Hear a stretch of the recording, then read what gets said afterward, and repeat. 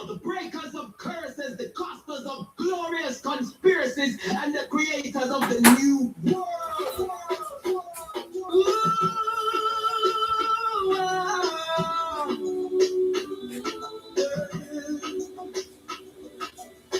I am a divine instrument of my mother's divine will as such. I am protected and guided by the sacred blood and water of my mother's body that anointed my entry into this life. I am divine because she is divine. I call all of the mothers to this moment. I call on she who governs everything, all time and every space in between. She with 1,000 names. Today it is, oh yeah, the usheress of the new age. I call upon all the divine ancestors and the ash of every mother on earth to break every curse ever cast upon the mother and the children in all timelines and in every dimension. We the mother divine children to fight together today to forever find those who have or would harm you, great mother. We can fight together today to destroy everyone in every timeline and dimension that's caused suffering and despair. Today, we embody the sacred and divine power of our mothers. Today, we the tree, we the weavers, rewrite all time. We the tree, we the weavers, rewrite the book of life. We are mothers, children, called winds of change. We conjure the primordial dark. We summon the sacred serpent deep from within the earth. We subdue the rogue sun. We control the light. We heal the harm. We embolden the fearful. We instill courage. Greetings, everybody. Today, we are staging a global evolution. That is our mother's divine will. I am gonna let our conspiracies play out for a little bit. I have been looking for days for something, so I'm gonna look a little bit more.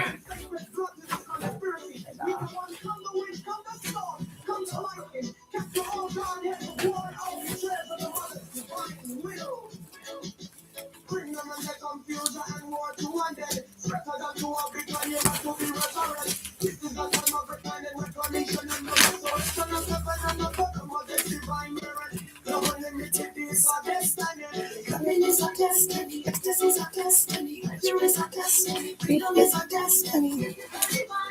We are the divine executors of our will. We speak, come on into the now to reverberate throughout time and all dimension. Ever and ever, we unite our one. The breakers of curses, the masters of glorious conspiracies, the creators of the new world.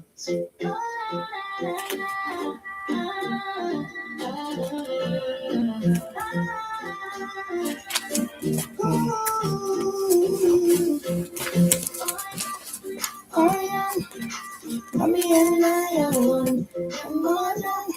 Oh yeah, mommy and I are one. Oh sure. Oh, sure, mommy and I am one.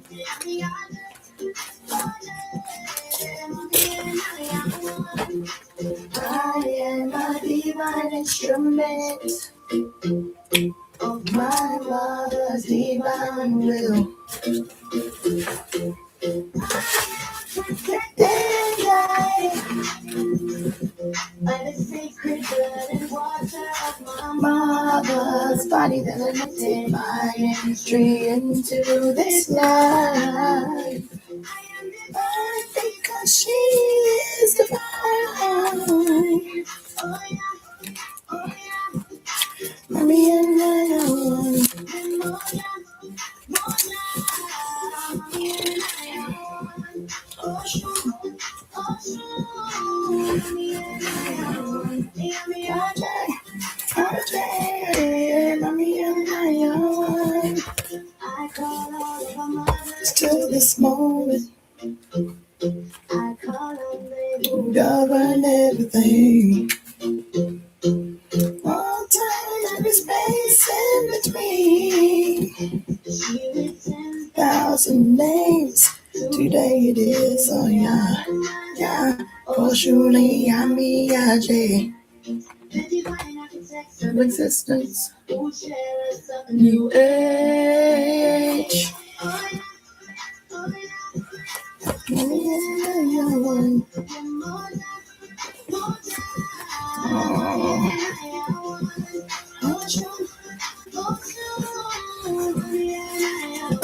Yeah.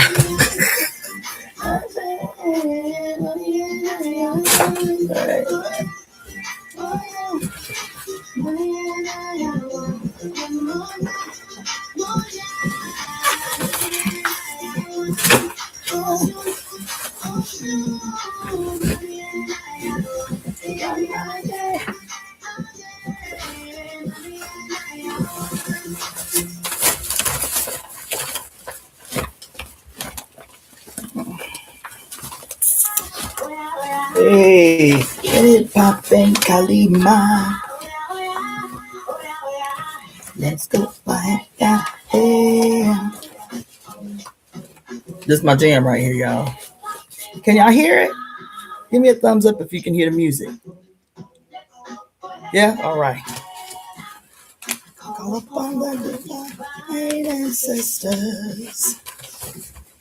By the Ashe of every mother on earth. Please curse every mother and her children. All timelines and all dimensions. Let's get it poppin', Kalima. Let's go back out here. We the mothers, divine children, conspire together today to forever find those who have hold on you. Great mother. We conspire today to destroy everything and everyone in every timeline and dimension that has caused suffering and despair. Oh yeah, oh yeah. This is my cut right here, y'all. Hey. Oh yeah, oh yeah. Let's go back out here. Let's get it poppin', Kalima. Let's go back out.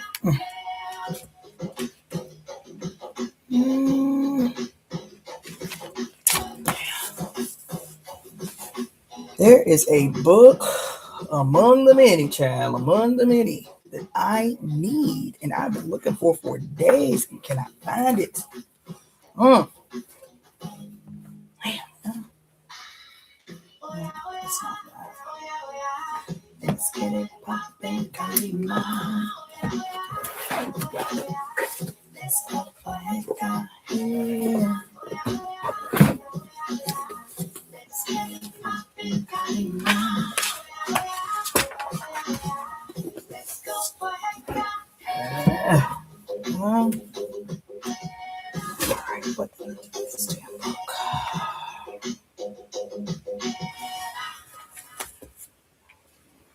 I really want it like now. Oh, this is the jam too. This is the cut.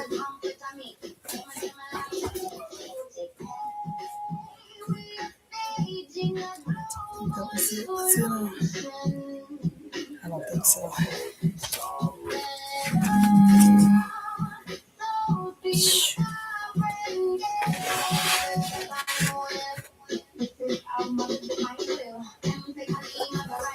Hey. Yeah. This is my shit. Yeah.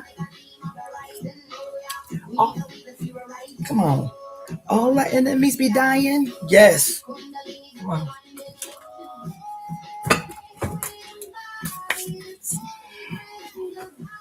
Daughter of our mothers.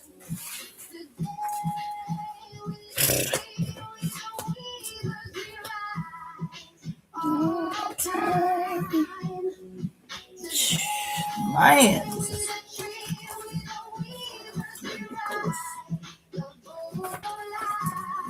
Yes. There's children. children. Change. Yeah.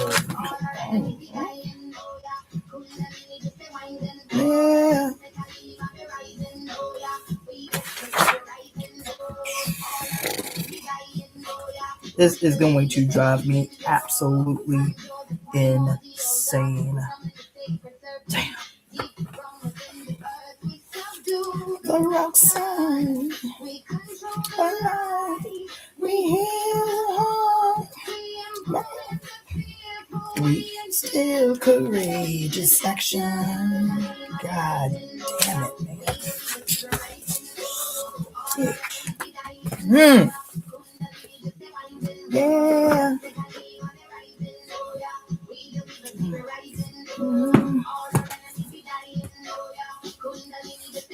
Man, I do not believe this. I cannot find this damn thing anywhere. This is so important. Yeah.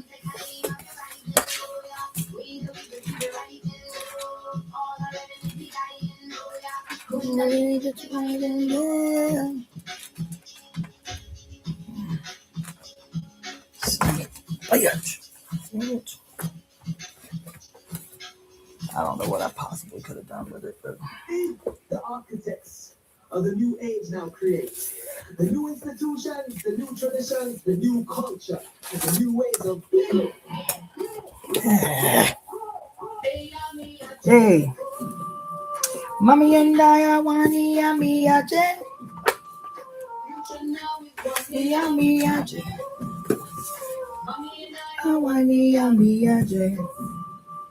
yeah, freedom song.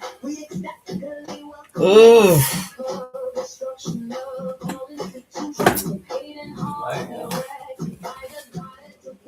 I do not know what I did, but I'm gonna do this all the way over again. Shit.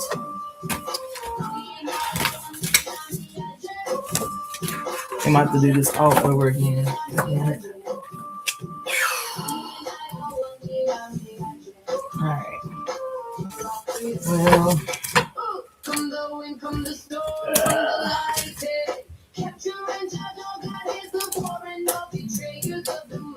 Divine will bring them into confusion and war to engineer. Separate them to oblivion, never to be resurrected. Dang. We have the power. We have the Is that bullshit, okay? Things will change. We employ our breath. We give life and sacred to this sacred conspiracy.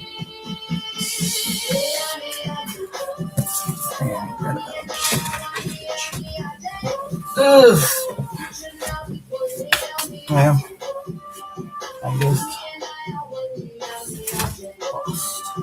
Alright, well, I'm gonna go turn the music off. Let me go ahead and change my goddamn frequency. I'm not gonna be able to find it. I don't know where it is. I don't know what the fuck I did with it, but whatever. Damn.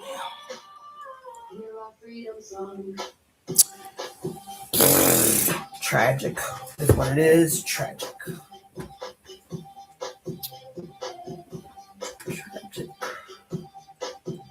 Don't know what I possibly could have done with it.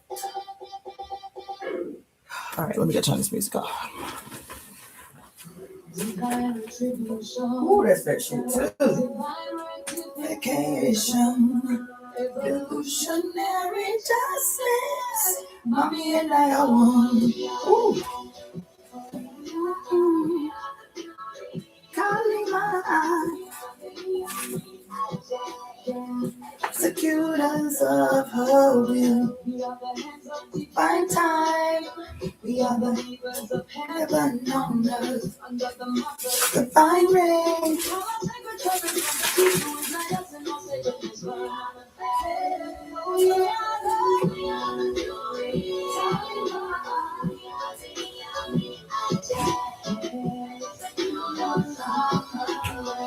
Limited is our birthright, harmony is our birthright, ecstasy is our birthright, freedom is our birthright. This is your divine will and executors of power.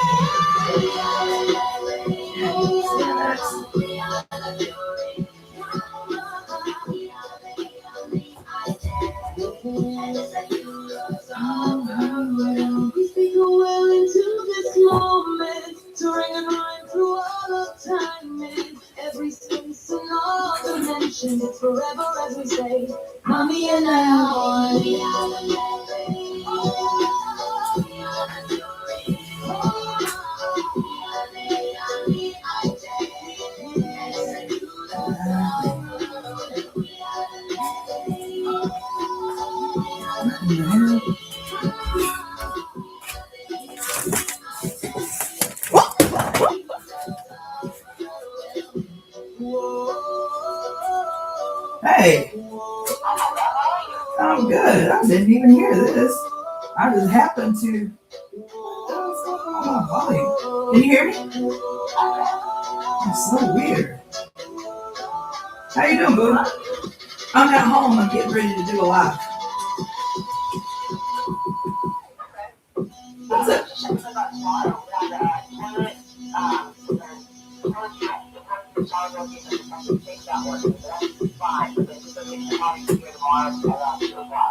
Okay. We are the breakers of curses, the casters of glorious conspiracy. Okay, cool. Well, I you said you were going to hit me back to let me know yay or nay, so I didn't want to jump the gun. So I'll send out a few, messages to people. I didn't know, because he didn't come to Zelle. He was so sweet, man. He was at 8 last night. Okay, I mean, I can't say I'm fine, but yeah, I'll give you a call after I get off this live, and I will, I'll send out a few, 411s, because I did mention it to a couple of people. Say it again. Yeah, that's fine. That's fine. All right. I'll call you after. All right, bye-bye.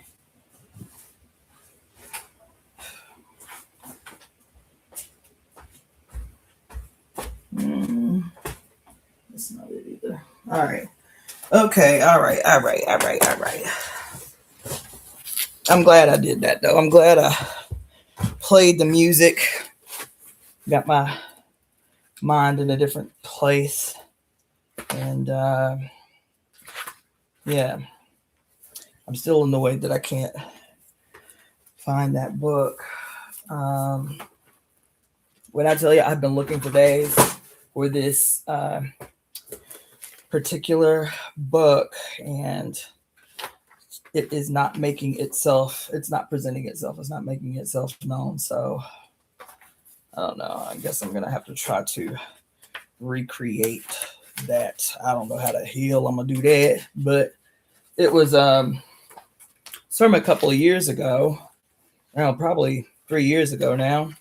Maybe I don't know, maybe 4. And I wanted to start referencing it in particular for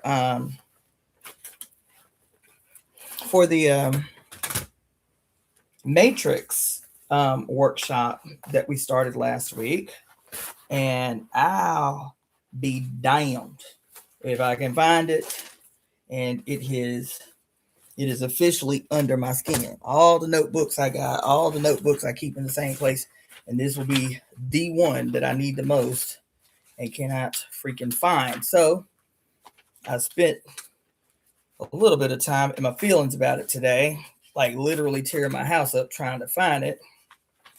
And I found everything but found stuff that was so old. But I was like, oh, I need that. Didn't even realize I needed it. Found a bunch of stuff that I needed that I didn't know I needed, but not the goddamn like this book I'm looking through right now. This is one of the books that this is one of the notebooks I used when in my first year in my undergraduate. This book is from 2005. I'm like, oh snap, like one of my note-taking books. So I'll keep that out because that will come in handy. And this one, too, is from my second year med school from my Ayurveda class, which I was also tickled to find. But, of course, found this. They looked at this in a decade, but have not found the book that I was actually looking for. So I will have to... Even the thought of recreating what I needed from that book is making my head hurt. So I don't know. I know it's funny that it happened because I've been saying for some time, and every time I say it, I'm like, oh, it just sounds like more work I don't want to do. But I've been saying for quite some time that I need to start scanning my notes so that I can organize them better. I will always write, but once I have like a breakthrough or whatever, like start the process of scanning everything so I can make everything digital, and start like organizing the chaos that is my study process. And this is just another confirmation of the need to do that. So while I am getting my other two little stream locations set up, howdy everybody. Black women in radical politics. And so Sorry about that.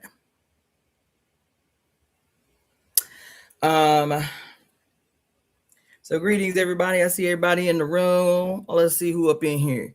Cans Color Box, Royal, Silence 11292, Claudia Ankara in the building. What Miss Chris 848, Goddess Essence Energy up in the house. What and Petaga. I hope I didn't butcher that. Petaga 5467. And Royal, let's get it. If you, let's see.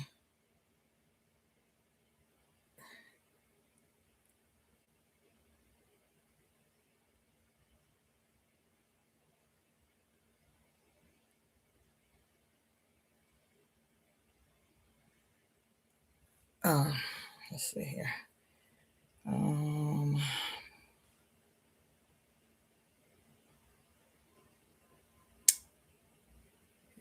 Yeah. Okay.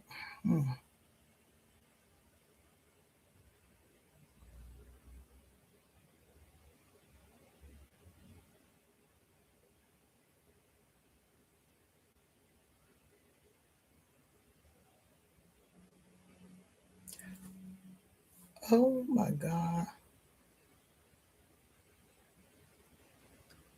Yeah. I have been really trying most diligently. What in the world is going on with my IG? That's weird. I've been trying most diligently to stay my behind off of IG, because this mess got too much going on these days. Way too much going on these days. It's like goddamn sensory overload. So let's see here. Let's put that one there. Okay. And that one on my, oh shit. Y'all couldn't hear nothing I was saying all that time. Could y'all hear me? I had my damn headphones plugged in. Could y'all hear anything I just said for the last 20 minutes? Damn. I bet y'all couldn't hear nothing I said. I'm sitting here playing music, thinking I'm hyping y'all up. Sitting here thinking I'm hyping y'all up. Did y'all hear anything that was happening over the last 20 minutes? Let's see. Damn. Sorry about that. I didn't even realize I had my darn headphones still plugged in from earlier. Well, whatever. Oh, okay, cool. Y'all did hear everything. All right, that's what's up. Cool. Okay, let me actually do this better. So I am not very dolled up. I'm not very dolled up, but I've been busy today. And for those of you who paid for the so I guess that's the first announcement I need to make. Is for those of you who paid for the any portion or all three pieces of the matrix. Damn. Is that right? What the hell? Okay. Oh, I see. Let me do it this way then. The matrix. Hey, knowledge born Allah. Goddamn. How you doing, African? Hey, that's what's up. Yeah, so yeah, anybody who's paid for the 3-part matrix workshop that I started last week.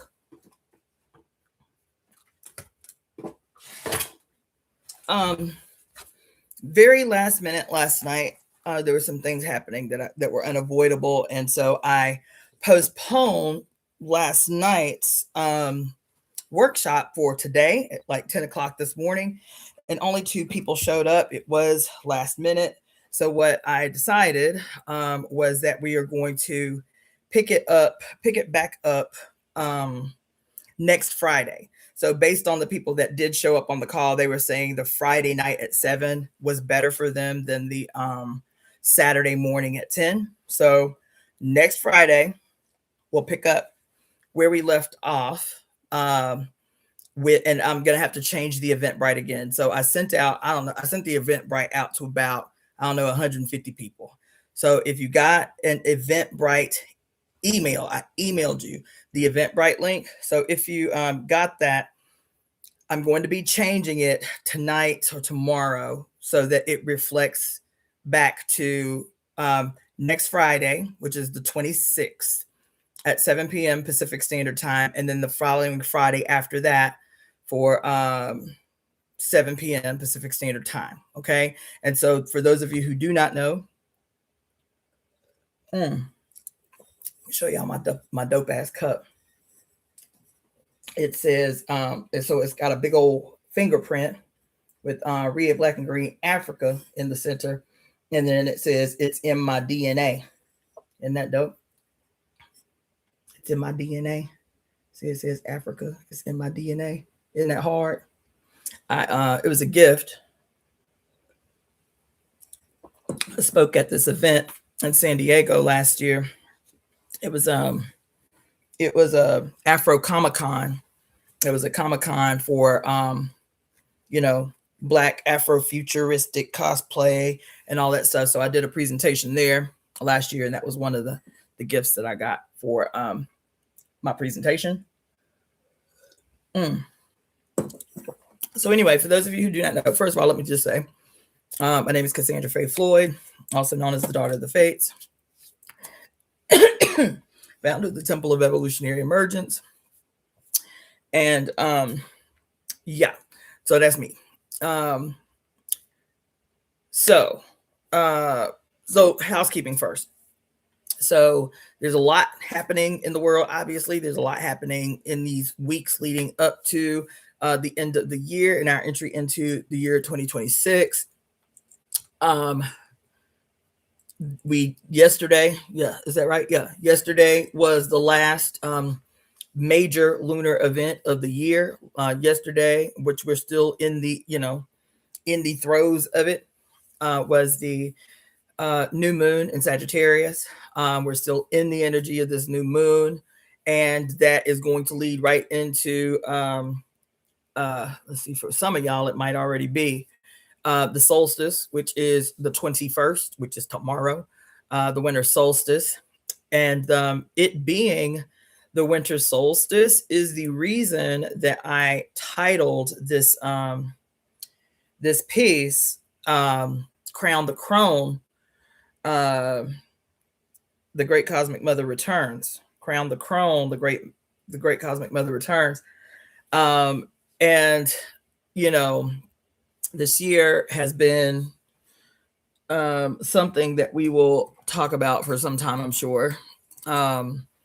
And it's this year really was a challenge, particularly for those of us who have placed ourselves in a situation where we are attempting to assume some kind of responsibility for actively participating in changing the world, consciously and actively participating in changing the world. And for those of us who have taken up the gauntlet, if you will, to actively, purposefully, and enthusiastically play our peculiar role in changing the world, I have found that those of us who have done this have had a peculiarly difficult year. This year has been peculiarly difficult for folks who are actively playing a role in what is to come, right?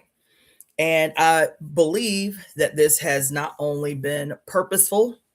I think that if you have me tell it, we, those of us who in some way or another have said to ourselves and to our communities that I am going to consciously and enthusiastically and purposefully play my peculiar role in the changing of the guard, in the changing of the world, that I want to take personal responsibility for what the world will become, for the way the future will look.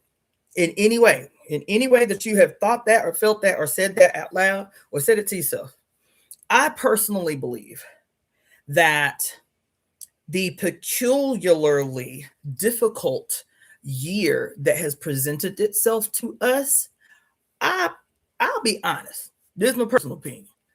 I am certain that that was on purpose. That was purposeful. I am.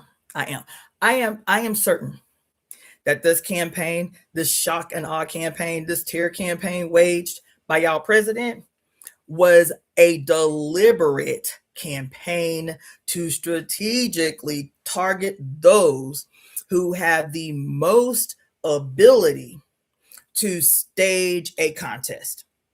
I do. And I have to take personal responsibility for how I internalized this campaign.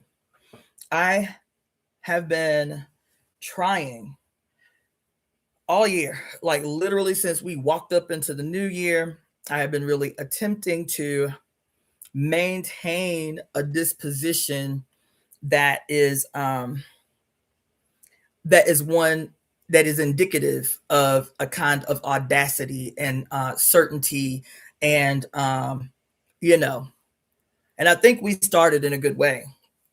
I really do.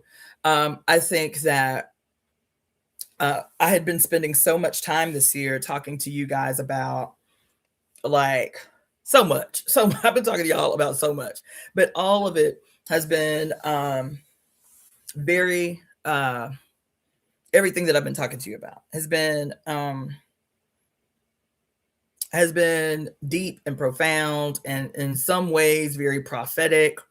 But it's over the last, maybe because I know I've only done like 2 lives in the last 2 weeks, and the rounding out of this year and trying to be purposeful in my personal life to try to like magnanimously shift the energy as we transition into the new year. Yes, it was very taxing. It was insane, is what it was. But I feel like one of the things that I've been seeing here locally is the same thing that I had been experiencing. It's like the overwhelm, the forceful overload of information, and so much of it was so much, especially over the last 2 weeks. So much of what has happened, for me, it hasn't elicited a sense of fear as much as it has elicited a sense of like I don't know, like rage, but not rage like on GP, like rage, like damn, like they have really done such a number that they can play in our face and really, you know, like all these like the last week, like I think the last 2 lives that I did was about one was about I told y'all my homeboy texted me and he was like in where was he at? Marrakesh.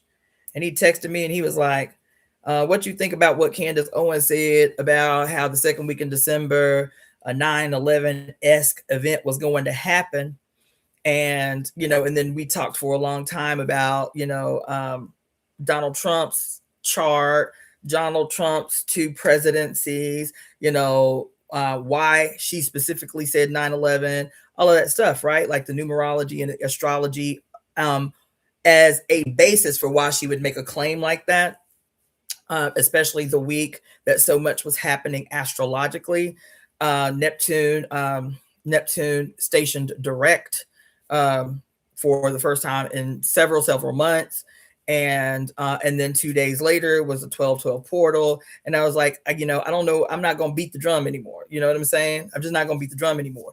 Y'all can keep pretending like these scoundrels do not use numerology and astrology and all of these things to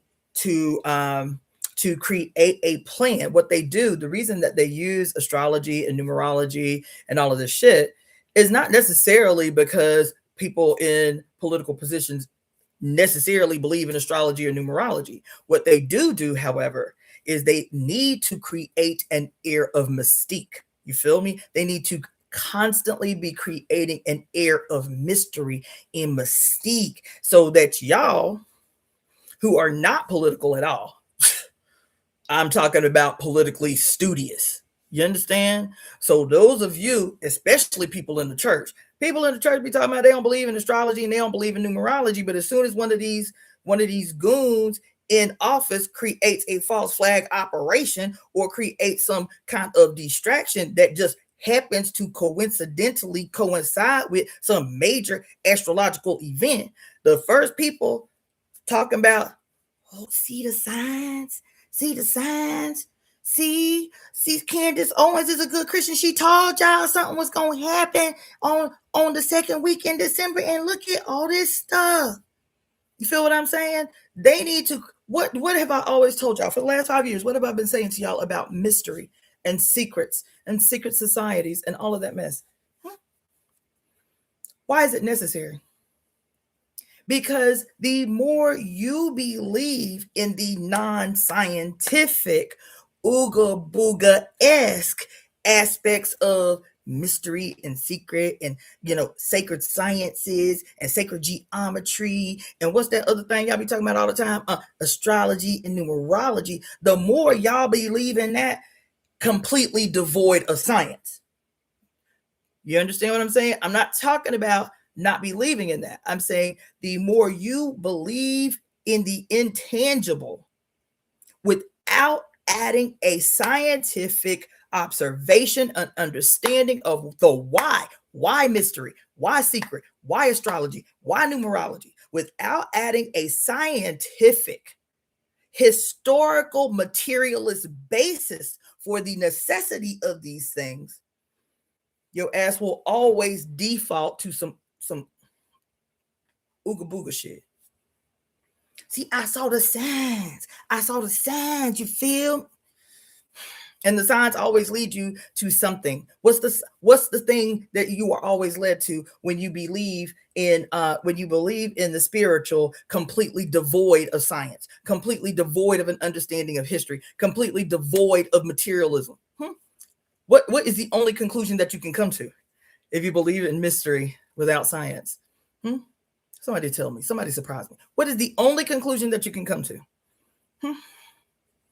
I'm telling y'all, I'm trying to be calm, I'm trying to be cool, because I'm on one today.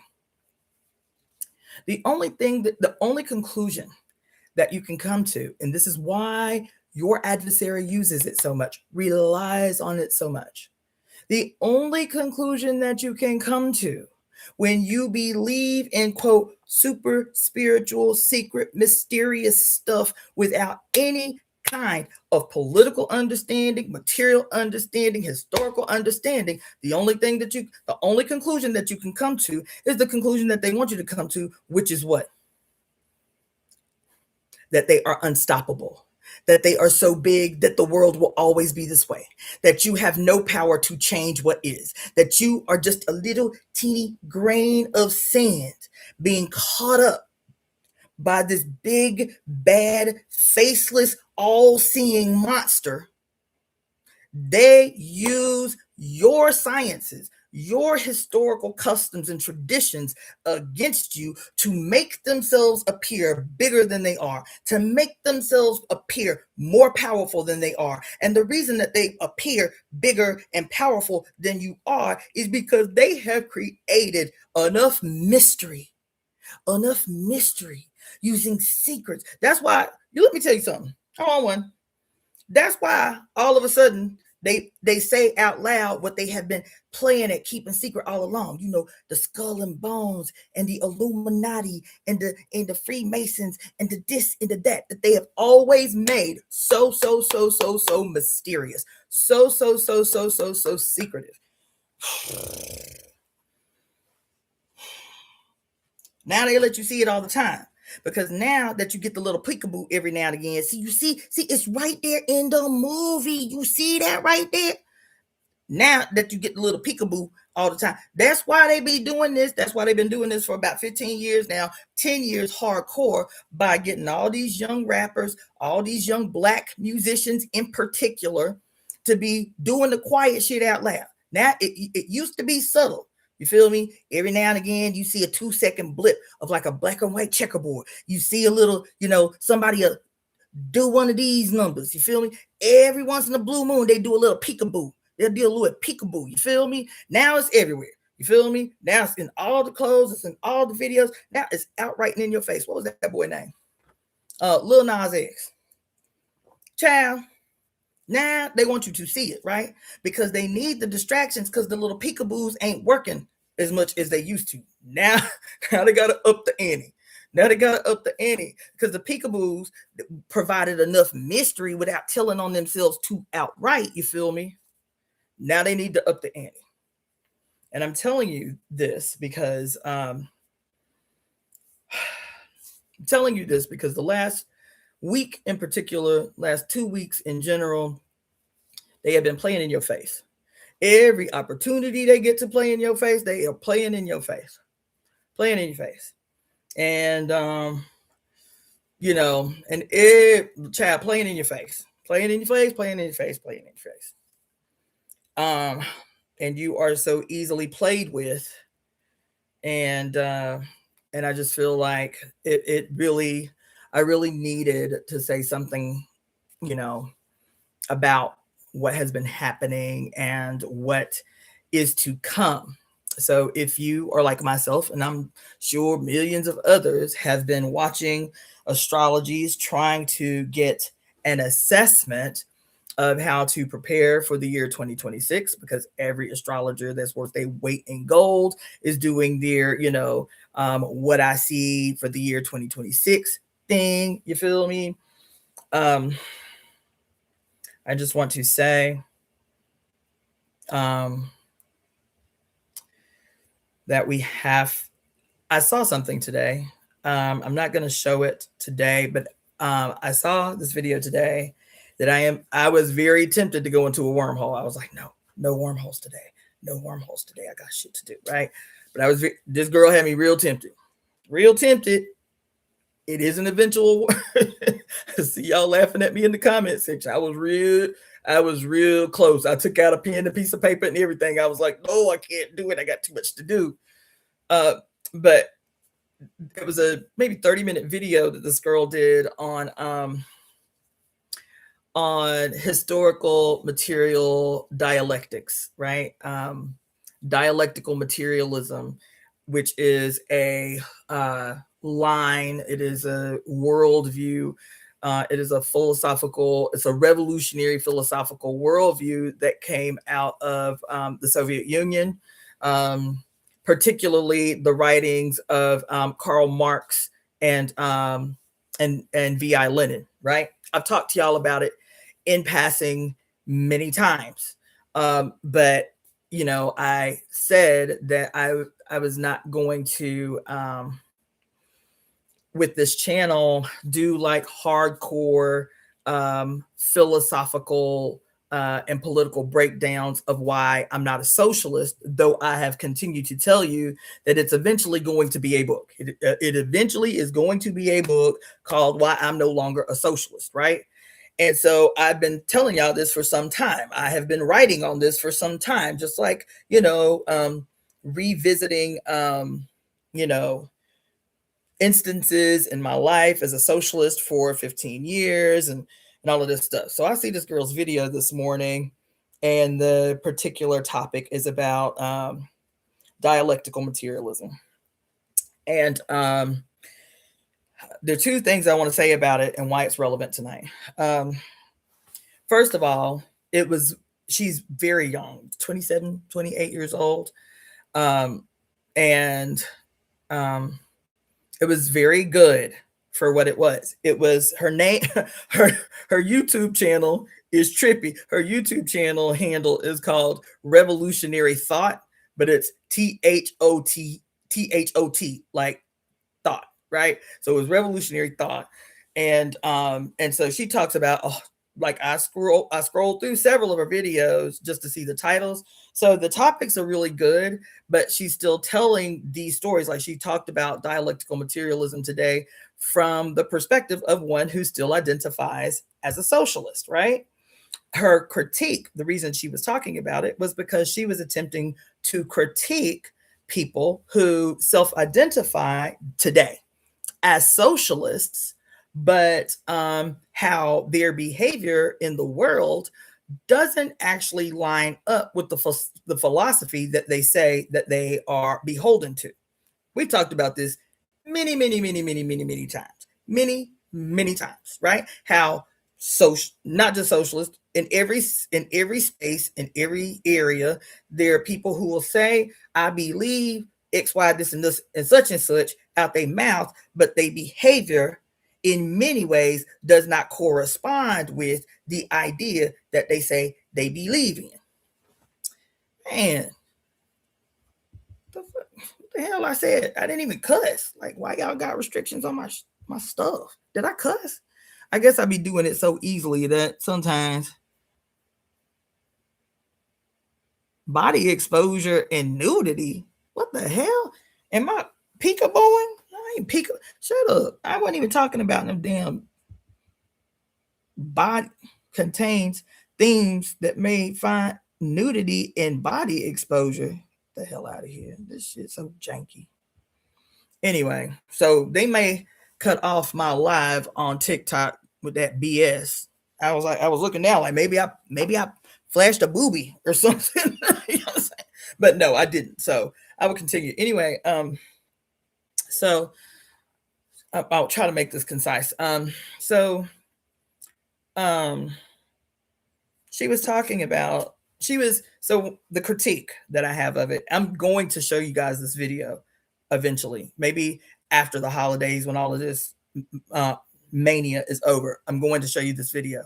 It was good, but I would like to go through this video piece by piece and tell you and explain to you everything. Like one, the critique, the criticism that I have of the video.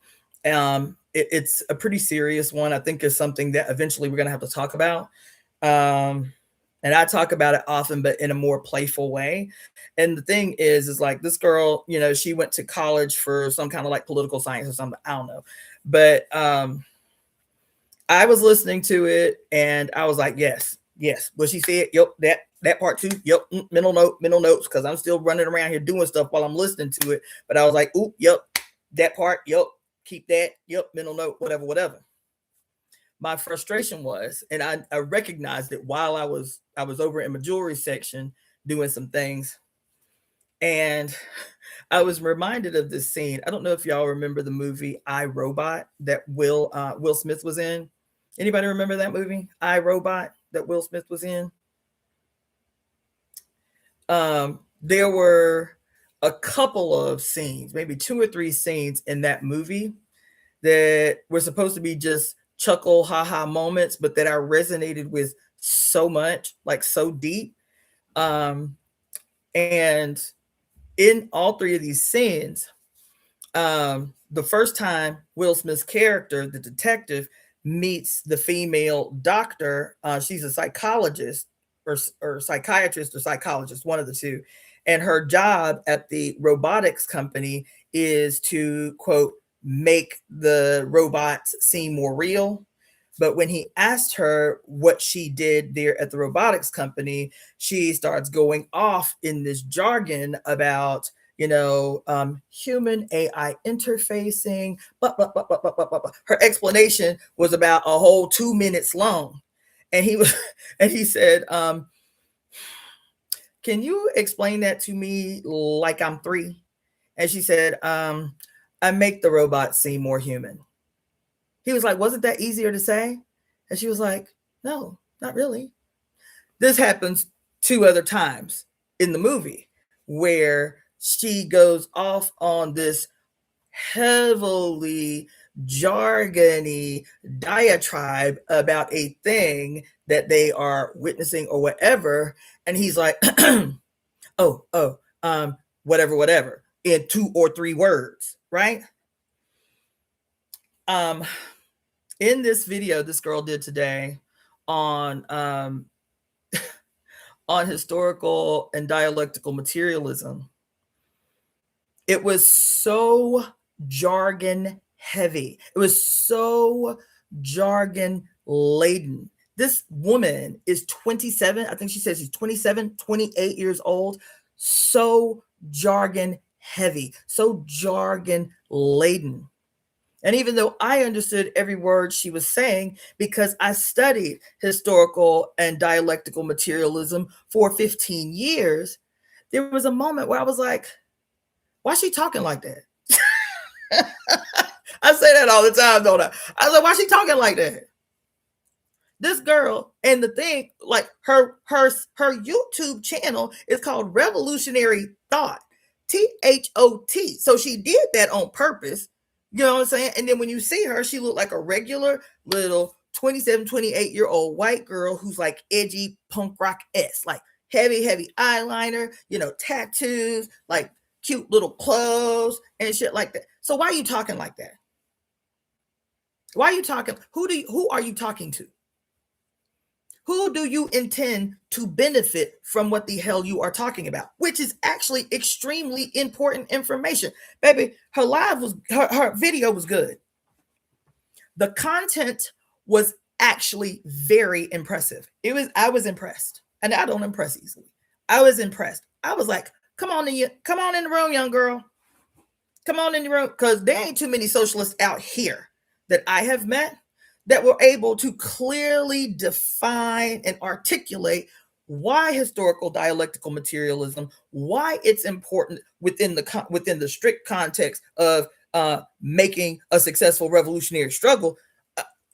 I have sat in rooms and in debates with socialists right out here in California who could not, as clearly as this girl did, articulate the history of historical and dialectical materialism, even though Karl Marx and V.I. Lenin are most notably referenced for the writings that they did on this subject. She went all the way back to the origins of dialectics, which was Socrates. So it was very informative. It was extremely good where the content was concerned. But I'm sitting here looking at this young woman who is obviously very edgy and borderline punk-esque and has this cute little, THOT at the end of her quote, revolutionary thought, where she discusses all things revolutionary philosophy and political line. So I'm like, do your comrades, do the people that you are involved in revolutionary work with that are your age, 26, 27, 28, 29, 30 years old, do they talk like you talking on this video right now? Is there not a simpler way that doesn't sacrifice the perception of your intelligence to say this so that every single person that needs access to this scientific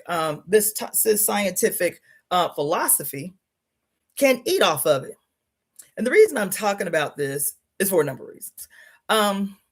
I used to teach this subject whenever I would organize events in the South. At the beginning of every meeting, we had a 15 to 20 minute political education. I never assumed that when I was leading a piece of work, especially because it was always political work, I never assumed that people knew anything about political life, about political activism, or about like revolutionary work. I assumed that the majority of people who would volunteer to do work on a committee that I was leading was excited about some other thing that I had organized or something that they had heard and were coming in, like most people come into revolutionary life and consciousness these days, is through something that they have seen through this medium, right? Something that they watch, some piece of history that they had been deprived of, blew their mind open, and the first thing they're doing is trying to find some place locally that can help deepen this thing that has blown their wig, okay? And so I never assumed where people were in their political understanding. So with that being said, it was necessary to win people politically to why they felt called to participate in this piece of work. We always did. 99.9999999% of the time, we always conducted political education at the beginning of every single meeting. I don't care if it was a follow-up meeting about assignments that was assigned the week before. 15, 20 minutes, political education. I was going to email you the content that we were going to be talking about so that you could read it before the meeting and that we could all discuss it. The way I was trained was the way I trained others, right? And the reason that it is important to say that is because this question, we're going to talk about it one of these days. Because it's been on me ever since I saw this girl's video today about how important it is, how much, even though I am not a socialist anymore, how much the philosophy of historical and dialectical materialism transformed the way I see the whole world.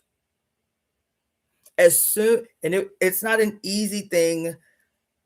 Let me say this. The way that it is typically taught, it is not an easy thing to understand. I think that's what frustrated me about this young person just regurgitating verbatim the way she learned historical and material dialectics. We have to win people. We have to transform people's brains, man.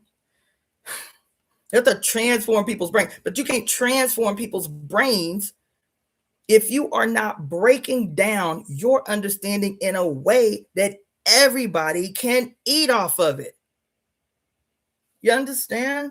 It's like taking an 18-month-old that's just learning their first words and trying to force them to recite poetry. You cannot do that. And it frustrated me because the girl was really, really, really brilliant, really brilliant. But it just frustrated me that she would be, I don't know. It made me understand that, especially the content, it was so good. It was so good. And I was sitting up in here excited because I was like, yes, young girl, yes, you get it. Let's go. And then I was like, but damn, why is she talking like that? Because, man, patriarchy is a sickness. And that sickness has made it so that if you do not articulate yourself in a certain way, everyone around you will automatically reduce the significance of what you say to somehow stupid, to somehow false, to somehow. This is a weapon of patriarchy. Is to say, we still do it, is to say that the only opinion that is valid is those of white males. Because even as I could go off on a diatribe, I'm trying to tell you that there is nothing that is not up for grabs, y'all. There's nothing that is not up for grabs. And what I mean when I say that is, remember when we were reading the book Pure Lust by Mary Daly, by passed on ancestress Mary Daly? And in Pure Lust, she talked at length, baby, at length for almost 2 chapters about why language is so important and why language has been developed in a way peculiarly to bludgeon women over the head, peculiarly to bludgeon these so-called others over the head. She talks about it at length. And the other thing she talks about at length, which I was reminded of by watching this girl today, is that we still, as much as we recognize that we need to change the world, and that means change everything in it. That means change everything in it. That means change everything in it. Everything, everything, everything, everything. And the reason that she kept reminding us of this is because she's like, there is a way, no different in Christian philosophy, no different in Jewish philosophy, no different in Islamic philosophy, no different in Buddhist philosophy, no different in Hindu philosophy, where all of those religions, all of the holy text that is paid such deep and profound homage to the sanctity and the sacredness of these words written by these men who were divinely inspired. And so we treat the books with the utmost respect and all of this shit, right? Baby, we do exactly the same thing with Greek philosophers. We do exactly the same thing with so-called founders of modern philosophy, all of the, quote, great minds of the Enlightenment. We do the same thing with all of the, quote, writers of the Renaissance and the musicians of the Renaissance. We do exactly the same thing with MFers like Aleister Crowley, who we just found out without a shadow of a doubt for the whole entirety of his life was the police. And even upon learning that he was the police for his whole life, his whole spiritual, esoteric career, we will still treat him and the philosophies that came forth from him, you feel me, as something holy and sacred. And that was just his occupation, to be the police. You hear me? I hope you hear me. I hope you hear me. Because as soon as greetings, Letitia. As soon as I found out, because I always knew he was the police. When I say I always knew he was the police, and I was just waiting for the information to be revealed to meet me where I already was. Once the police, always the police. And so for me, for a person to be revealed as the state, for a person to be revealed as an agent, as a straight up agent, now you have to question every single solid, not only question it, question the intention, question the objective of every single solitary story he ever told, everything he ever wrote, everything that ever came out of his mouth. You know, what is it? The book of Thoth, the book of Thoth, the book of Thoth, the book, and the book of Thoth, the tarot deck. That's Aleister Crowley shit. He wrote that. You feel me? So now you have to go and start analyzing everything. Because I bought his books knowing he was the police. I was like, I need to know. I need to be inside the mind of the police. You understand? And the reason I'm going off like this is because all of these great philosophers and great thinkers and great and every single solitary day. That's why I love the internet. I love the internet. I love TikTok. I love IG. I love the internet. I love the internet. And I'm telling you, the state knows we love the internet. The state is in a crisis right now because this Pandora's box that they have opened to surveil us has pulled the lid off of them, has pulled the veil off, has exposed them. And so everything that they tried to keep secret is now in the wide open. Everything they tried to keep secret is in the wide open. And that's why I love the internet, because I was waiting for a long time for the position that I'd taken about Aleister Crowley, for the information to be presented to me that would legitimize what I already felt in my spirit.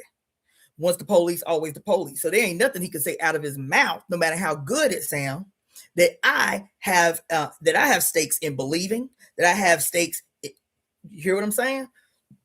And so all of this exposure by this Pandora's box, everybody being exposed. Sometimes it be up in here hurting my feelings. It be hurting my feelings who be up in here getting exposed. on this here internet, on this here YouTube. On sometimes my feelings be hurt. I be not only hurt, I be feeling betrayed. Like my whole childhood was goddamn betrayed. Like my whole youth, like the whole angsty, revolutionary, rebellious spirit of that teenager, it was betrayed. You feel me? But I say, yank all the covers off. I don't care. Yank all the covers off. Let everybody have their shit served up to be seen. But once it is seen, then what? Once it is seen, what conclusion do you come to for yourself about what must be? And that's the work that we're not doing. And I'm going to tell you this thing about historical dialectical materialism. When I was in the party, you know, people who weren't in the party, people who would meet us in the world and were not privy to the hours and hours and hours and hours and hours and hours and hours and hours of political education, everywhere we went, they would say the same thing about the chairman. It's like Chairman O'Malley got a crystal ball. How he knew that was going to happen? It's like he said that was going to happen. How Chairman O'Malley knew that was going to happen? They used to say that all the time. All the time. All the time. It's like the party. It's like anybody that's in the party, it's like they can see the damn future. Literally, verbatim, word for word. Why are they able to do that? Do they be reading crystal balls in the African People's Socialist Party? That isn't, you know, a dialectical organization, meaning they don't believe in spirit or, you know, any of that stuff. You know what? Hold on just a second, because now when I tell y'all I'm on the brink, okay? I'm on the brink.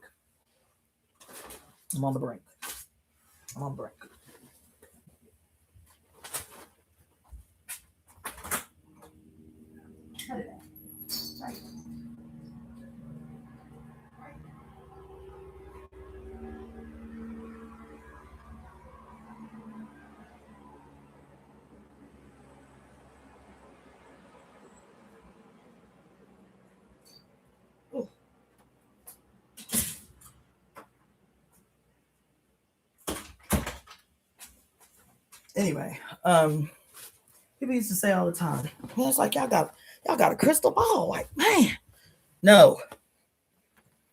Let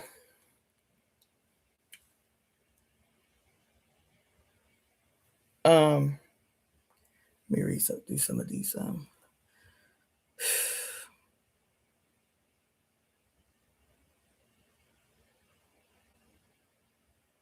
Okay. No, you don't have to have a crystal ball. You know what I'm saying? I was going through, y'all see a lot of changes on my YouTube channel today. I spent easily 5 hours because I told you I have to start really kind of downloading everything because I've been saying this for about 3 months. Any day now, they're going to be going after people's channels. You know, they're going to start doing that. It's just what it is. You know what I'm saying? I mean, that don't require a crystal ball either. All you have to do is read history, not just long ago history, 30 years of history, 40 years of history, 50 years of history. And the mechanisms and the avenues that people have to their advantage to be able to communicate to one another always are the first things that get sought after by those attempting to seize possession of power. So it's inevitable, unless we instigate something collectively that gets in the front of the trajectory that they're trying to put us on. This is one of the things that you can guarantee is going to be inevitable, and you see it in real time, right? The censorship, which started out very slow, but I said it 5 years ago. I was like, I do not know. This censorship thing is really interesting. It's really, really deep. It's really, really sharp, right? And I want to talk about it so much. But I saw it coming. And what they did, when I say they, I mean those in positions of power. When I'm talking about those in positions of power, I'm talking about the bourgeoisie. When I'm talking about the bourgeoisie, I'm talking about these conservative, billionaire, nerdy douchebags that control everything, that own everything, that gobbled up everything in the form of ownership, but are conservatives, but they were perpetually using leftist jargon and excuses to justify censorship. I hope you hear me. It was some straight up sleight of hand shit, using leftist reasons, jargon, and such to justify a radical clampdown on free speech. I hope you hear what I am saying. They literally used the traumas of people to say, this is why we have to stop you from saying the R word, because it will trigger people. You feel me? This is why you cannot say SA. You feel? Is because people will be triggered. You feel? This is why you can't say this word and that word, this word and that word. This is why you cannot say this word. So you wear watermelon earrings because people will be triggered. You feel me? They were using the language of the left. I'm talking about these conservatives. I'm talking about these white nationalist, hardcore, hardcore conservative thinkers like what's his name? Peter Thiel and Bezos and Zuckerberg and Musk and all on and on and on and on and on and on and on and on and on. When they first started to slowly encroach on fact checkers is some myth created by the Zuckerbergs and all of them. The same ones today complaining about how they don't have freedom of speech because of these leftists, these radical leftists. They are the ones that created the culture of hardcore censorship using the quote language of the left. And I saw it coming 5 years ago. And I said so. I said, this is really interesting. This is what is happening on social media is very interesting. Pay attention. Pay attention. And so y'all think it's sudden. But I've been paying attention for a long, long time. I said I can see what's coming. As a matter of fact, I lost several people because of what I kept saying I could see coming. Did it mean I had a crystal ball? That I was out here charting the stars to see what was going to be happening in 2024 and 2025? No, because I spent 15 years studying historical and dialectical materialism. I learned dialectics in a way that always allowed me to see that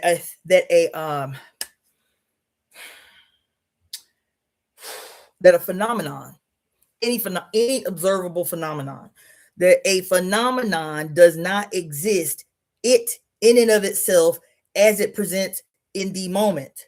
That phenomenon in that moment has 1,000,001 seen and unseen events and people and occurrences that contributed to how it existed in that moment. And any change in any one of those contributing factors would change the phenomenon itself.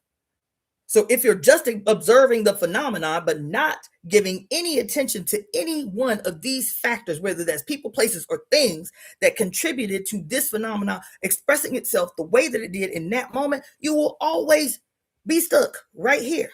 And so I can say, well, in 1930, this and this and this happened. This how many people was affected, the Native people and to this people and to this people. And without those events, this thing that you're looking at right here in 2025 would not have been able to happen.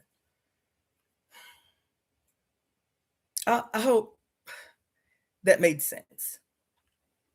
That what you are seeing in an instant is never just what you're seeing in an instant. That's why I be getting so perpetually frustrated, especially with us. That's why I am always trying to break down the way a mama do. She break down, chop,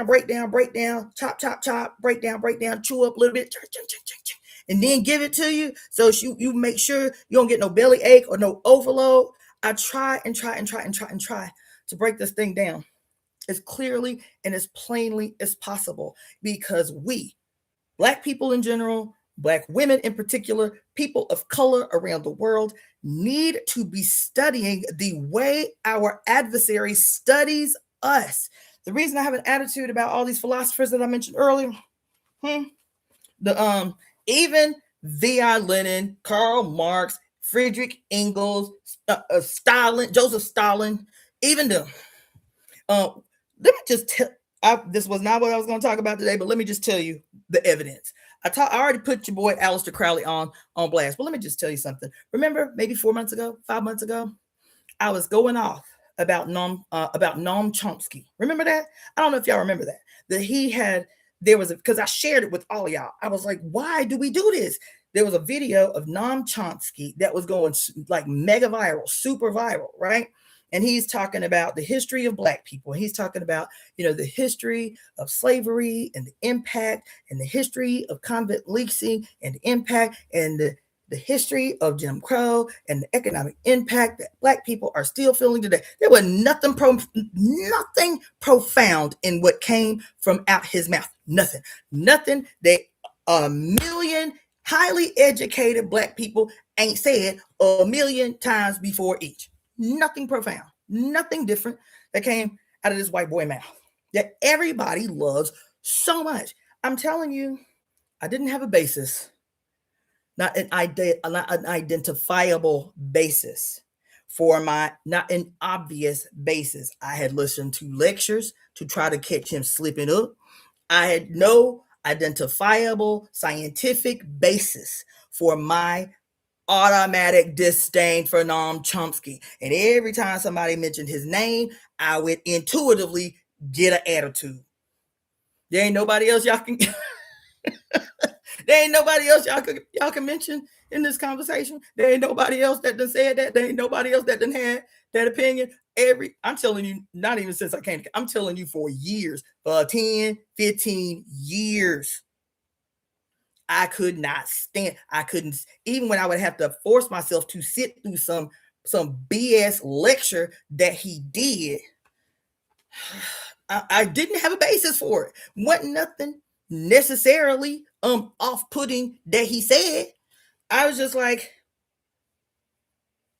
F him. I'm really trying, man. I'm really trying to get this monetary thing on channel straight. You feel me? So I was like, bump them. You know what I'm saying? I don't like him. I don't have a scientific reason to not like him, but I trust me. Do you hear me? I tell y'all this shit all the time. I trust me. And all I'm doing at this point is waiting for the information that I am certain of to meet me, to give me the evidence of what I already intuitively know. And this was just 2-3 months ago, y'all, that I did this live about this boy, Noam Chomsky, doing this thing on IG, and it was going mega viral. And then I'm looking through the comments, and 99% of the people bigging it up, oh my God, he's so right? He's so right, was Black people. And I got right up in that comment section. I said, why y'all do that? Why do y'all continue to validate white people's opinions about your Black ass experience? Why do y'all continue to, like you don't know your own Black experience? That you need some white person to say it out loud to be like, see, we told you, why y'all do that? Stop doing that. If white people talking about Black people stuff, they better be talking to white people to try to change their position in the world about white people. Outside of that, ain't nobody Black got no business commenting on nobody white ass page about nothing that has to do with us. Stop giving them the opportunity to make a living off your ass. Because every time you check like, every time you make a little comment, every time you give energy to some white person talking about your Black ass experience under the auspice of being an ally, you are helping them make a living. And this ain't new. This has been long tendency of so-called white allies to articulate word for word and poorly, not that matter, poorly, everything that Black people have been saying since day one. And so the Tim Wises, the Michael Moores, even what's the white woman name that everybody loves so much that's been teaching since the 1950s, always about Black people. under the auspice of being an ally? Has that woman had to work again? All she got to do is do lectures. And they will pay the white person talking about black people shit 10 times more than they will pay the black person with a master's degree in black people shit at these colleges and these institutions and so on and so on and so on. Stop doing that. Stop doing that. And so this dude is talking about black people shit very mediocrely, by the way. And I'm telling you, in 24 hours, he had like 150,000 likes. Okay. I was like, so I got up in the comments. I was like, black people, Steve, please stop doing that. Please stop doing that. Even if you agree with what he's saying, keep it to yourself. Keep your agreement to yourself and give that like that you would have given him to some black person saying the exact same thing. Okay. Keep your agreement to yourself and take it over there to some black person and let they channel make them they money, make them they living. You feel me? I was so annoyed by that. And so I got up on here going off about why we do that. Why we do that. Noam Chomsky ain't hurting for no money. Why do y'all black? Because that was why I was annoyed. Because if it had been a whole bunch of white people listening to Noam Chomsky talk about black people stuff, I'd have been like, all right, he doing what he's supposed to be doing. It ain't nothing but white people up in the comment section. But it wasn't. There was hardly any white people in the comment section. It was all us. It was all us. 150,000 likes in 24 hours. Why? Don't stop doing that, man. Stop doing that. And so I got up in there ranting and raving. Stop doing this, people. Take your likes up off the page. That was all I had to say about it, right? Didn't hear nothing else about this dude name. Ain't heard his name. No hide, no hair. Since however long that was ago. 2, 3, 4 months, whatever. Right? Until this week. Vindication. Until this week. Because for 15, 20 years, I've had an attitude with this dude. When I tell you for 15, 20 years, I've had an attitude with this dude. No evidence to justify the attitude. So I would just keep my little attitude to myself. But I don't trust him. I don't mess with him. Bump him. Whatever. This week, vindication. Vindication. Is this, when I say I trust me, when people talk about instinct and intuition, right? People still treat instinct, well, people who do not study science still treat instinct and intuition as something that's like spiritual, and spiritual to them means somewhere over there. Spiritual to them means something greater than matter. Spiritual to them means, something otherworldly, instinct and intuition. Not that instinct and intuition is the response that represents a perfect marriage between lived experiences that teaches your limbic system something that then the limbic system alerts your endocrine glands, in particular, your nervous system, your sympathetic nervous system, alerts your endocrine glands and your sympathetic and parasympathetic nervous system to something that you cannot cognitively detect right away, but the familiarity of the experience triggered by the limbic system in a perfect harmonious union with the functioning central nervous system, parasympathetic and sympathetic nervous system, and the endocrine glands says, hey, look out. This is the moment. You remember this. How do you remember this? Because we're going to give you butterflies in your stomach. We're going to give you heart palpitations. We're going to shorten your breath. You understand what I'm saying? This is your intuition and your instincts, child, is just as materially based. It's not to say, I want you to hear me. It is not to say that you cannot use the language, the spiritual language, to express what you're experiencing as intuition or instinct. I'm not contradicting that. I'm saying that if you talk about instinct and intuition spiritually and act as if it is a disembodied, non-scientific, non-matter response that you are having, I don't have a problem, obviously, with people using spiritual language to articulate scientific phenomena. The problem that I have is when you act like science is somehow apart from a spiritual experience in the world. You understand what I'm saying? And so I knew, just like everybody used to think everybody in the party had a crystal ball. I have a collection of historical information, of patterns that exist within these different historical events, no matter what time period that they happen. I can see the connection of the patterns of these things that happen in these different places around the world. That shit comes through as a memory, as information that can inform my flesh of when I recognize the pattern again, when I can see the pattern unfolding again, even if the unfoldment takes 2, 4, 10 years. I can go back and say, see, I said in this video in the year 2019, X, Y, and Z, and look at the hell what is happening today. Did I have a crystal ball? Do I know how to read astrology? Nope. What I do have is 15 years of deep, profound studying of the ins and outs and the intricacies of historical and dialectical materialism that will clarify and demystify everything that exists. It will make you appear to have a million eyes on your skull. It makes it. I remember the moment, because it was difficult to understand in the beginning. It really, really was. I had not finished college. I dropped out 3, 4 times. I was a terrible student in college. Terrible.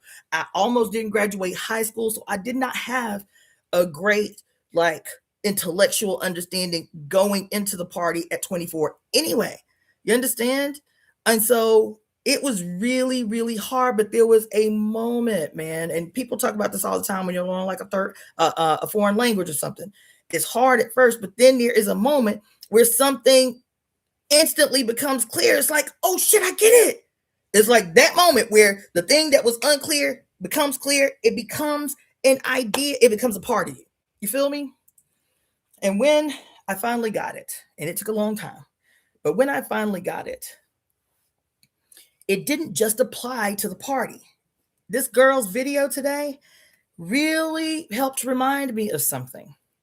That the study of historical and dialectical materialism was what made me a particularly different type of student once I entered medical school. I entered medical school as a revolutionary. I entered medical school as a hardcore socialist African internationalist. I had already been studying for many years dialectical materialism. So when I am in medical school, throughout 9 years of medical school, everybody, professors were always asking me like, how did you understand that? How did you get that? How did you come to that conclusion? And I'm just telling you, their dialectical materialism changed the game in my brain. And so when I was leading these organizations, when I was leading pieces of work, leading committees and making political education mandatory at the beginning of every meeting, that was why. Was because as soon as we would do a political education and we would study something like, the stuff that I was accustomed to studying at the time. So it was always like, writings by Ho Chi Minh or Mao Zedong or Che Guevara or, Kwame Nkrumah. We would take just little pieces of each of those things.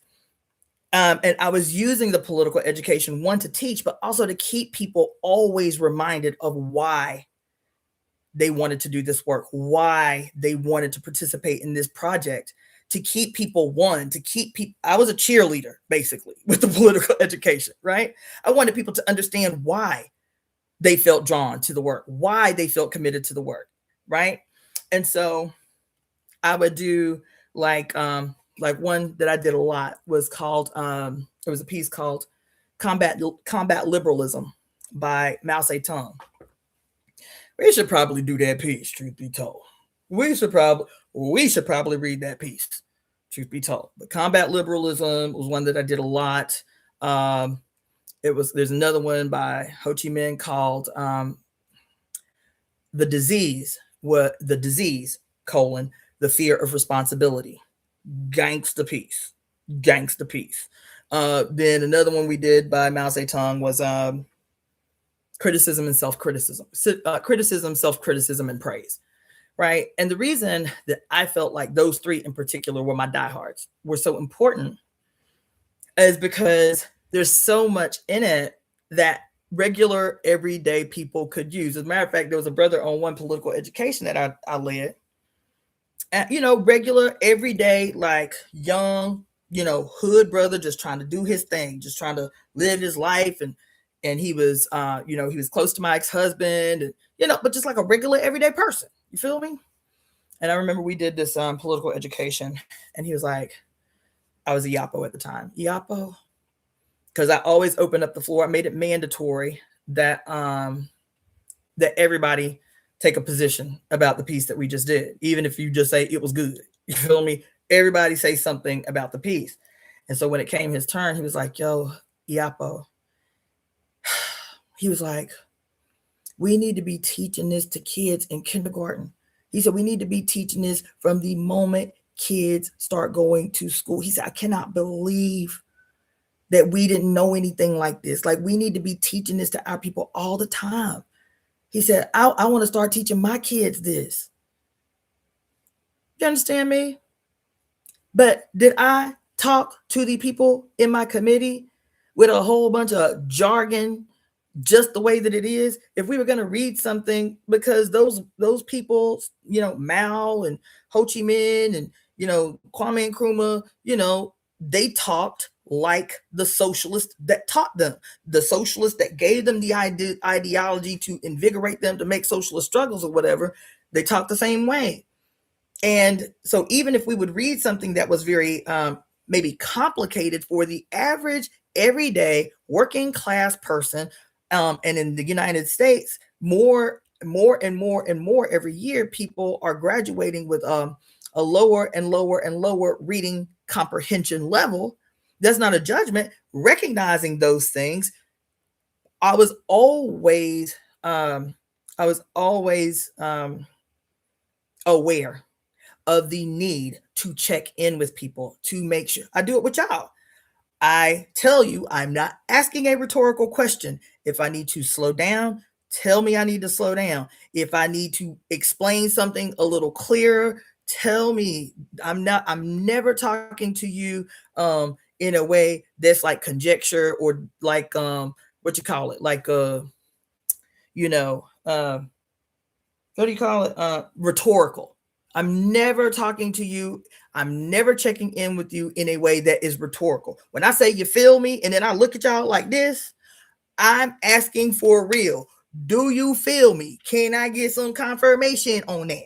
Can I get a whoop whoop or whatever the fuck? I need to be sure that I'm not talking at you, that what I'm saying to you, you are taking in as something that will change you and help you and be something that you can use in the world and in your life. Otherwise, I'm up in here spinning my wheels, and that's not no shit that I'm into. You feel what I'm saying? So I was always aware that there might be things, especially in these political educations, that I needed to take my time on, us go piece by piece, check in with everybody. You, yes, you, yeah, okay, you, you right. That's why I always made it mandatory that everybody on the call needed to take a position, needed to say something about the piece. One, as evidence that you read it, and two, that when you read it, you actually understand it. You know what I'm saying? There ain't no, we don't have any stakes in being embarrassed. We don't have any stakes in, quote, being embarrassed about what we don't know or thinking that we should know more than we know. We live in a colonial system. We come up with a colonial education. I told you I almost didn't graduate high school. As a matter of fact, I should not have graduated high school. That's not my opinion. I was a terrible student, and I failed 2 of my year-end exams. 2 that were going to determine whether I graduated or not. This was a divine intervention. My teacher told me the day before we were supposed to walk, you ain't supposed to be walking. I said, yeah. I didn't say nothing to nobody. I said, yes, ma'am. She said, Miss Betty, I'll never forget her. Miss Betty Carroll, little old white lady. Miss Betty Carroll. She said, if it wasn't for a sympathetic heart and me knowing your potential, you would not be graduating tomorrow. Congratulations. I'll see you on the aisle. I shouldn't have graduated high school. That was my colonial education. You understand what I'm saying? I struggled through my first 3 years of college. Struggled, cried every freaking night. Every night. I'm talking about before I went to medical school. I was majoring in music. still had to take academic classes and crying all the time about how I wasn't prepared. Why didn't I learn this in high school? Whatever. So I always keep that with me. Even when I was teaching high school, I always tried to communicate that to young people. Your teachers are not here to judge you. Your teachers are not here to give you an attitude about what you don't know. They are here to lift you up from what you don't know to a place where you do know. You understand what I'm saying? So I hope that I do an adequate job of that here. That is what I'm trying to do. And I'm saying that because as good as this girl's video was today, and it was really, really good. I was up in here having a whole moment over there making sure like, yes, girl, you said that. Yes, girl. Okay. But mad because I'm like, can't you say that plain, girl? You here sitting up here like a punk rock chick, like break that shit down as if you was trying to explain it to your homies. Because I know you got homies that don't talk like you talk. How would you explain this very valuable piece of information, this very valuable ideology to your clique, to your homies, to the people you smoking herb with on the weekend? How would you break this down in a way that they can understand it and eat off of it? And when I say eat off of it, in a way that moves them and changes them and allows them to see now what you can see. That's why I be giving y'all everything. I sat up in here deleting videos off my YouTube channel today. I must have deleted 30, 40 videos off my YouTube channel today. And I was like, I've been up in here giving gold. I've been up in here giving gold. I have been up in here. I was caught up because I was going back listening to videos I haven't done in 5 years. I'm like, I don't give a fuck. This shit is genius. God damn it. How this shit only got 12 views? How does shit only got... Anyway. So y'all gonna see a lot of changes over the next several days, next couple of weeks, because I'm telling you, I'm trying to download everything, and I still have at least 800 videos that I have to download, onto my external hard drive and delete off this channel. One, so I can try to get them to whatever they're doing. I didn't realize that my viewers, my subscribers haven't gone up one in a year. The same amount of followers that I have today are the same amount of followers that I had a year ago. And can't nobody, I spent half the day yesterday trying to figure out with somebody on YouTube how that happened. Why I only got 4,000 viewers today. Subscribers today. You understand? So I'm obviously being like shadow banned. The only thing that I can lean to is, the way I communicate, my explicatives, you feel me? But I need, especially if I'm going to be doing what I'm doing, what I told y'all about last week, I need something that is going to secure my rent. So it's one thing I don't have to think about when I'm trying to run a goddamn political campaign over the next 6 months. Because I can't keep going like this. You understand what I'm saying? So that's one thing. And it won't be obvious for a little while, maybe till about February, how serious this campaign is. But hopefully you can see. Hopefully you can understand. You can intuit.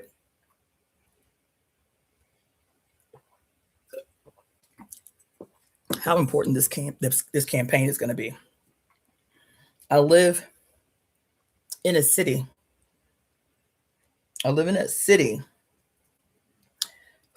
That generates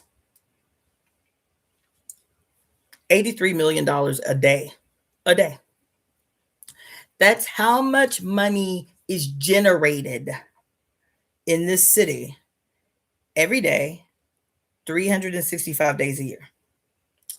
$83 million a day is generated in the city of Los Angeles. And that number, I would suspect, let's say, is the legitimate, is the above board currency that is generated in the city every day. $83 million. That's the above board money that's generated in the city every day. Right? This state that I live in, California, has continued since the 1970s to today to remain the 5th largest economy on the planet, on Earth. on Earth, this state is the 5th largest economy on the planet. So whatever the other 4 are before it, countries, California as a state by itself has the 5th largest economy on the planet. If there was any incentive, if there was, oh, I did hear that. Thank you, Katie, TT. It upgraded to the 4th largest economy on Earth. Oh, and let me go back to your Noam Chomsky before I get too all over the place. Noam Chomsky, the information that validated what I have been saying to myself without a crystal ball, but with dialectical materialism, you feel me? For the last 15, 20 years, I don't like him. I don't care what nobody say about him. I don't care about how nobody big him up. I don't like him. And all I'm doing is waiting for the information to validate why I don't like him. That information came out this week when his name came up multiple times on the Epstein list. Not only him, another person I have never liked. And my homeboy was this week was like, for real, you ain't never liked them? Not once. Not even going to alternative medicine school for 9.5 years. Every time his name would come up in a list of suggested reading, I don't own a single Deepak Chopra book. Not one. Every other class was like, Deepak is one of your suggested read. I don't like him. I don't know why. Don't ask me why. I'm not reading his shit. Okay. Even when early on in my, my journey through alternative med school, I started medical school in 2005. I was like, I don't know. I don't know why. I don't know why. I don't care why. Even then, I was like, I trust me. I don't know why. I don't care why. I ain't messing with him. You feel me? His name turned up multiple times on the Epstein list. Not only him, another motherfucker I can't stand. Have never, as a matter of fact, my homeboy took me to the movies. This was a long time ago. 10, 11, 13. I don't know how long ago. It was a long time ago. It was before I moved out here. My homeboy, who is a big nerd, and I say that in a loving way. He's an actual nerd. You know what I'm saying? He's like an actual genius. Not some weirdo like freaking Bezos or whatever. He was like, yo, this movie just came out and I want you to come to the movies and see it with me. I was like, all right, bet. What we going to see? He's like, I want to surprise you. So we go to this beautiful old, like one of those old turn of the century theaters that's been renovated downtown in Tampa. And we get there and it is a movie adaptation of the life of Stephen Hawking. I was like, Kenny, this is what we going to see? A movie adaptation about the life of Stephen Hawking? He's like, yeah, I'm so excited. So I was like, let me put on my fake face. All right, yeah, okay, cool. Yeah, let's go. The whole time I'm like huffing and puffing under my breath. The whole time I'm like, this motherfucker. You know what I'm saying? And the movie adaptation of his life was enough for me to not like him, even though I didn't like him before we even went. I didn't know some of the stuff about him in the movie before, but I was like, I don't like him. The movie gave me enough ammunition to justify and vindicate my disliking of this dude. Imagine how deep patriarchy is, y'all.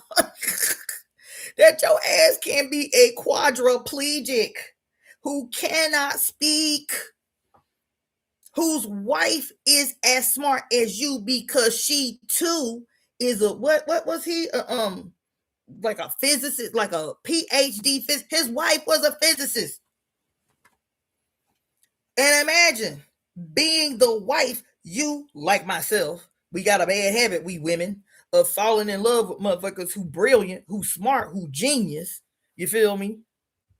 And they do not big up our genius to the degree and to the level that we big up their genius. So we end up being glorified housewives to people that we know are smarter than, even though they genius. You feel me? She did the same thing. and many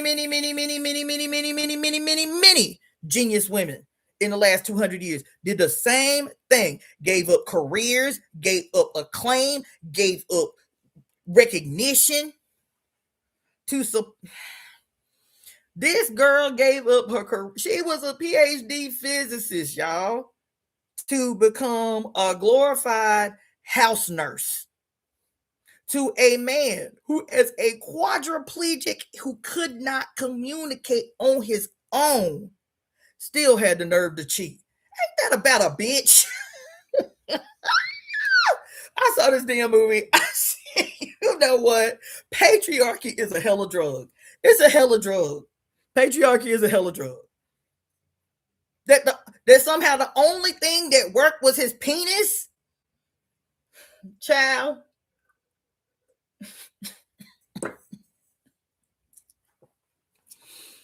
This man, this quadriplegic, cheated on his wife who stood by him as he was disintegrating, because they went to college together and he started to develop. I think he ended up having muscular dystrophy, if I'm not mistaken. I think it was muscular dystrophy, but his decline was rapid and sharp. And she was like, I'm going to stand by my man. I'm going to stand by my man. This man is a quadriplegic, y'all.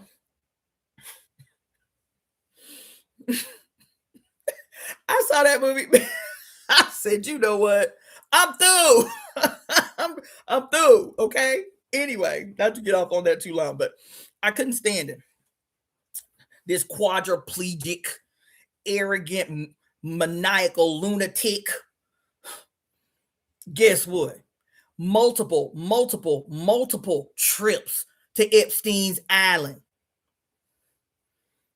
Who else that I was not surprised by this week? And I ain't even paying attention to the shit. I'm listening to other people talking to the shit while I'm cooking breakfast or some shit. You feel me? Guess who else? What's his? There was so many. Listen, this one video, this dude is showing everybody face. I was like, I know him. That's the genius that was on the documentary about him too.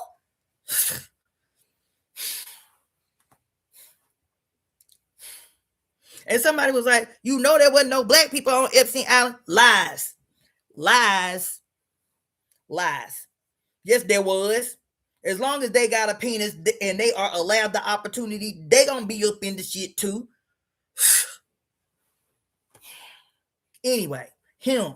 Who else? There was somebody else. It was Stephen Hawking. It was Deepak Chopra. It was Noam Chomsky. And when I tell you that when Noam Chomsky was revealed, for that first 24 hours to 48 hours after he was revealed, all of these freaking leftists came out the woodworks to try to explain away his relationship to Epstein. That tried to say, well, see, you know, he didn't necessarily.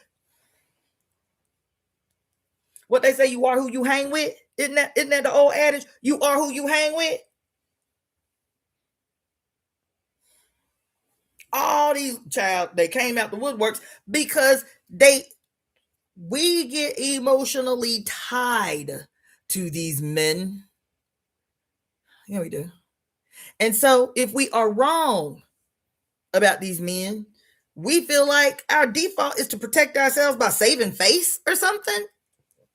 I don't know. But I'm not saying I'm better than anybody else. I studied and took it seriously, took it personally, the study of dialectical materialism. I believed that shit. I believed the party. I believed the line. I believed the study. I took it personally. And what took it personally meant was, how is this going to impact my regular everyday life, my regular everyday relationships? How am I going to be able to trust people who come into my cipher and into my space? Do I have to trust anybody? Nah, man. Nah, I ain't got to trust nobody. You know why? Because I spent 20 years studying historical and dialectical materialism, and that shit is better than having a crystal ball. Yeah, it is. More accurate than having a crystal ball. I'm trying to give y'all a word right now. I'm trying to give you a word right now. Here I am, the evidence of one who communicates to you more often than not spiritually. I speak in a language that you can understand spiritually. But I am always bringing into that conversation the science that backs my position. The science, the history, the data, the materially lived experiences of myself or others that I'm talking about that give me a complete picture of what I'm looking at any given time. Any phenomenon, person, place, or thing that presents itself in real time, I'm able to see not just the phenomenon somehow in isolation, but all of the things around it that gave rise to its presentation in that very instant, in that very moment. And so I didn't have to know any of them. I didn't have to hear a single bad word about any of them. My intuition, which is based on lived evidentiary experience, was like, I'll tell you, 30 years ago, y'all, I used to get in straight up verbal brawls with two of my dearest friends because these two particular friends, one male and one female, idolized. When I say idolized to a borderline obsession, Oprah Winfrey. Idolized her. Idolized. And this was well before any of her exposed controversies. Well before. As a matter of fact, at the time, her reputation was pretty blemishless. I'm telling you, 30 years ago. I was 19, 20 years old. I was like, I don't like her. I don't like her. She's suspect. She was cute in the color purple. But outside of that, I ain't watched nothing she ever did. I still have watched that movie she did with the sister. What was the name? That Malignant movie everybody was talking about. I was like, that ain't no shit I'm gonna see. As a matter of fact, I haven't seen a single solitary one of the movies that Oprah Winfrey has made. Kindred, I ain't seen it. What's the other one with what's her name, man? The sister that was the comedian, the heavyset comedian. It's right on the tip of my tongue. But I ain't see that one. Precious. That was the movie. I ain't seen that one. What's the other one she did? I tried to watch Kindred. I got 5 minutes into it. I was like, nope, ain't doing that. Nope. I haven't seen a single solitary production by Oprah Winfrey. I had a position at 19, 20 years old that I stuck by. And this was before any controversy about the school in South Africa, any controversy about the weird, spiritual guy she was following who ended up being this malignant dude in Brazil, kidnapping women and forcing them to get pregnant so he could sell the babies. That was a homie. This was before any of that. 19, 20 years old, I was like, I don't like her. I don't trust her. She's suspect. My homie, my girlfriend, and my guy friend, they were obsessed with this woman. They wanted to fashion their whole careers after her. You did this and this. She's so amazing.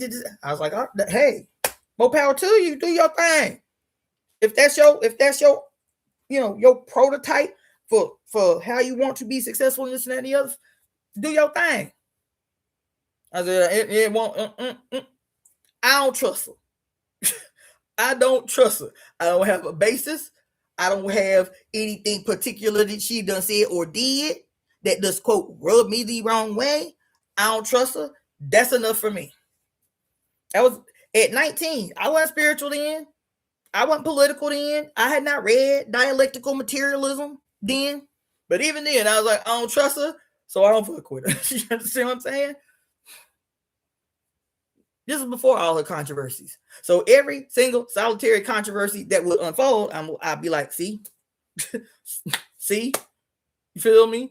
I tell you what, thinking about it, as a matter of fact, thinking about all these times that I be trying to put people on game with my spidey senses, I do feel like Cassandra, the prophet. I do feel like Cassandra, what they call it, Cassandra complex, where the bitch know everything but don't nobody trust her.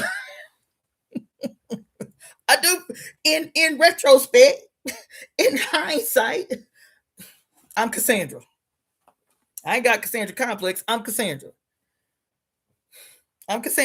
Assume everything that comes out my mouth is a prediction of a future that is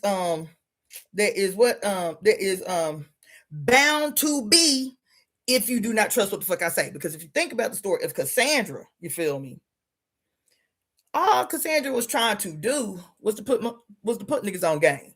Her whole story, her whole, every time you turn around, even though she is doomed to only see terrible outcomes, right? Which would drive anybody crazy. She's doomed to see only terrible outcomes, right? Because she wouldn't give up no ass. That's why she was cursed. Her gift was cursed because she wouldn't give up no booty. You feel me?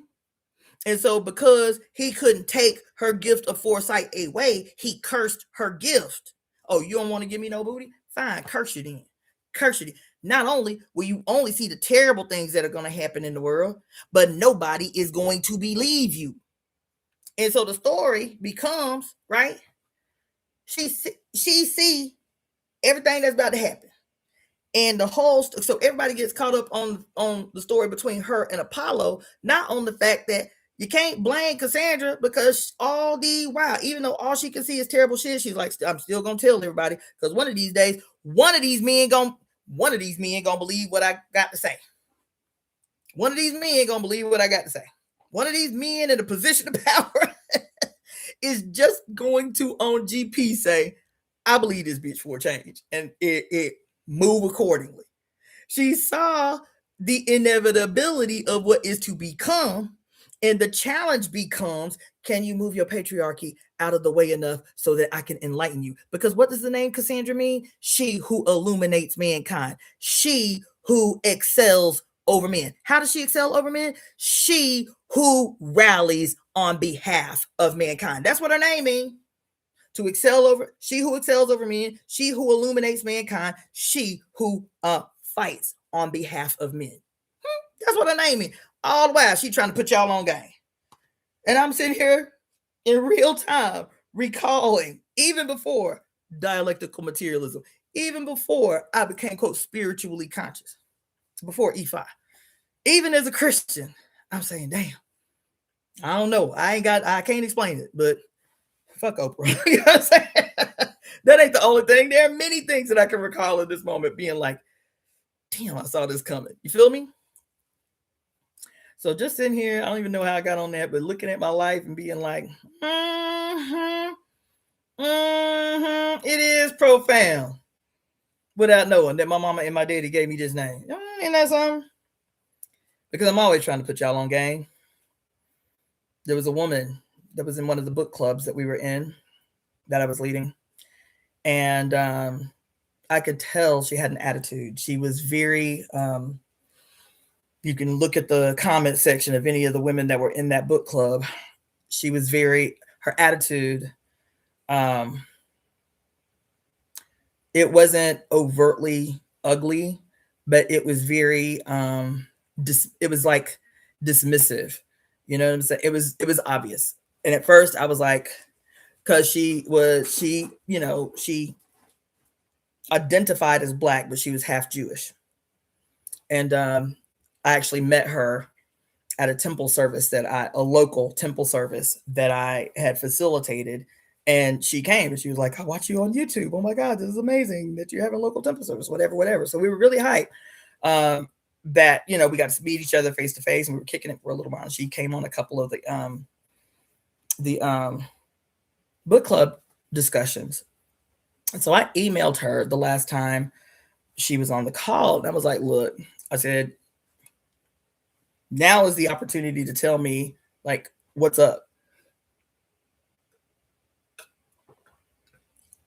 And she gave me this whole diatribe about how she felt like, I think what book were we studying? I think it was,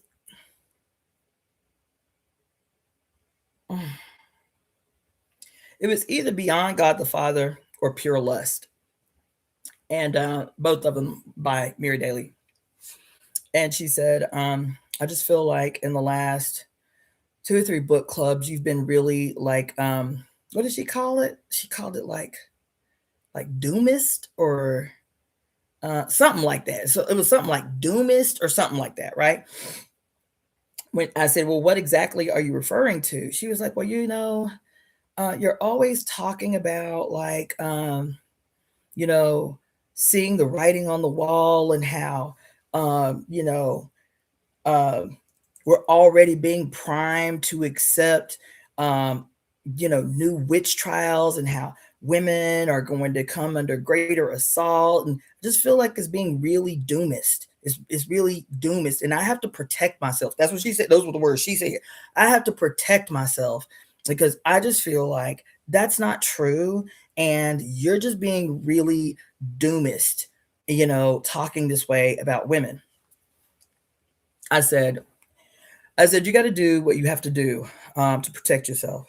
I said, but I'm not being doomist. I said, um, I don't understand how you can come to this conclusion when when this discussion between her and I happened, not 3 months prior, they had just overturned Roe v. Wade.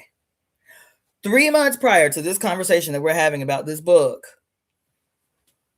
they just overturned Roe v. Wade. I said, so I don't know if what you're hearing me say you are taking literally when I talk about the new witch trials and shit like that. If you're thinking in your mind's eye, if you're seeing in your mind's eye people dragging women out the house and putting them up on pyres or whatever, I don't know if you're seeing that literally when I talk about the coming witch trials and how the media at that time was literally priming the society to accept increased violence against women. I said, I don't know if you think that I'm talking literally. I said, but I don't have to see the future to see what has just happened, to see what is happening in the media, to see what is happening in quote pop culture, to see what is happening in all of these seemingly unrelated vestiges of society that are alerting to me. This is what they're priming us for. This is what they're prepping us for. It's the slow, it's the insidious that we miss. It's the big, like, here you go.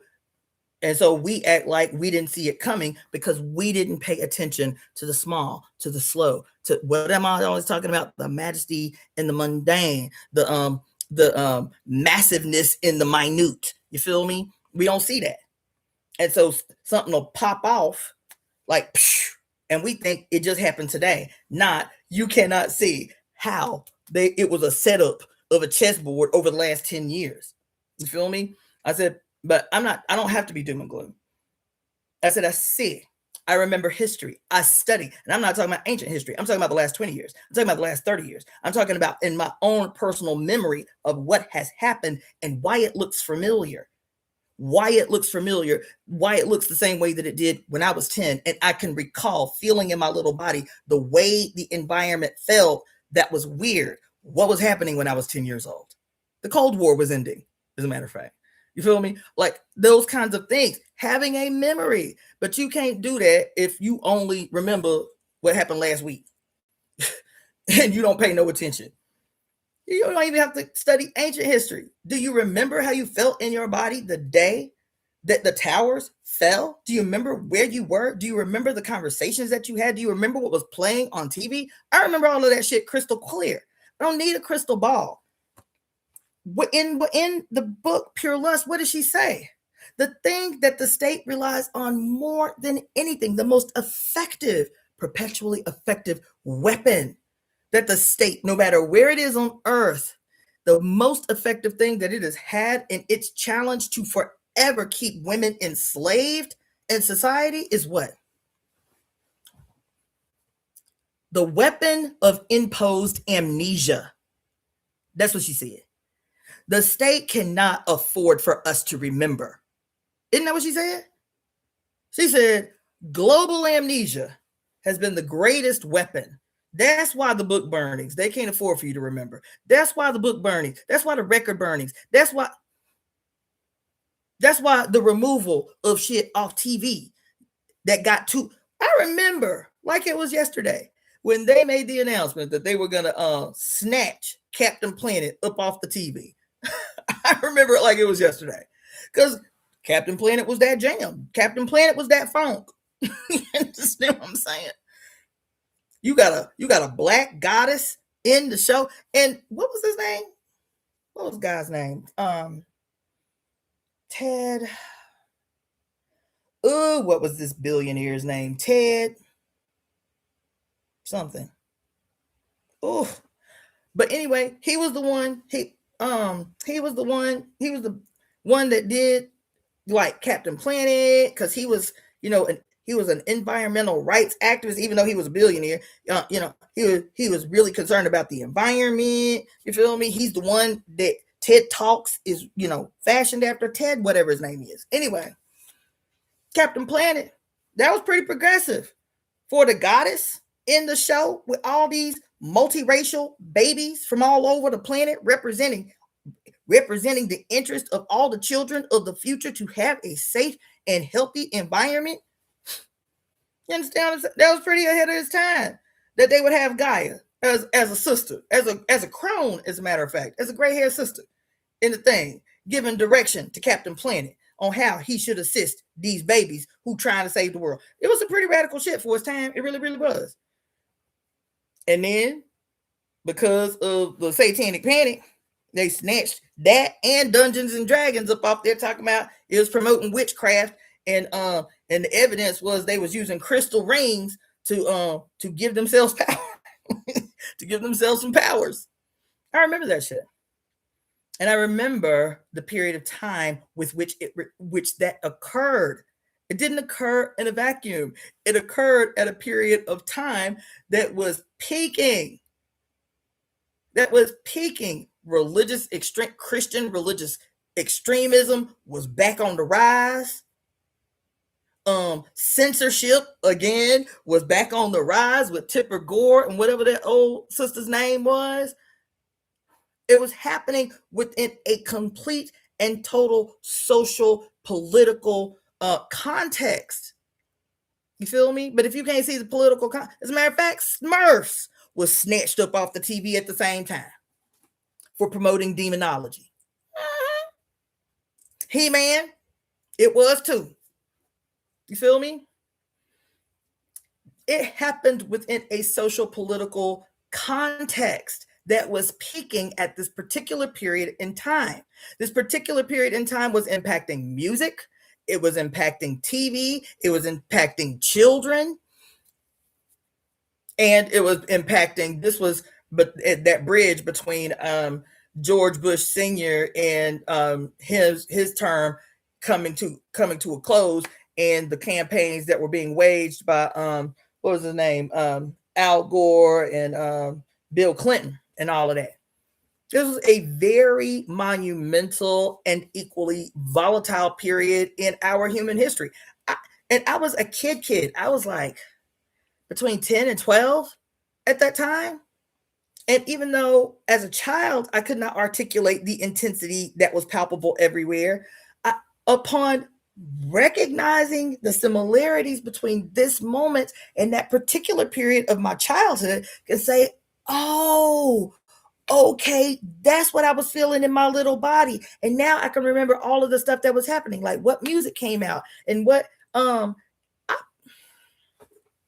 know it seems to you that I think too deep, but anyway, I guess I should give a little bit of time to the topic that I said I was going to be talking about here on the eve of the winter solstice. So I want to take a couple of deep breaths, take a little swig of my beverage to cool and clear my palate. Yes. That's nice.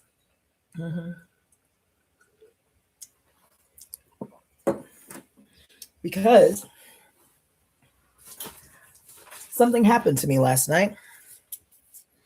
That was the phone call that I got right as I was coming up onto this call. I got a phone call because that was another thing I was going to say. I guess I started saying kind of diverted, but there's so much that happened this year. There were so many plans for us that I had this year, but this year was daunting. You understand? It was daunting. And I'm getting to it. Claudia Ankara, y'all always be jumping the gun. I know I take a long time to get the shit. I get it. But anyway, there was so much that I had planned and hoped for us to be able to do this year that didn't happen. And so it's one of the things that I am attempting to resolve for the coming year is, and hopefully I ain't giving you no grief, Kali Ankara. uh, I ain't giving you no grief, boo. I'm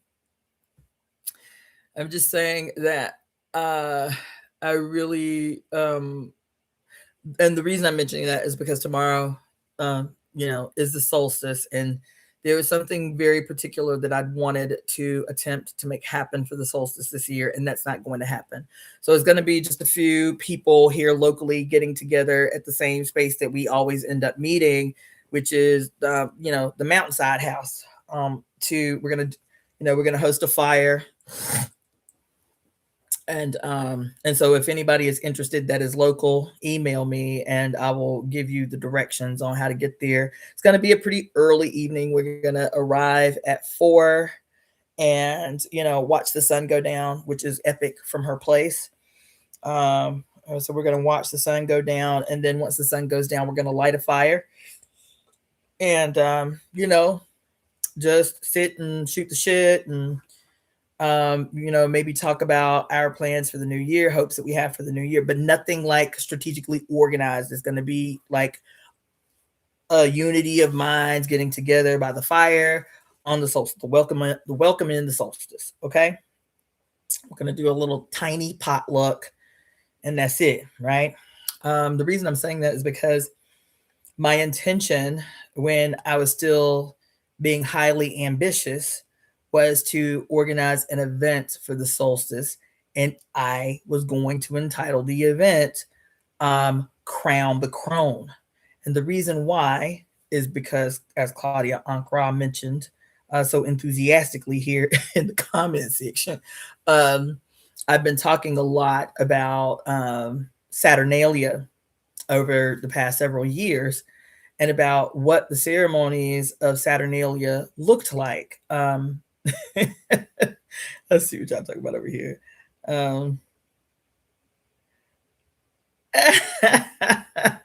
She said, LA folks so spoiled by Cassandra. I can't wait to visit y'all one day. You know what, girl? Airline tickets to LA are stupid cheap. So I ain't trying to hear that shit. Sister Taylor, she ain't on here. But Taylor came out here from North Carolina. Another sister came from New York. Sister Akara she just came from Vegas. Another sister flew down from Seattle. Who else? For my birthday party in September. And I'm just telling you, like, if you fly into Burbank or you fly into LAX, tickets to LA, you can sometimes catch tickets to LA for dumb cheap. Like no way cheap. Like $150 round trip cheap. So you give me a heads up. I done hosted so many people at my apartment. So many people I have hosted here. So if you really about that life, give me enough of a heads up, 2 weeks, so I can get my little space in order. You feel me? And if you're trying to come out here and visit for a 4-day weekend for a week, I had one brother stay out here for 9 days for his birthday, for his 30th birthday. You know what I'm saying? Like, I don't be saying that shit lightly. Like, if you need a getaway, if you need to hang out, you need to know all the cool shit to do when you come to LA so you don't get bored by touristy shit, I got you. You feel me?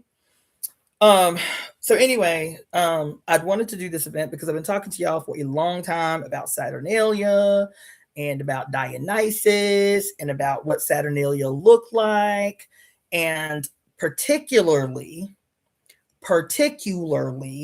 why Christianity had to change the narrative around this time of the year. I want to talk about this, but please don't let me get too caught up, okay? So, let me draw something. I can't find nothing right away these days. So,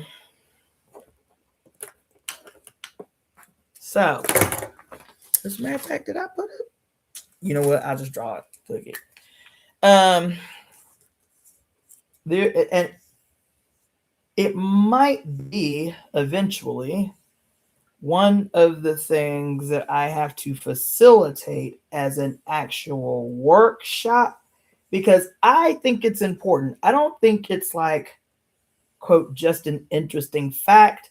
I think I have a sneaking suspicion that it is more of a cornerstone than we realize. But because we don't study astrology and, whatever, you know what I'm saying?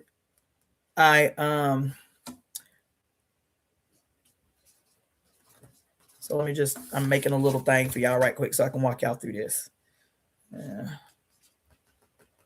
This is going to be very basic explanation. This is all about tomorrow. Okay, this is leading up to an explanation about tomorrow and why I wanted to call an event Crown the Crone, right?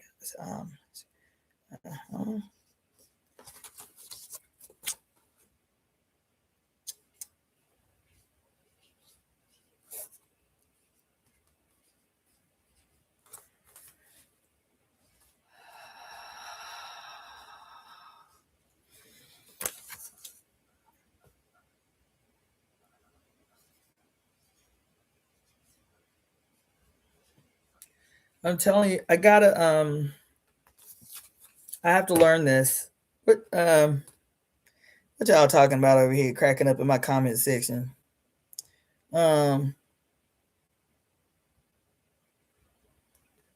Silence 11292. I really need to start participating in events and book clubs. Where you located, boo? Just to pursue your library would be worth it. Uh-huh. Let's see. Okay, giving you a heads up for sure. That's what's up. Listen, I'm here for you. I'm here for it. How do we not let you get caught up? I don't know how to do that. Whatever. You only listen to Java Watson. Java Watson will tell you something different. Okay, Jacksonville, Florida. That's my neck of the woods, girl. Okay. Java Watson be like, she don't listen to me every time I be throwing up them big old giant fish hooks. She act like she don't even see them. So anyway, I'm sure Java Watson would beg to differ. Let's see.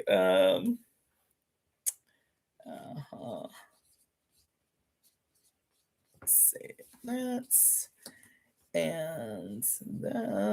yeah, and that. All right. Okay. So I could quite easily get in the weeds in this. Okay. I'm going to try to keep it very basic, but it's such an interesting and completely untalked about subject. You feel me? Completely untalked about. All right. Oh, I see you, Silence. Yeah, Florida. Oof. Yes, Florida, child. Goddamn. All right. Okay. So what I am showing you here is the very basic zodiacal chart, right? This is the zodiac, okay? And Aries is always represented in the basic zodiac as the first house, okay? Aries is the first house, okay? Here he is right here, okay? Pisces is the last house, okay? As a matter of fact, let's just go ahead and number them 2, 3, 4, 5, 6, 7, 8, 9, 10, 11, 12. Cool. There you go. 12 houses, 12 signs. There you go. All right. Now, this house right here that is represented in the basic zodiacal chart represents the moment of birth. So even though we always exclusively attribute Aries to a war god, it is my position that this is my personal position. I've never heard anybody say this. I'm certain that somebody has. I have never heard anybody say this, but my personal position is that Aries represents, because the first house is when you're born, okay? But Aries as a sign represents, because this is where you're born. You feel me? So the energy of Aries, which is the first house, regardless of what is listed in your zodiacal first house. I'll explain that in a minute. But Aries, to me, before it represents a quote war god or a warrior or whatever, or somebody who just loved warfare, Aries represents the absolute yang energy of a newborn child. Not only the yang energy of a newborn child, the newborn child has no past, no mistakes, no past, no errors. That child at birth represents nothing but possibility, endless potential and possibility.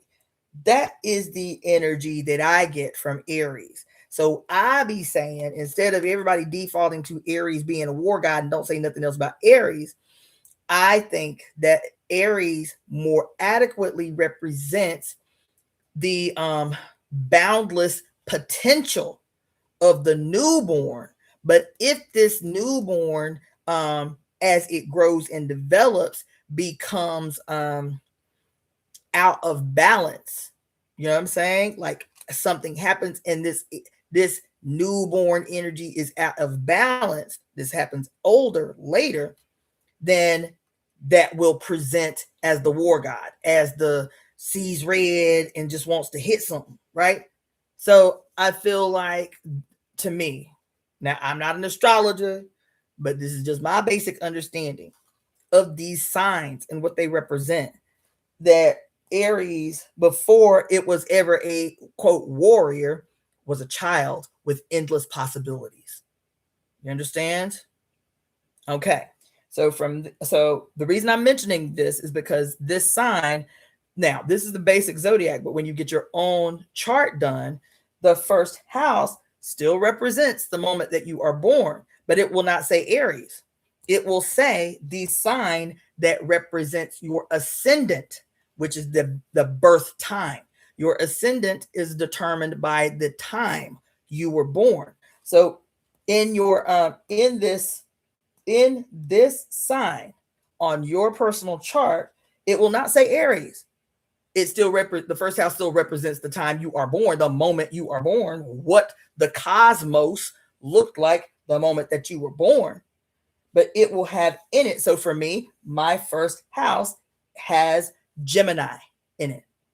My first house has Gemini in it. I am a Gemini rising, a Gemini ascendant. So your ascendant will be in your first house. Your ascendant will be in your first house. Okay? And then based on what your ascendant is will determine where your sun and moon end up in your chart. Okay? So Aries is the newborn. Before anything else, this is the moment you were born. This is the newborn. Aries is considered the first house in the zodiacal chart. Well, if that's the case, if Aries is the first sign in the chart, the first house in the chart, why do we celebrate the New Year's way back here between Sagittarius? Between Capricorn and Aquarius. Why do we wait, is that right? Hold on. Sagittarius, that's between Sagittarius and Capricorn. Why do we celebrate? Because we coming up on it tomorrow. This is how we got on the subject and why I'm calling it Crown the Crone. we celebrate New Year's, right? Kind of around here, right? So this thing between Sagittarius and Capricorn, this is the solstice. And then a few days later, we celebrate the New Year's, okay? So this, where I have New Year's, is actually the solstice, okay? You see that at the top? Damn, the glare on this is dumb. Shit. You see that at the top where it says New Year's between Sagittarius and Capricorn? That's actually the solstice and the winter solstice. And then the New Year's is just a few days later. Okay. But so we celebrate New Year's up here between Sagittarius and Capricorn. But if that's the case, then why is the first house here instead of over here where we celebrate New Year's? The first house of the sun's journey around the chart starts right here in Aries, right? Not only that, Jesus is supposed to represent the sun, right? And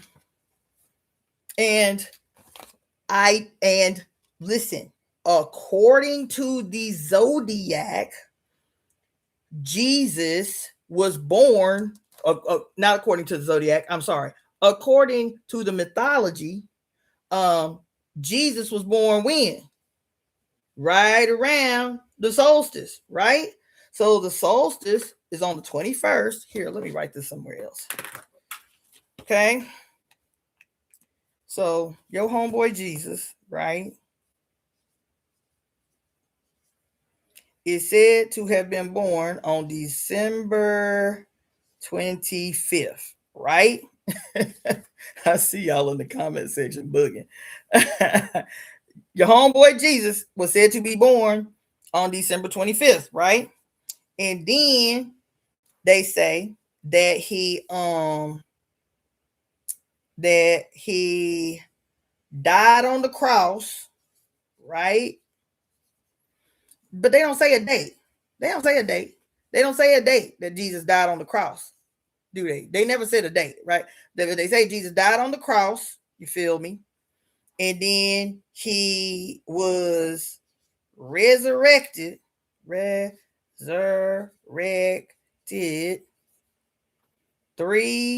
days later, right?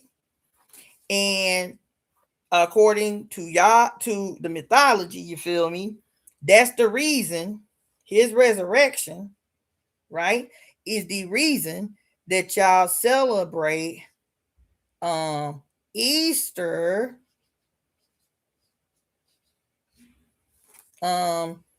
Sunday in the spring.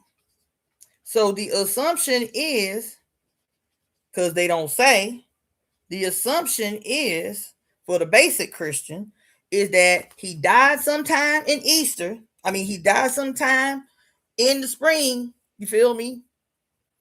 And then he was resurrected 3 days later. That has to be the assumption, right? Is that if Easter Sunday is supposed to be the day that Jesus resurrected, came up out the catacombs or wherever the hell he was, right? That it must mean that it was around the time of Easter that Jesus had died. And then he rose 3 days later, right? That's the presumption. We all following? So the presumption is that he died sometime in March. That's the presumption based on the story, the way we was told it, right? Because you celebrate Easter. What is it? The way you determine when Easter is going to be. This is some things that we should know. Typically, we don't. But the way that Easter is determined is that Easter will be on the first Sunday after the first full moon after the equinox.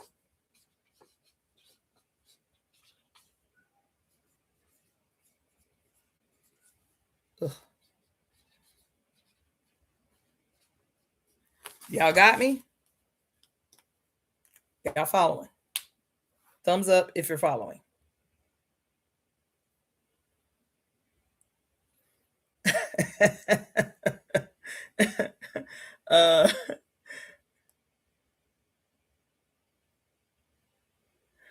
So what I'm saying is your boy Jesus was supposedly born on December 25th, the way y'all been told it, right?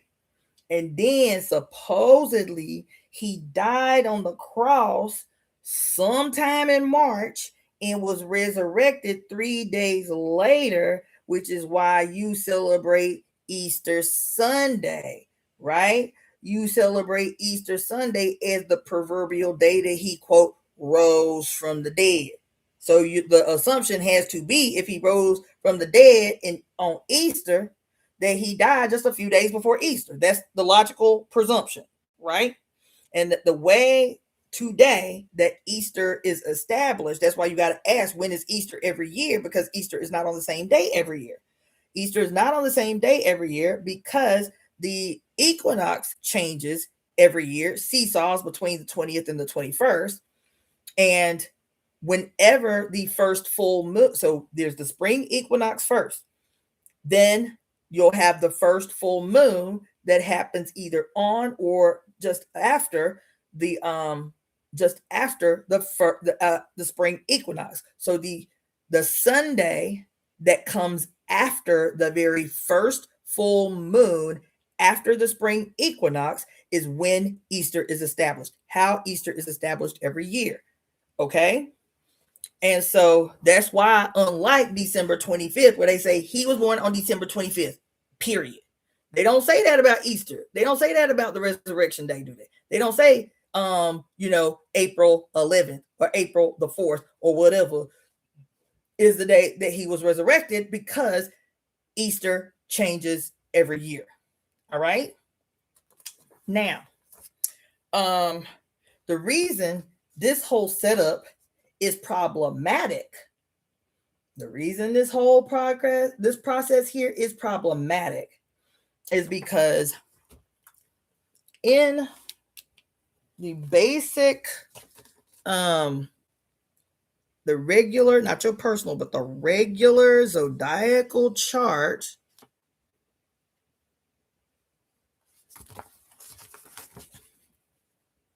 and what I mean by why this is problematic, his whole story is problematic, because his whole story is problematic. Okay, now this place that I just darkened the lines on this chart here, the dark lines here represent the equinoxes and the solstices. Okay, so the horizontal line are the equinoxes, and the vertical line are the solstices. This is what divides your seasons. So this is the first season according to this layout of the zodiacal chart. According to Greco-Roman laying out of the zodiac, this is the first. Spring is the first season. Okay, so you got spring, summer. You got spring, summer, fall, and winter. Okay, these are the seasons. So spring, is that right? Well, I'm looking backwards. So spring, summer, fall, and winter. These are the seasons that are divided by the solstices and the equinoxes. The equinoxes are those times in the year where the division of dark and light are equal. So at the spring equinox, it is an equal division of light and day. I mean, of dark and daylight. Dark and daylight. Okay. And as you transition through these months and you get here, which is at the bottom, is the summer solstice. The summer solstice. Okay. And this, on the solstices, you have the extreme opposites. So equal distance or equal day and night at the equinoxes. That's why it's called equinoxes. And then solstices, you have extremes one way or the other. Summer solstice is what? What is summer solstice called? It's called the longest day of the year. Okay. So at the summer solstice, it is the longest day of the year. There is way more daylight than there is dark. It's the longest day of the year, the summer solstice. From this day, transitioning into, because summer solstice also tells you the first day of summer. It's not only the first day of summer, it is the longest day of the year, the first day of summer. Okay. And so from this longest day of the year going into summer, as soon as the summer starts, the day starts to get shorter and shorter and shorter and shorter and shorter and shorter and shorter until you get to the fall equinox or the autumnal equinox.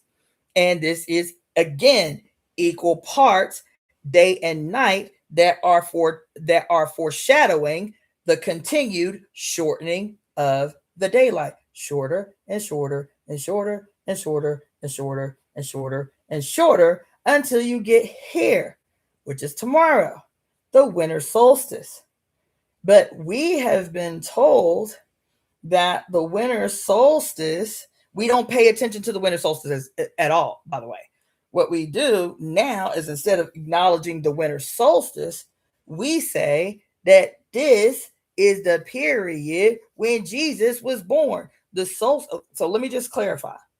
We say that Jesus was born on the 25th, but there is a reason. It is to undo the significance of the winter solstice.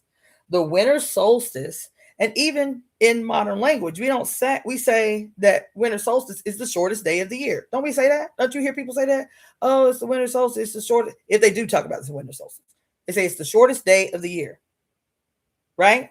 They say it's the shortest day of the year.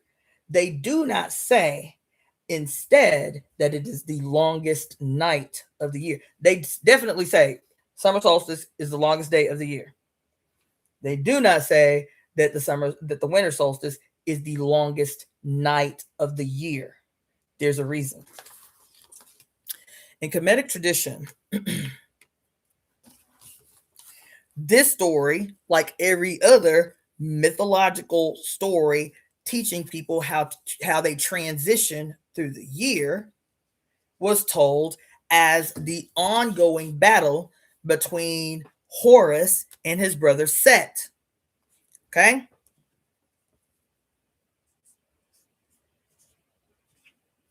Horus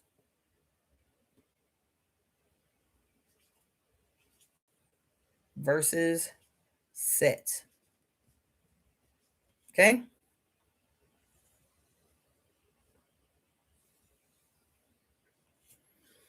And in this story, that is about this story of Horus versus Set, is not just about the annual zodiac, it's about the daily zodiac. Do you hear me? It's not only about the annual zodiac, it's about the daily zodiac, because this here is also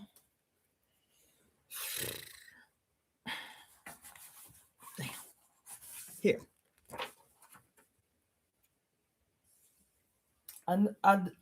This is not, I mean, I know it seems like a roundabout way to tell you the story, but I feel like it's so important, and that's the reason that we're never told it.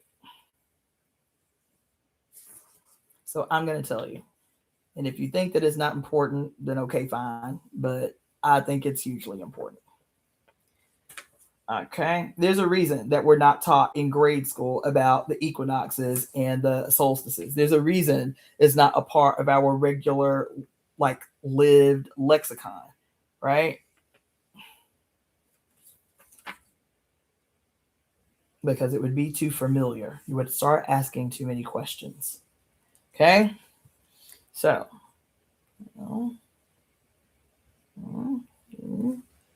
3, 4, 5, 6, 7, 8, 9, 10, 11. Okay. So this and this are the same. Okay? Can y'all see? Everybody can see? These two things are the same. This one here is telling the story of the sun, the SUN's transition through a day, through a 24-hour day. This little chart that looks just like your zodiac is telling the story of the sun's movement through each, quote, hour or house of the day. This one is telling the story of the sun's movement through the 365, quote, days of the year. So this represents a 24-hour day. This represents 365 of those 24-hour days through which the sun moves through both. You dig? Everybody clear?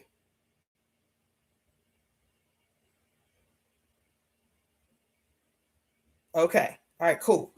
Okay. This is telling two different aspects of the sun's story.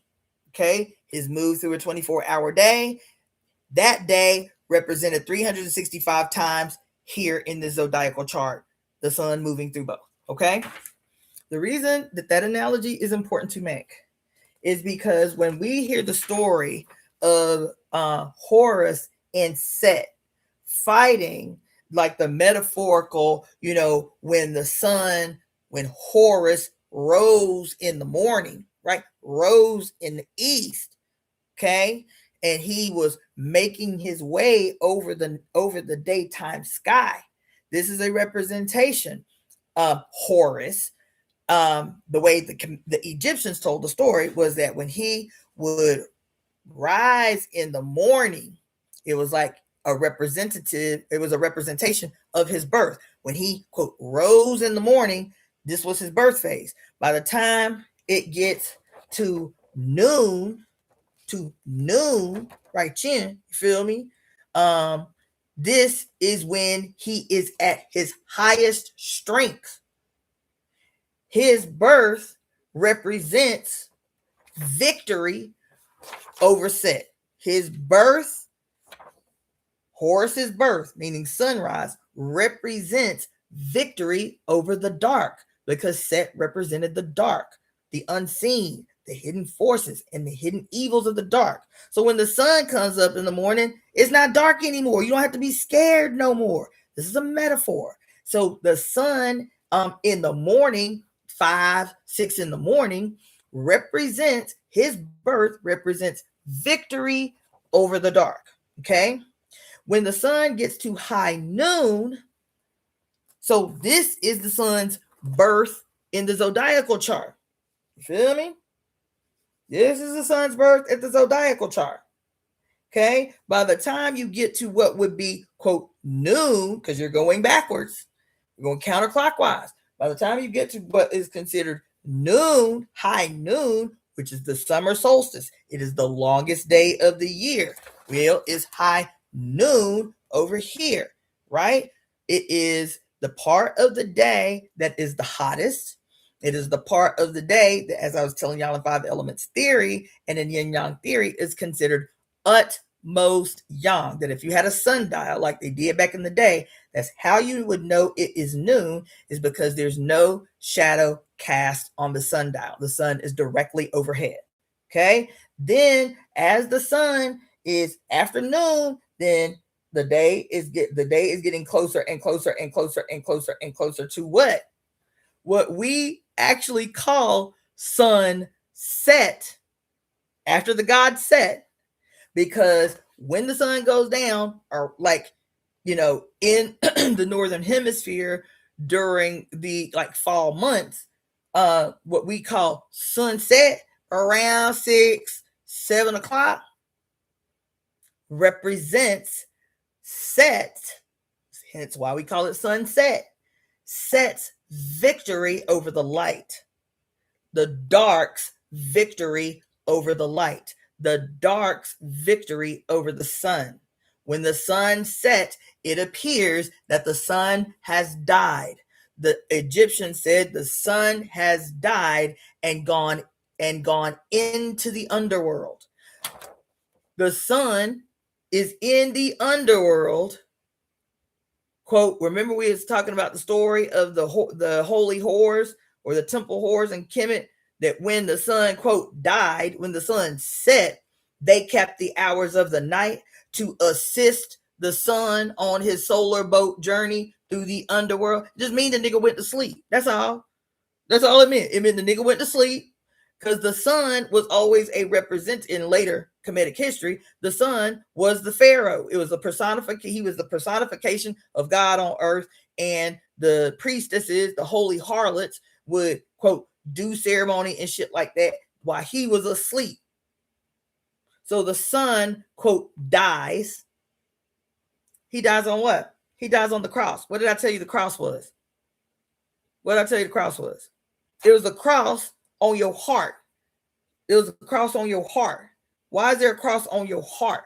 Remember why I told you there's a cross on your heart? Why Jesus is always at the cross, in a cross on your heart. You always see Jesus with his heart on fire, and then there's a cross up in it. You feel me? Why? The cross, the proverbial crossroads, the cross is the horizon. The cross is the horizon. The cross is the horizon. What you see right here, but we call the equinox, that's the horizon. That's where heaven and earth meet.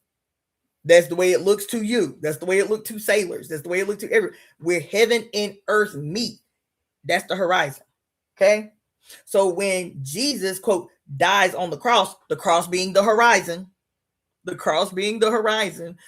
Jesus dies on the cross, and dark, the quote, dark, evil, right, kills the sun. In this Kemetic story, it was what they said as a metaphor for the sun was the sun kills Set in the morning, and Set kills Horus in the evening. It was a constant battle. Set kill Horus, Horus kill Set. Set kill Horus, Horus kill Set. But even this killing story in the Kemetic tradition is about, excuse me, and they're said to be brothers. That's the other thing. They're said to be brothers. Horus and Set are said to be brothers. He's the evil brother, you feel me? And Set is the good brother. Horus is the good brother, right?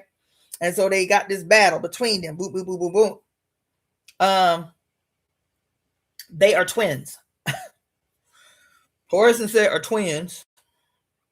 If that don't fuck y'all up enough. Horus and Set are twins. And to make that even deeper, Horus and Set are not, quote, separate twins. They are the two in one. They are the two in one. Are y'all following? Do I need to back it? Do I need to do I need to reverse it? Y'all following? Why? Because this story that is told about the battle of Horus and Set, which is actually the basis of all these religions that dominate the world right now. This whole battle between good and evil that the Christians are always talking about, that the Jews are always talking about, that the Muslims are always talking about, are all based in this story in Kemetic tradition by a bunch of simplings, because they was all babies. Egypt was already ancient by the time these babies started coming into Egypt learning from Egypt. So they take the story literally, or at least say they take it literally, and then feed it back to you, and you take it literally, of this war between these twins of good and evil, light and dark, black and white. You feel me?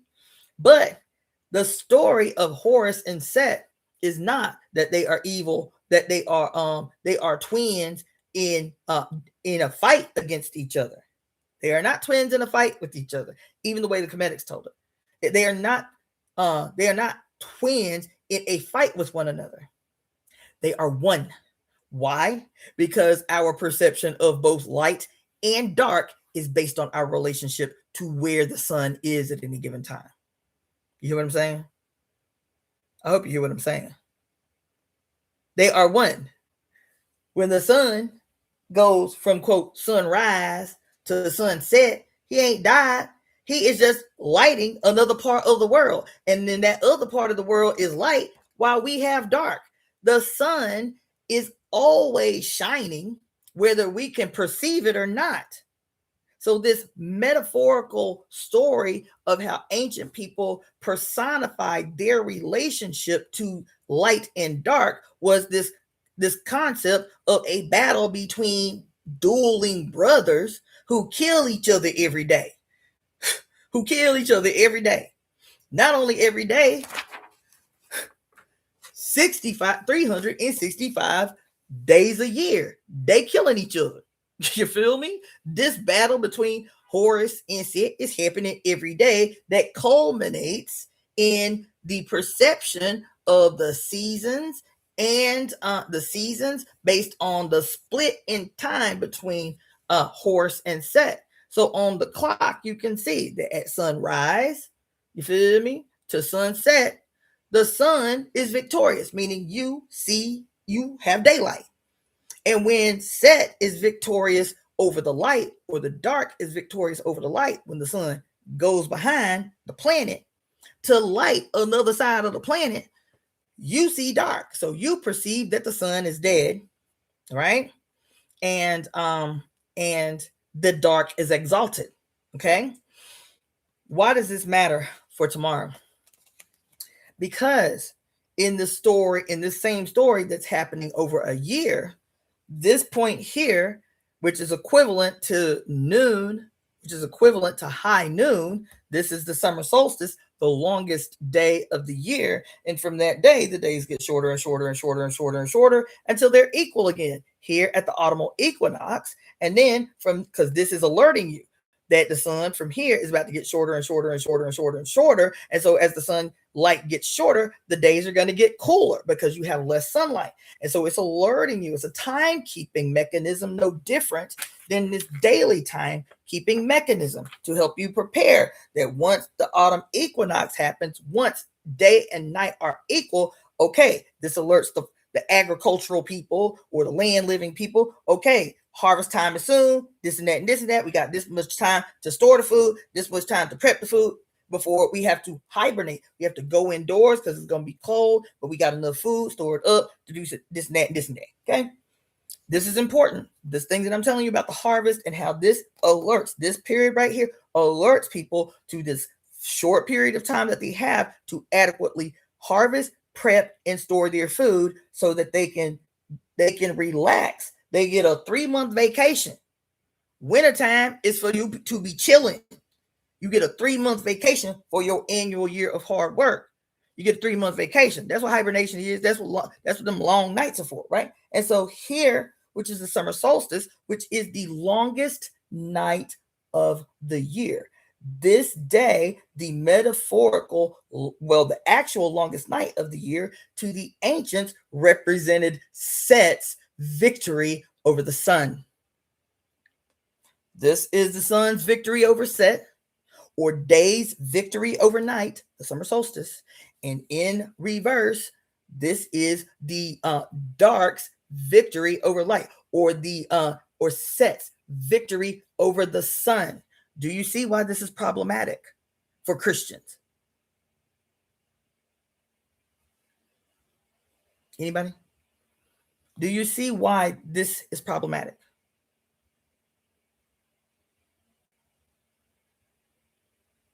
Do you understand why you don't ever have never heard anybody say that winter solstice is the quote longest night of the year? They don't say that. They always say the winter solstice. If they even mention the solstice, they'll just say today is the shortest day of the year. They'll say the shortest day. They will not say the longest night. Those semantics matter. Why do they say that? Why can't they say winter solstice? Why don't you learn about the winter solstice?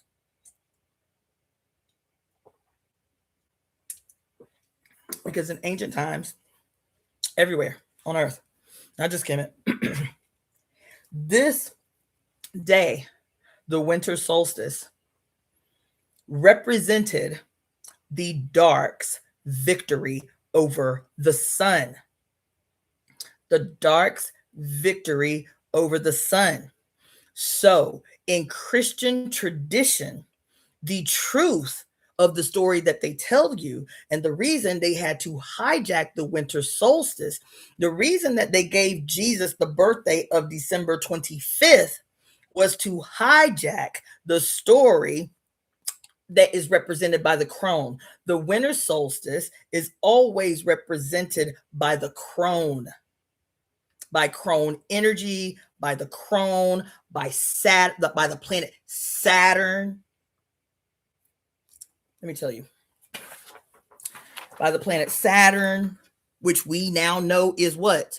Not a he god that's over time. It is a she god named great grandmother Crone, who the Greeks didn't even bother changing her name when they gave her a sex change and called her Cronus. They didn't even bother changing the name good. But let me tell you something else.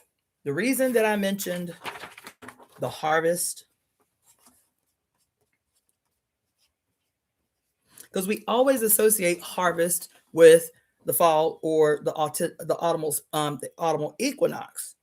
But the reason that the harvest is so important for this time of the year, tomorrow, right? The harvest is because every single solitary deity prior to Jesus Christ that was represented at the same time of year. Okay, there's another reason that Jesus' birthday was on December 25th. He just hijacked the story.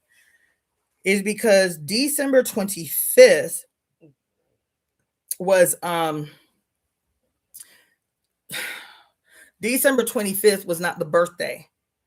So I told y'all a couple of weeks ago that there have been, I think it's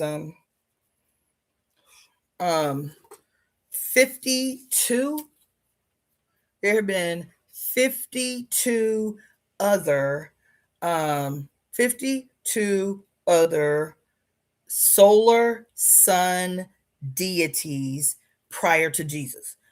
Even the Bible calls Jesus the last Christ. The Bible calls Jesus the last Adam. Excuse me, not the last Christ, the last Adam.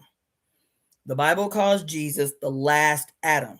There have been 52 other sun solar deities in history prior to Jesus Christ who have the exact same birth, life, death story as Jesus. Exactly.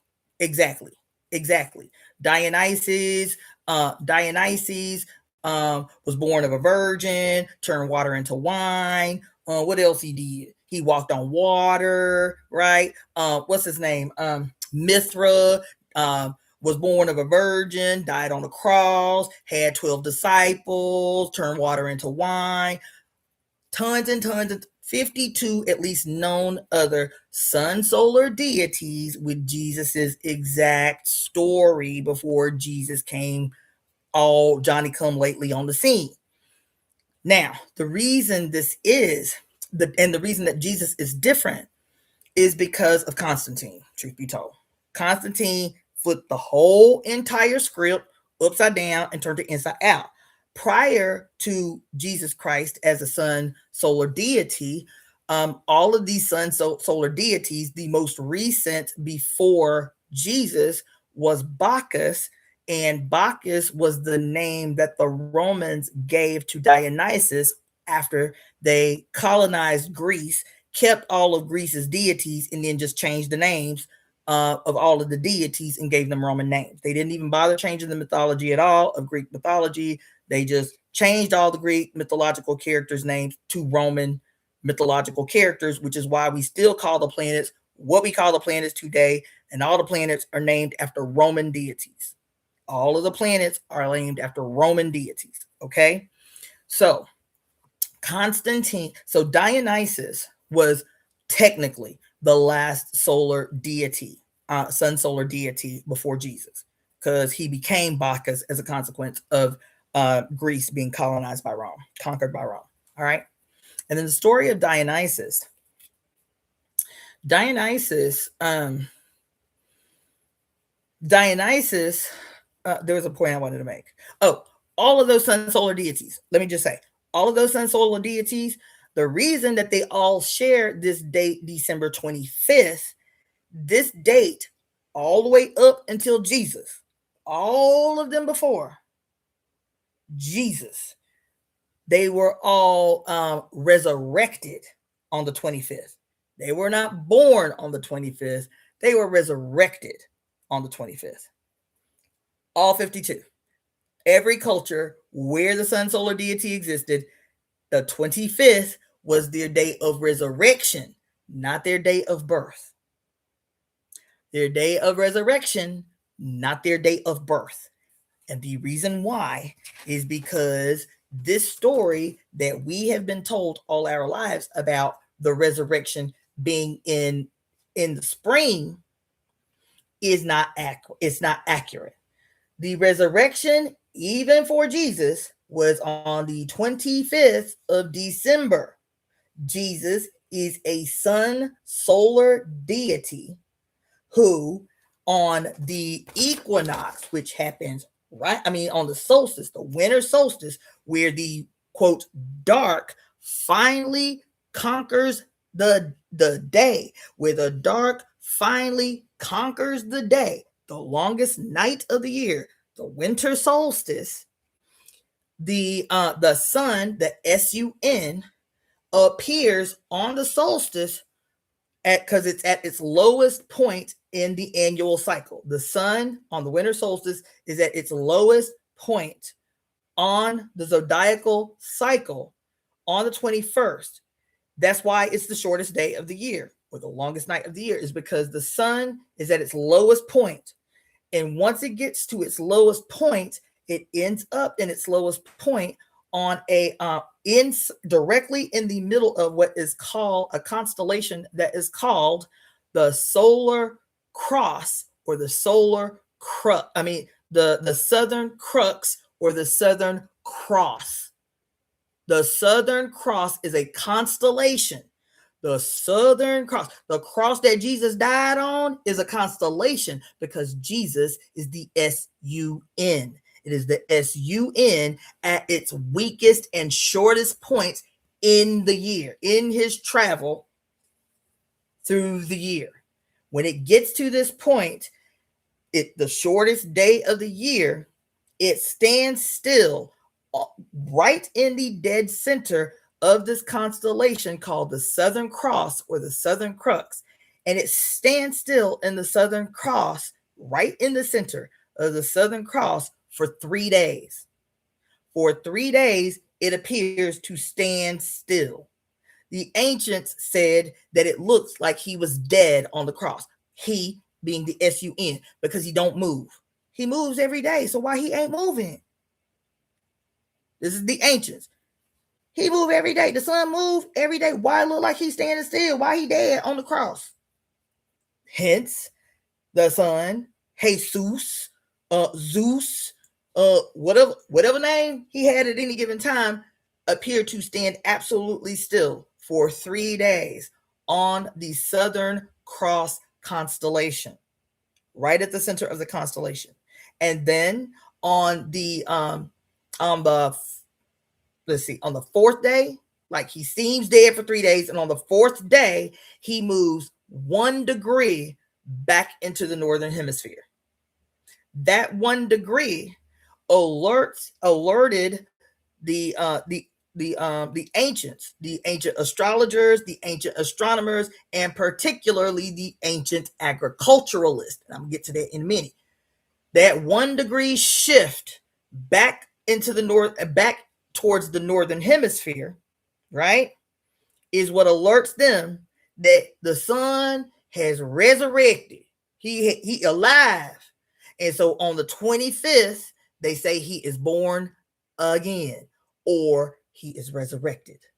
He is born again or resurrected. Because now, after that shift for one day on the Southern Cross constellation, he shifts in that north. He shifts 1 degree towards the north, and then after the next day, then he starts to move back, right? So from there, the days from the death on the cross, which happens right here on the winter solstice, from there, the days get longer and longer and longer and longer and longer and longer and longer and longer and longer until you get here to the spring equinox, which happens depending upon the year, March 20th or March 21st. This is the spring equinox.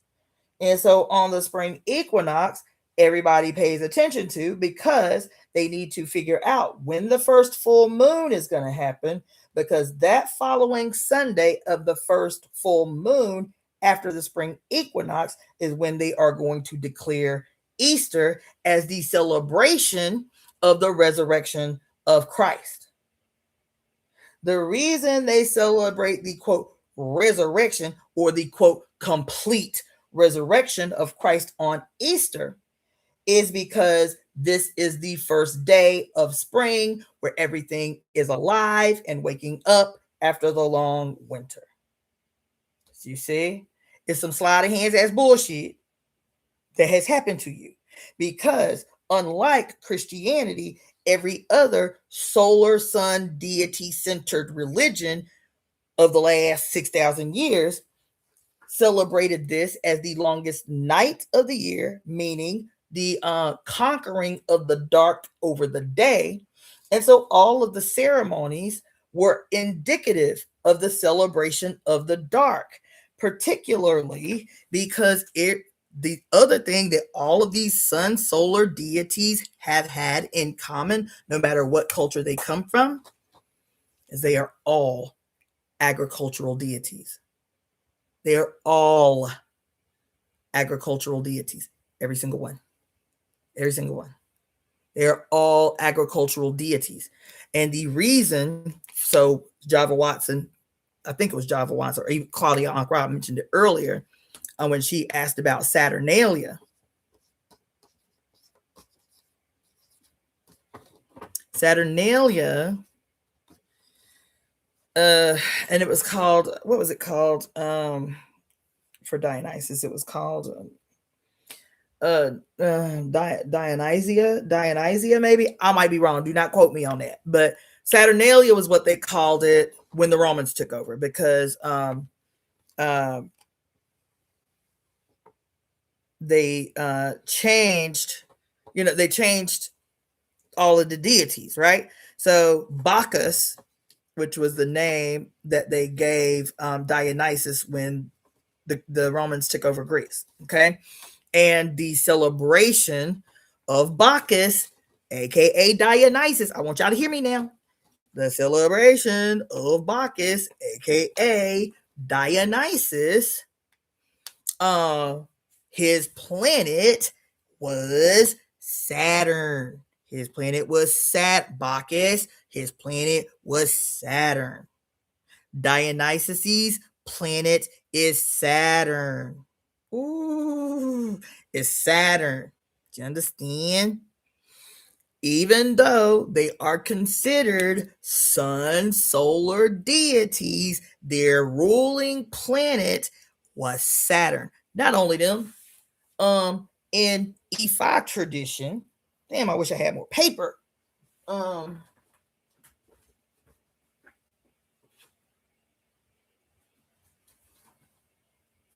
I got more paper. Hold on.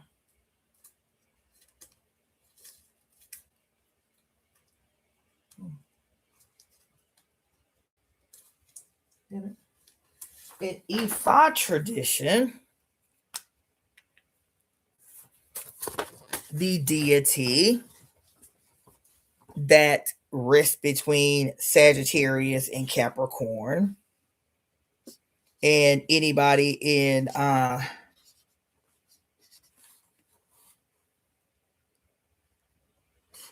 Ifa or any of its, like little tributaries, tomorrow will be celebrating with a tradition, a ritual called awan. Okay, so awan is practiced every year on the winter solstice.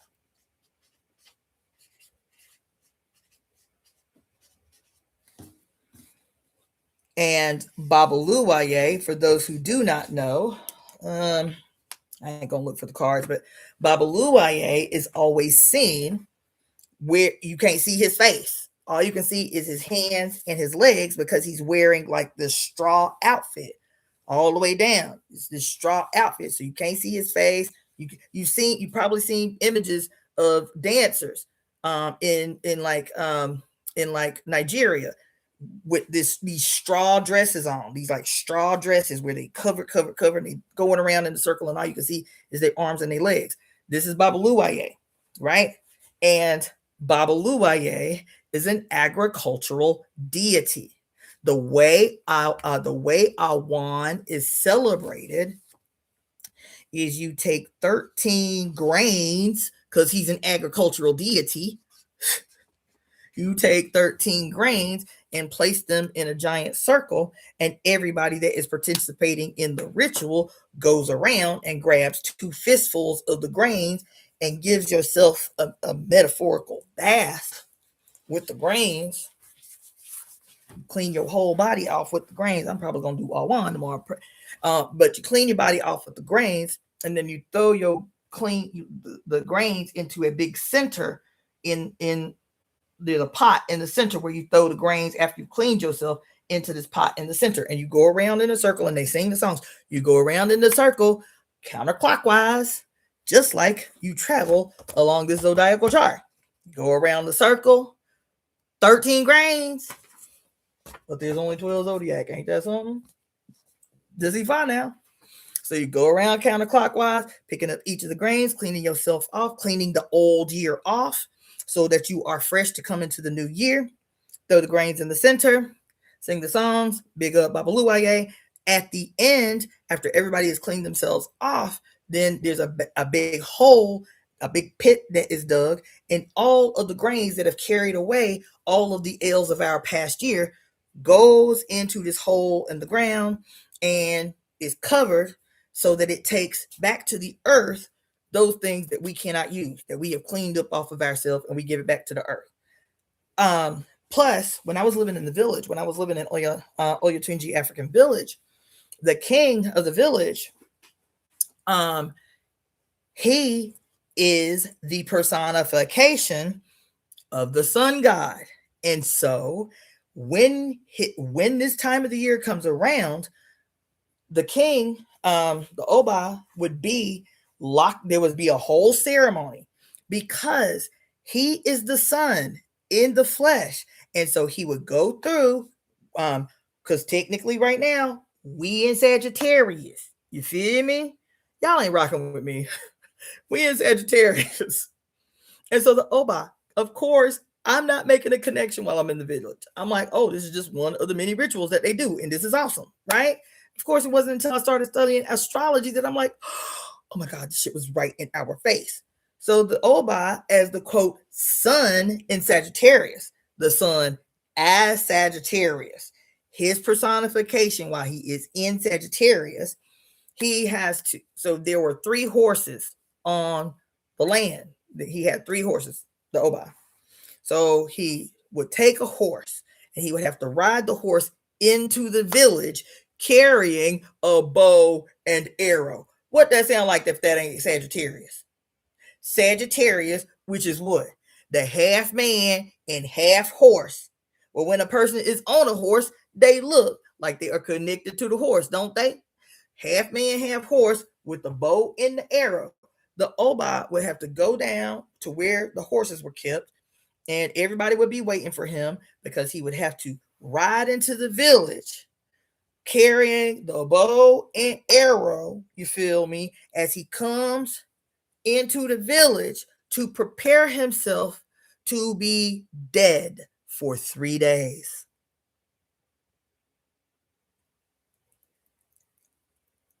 This happened.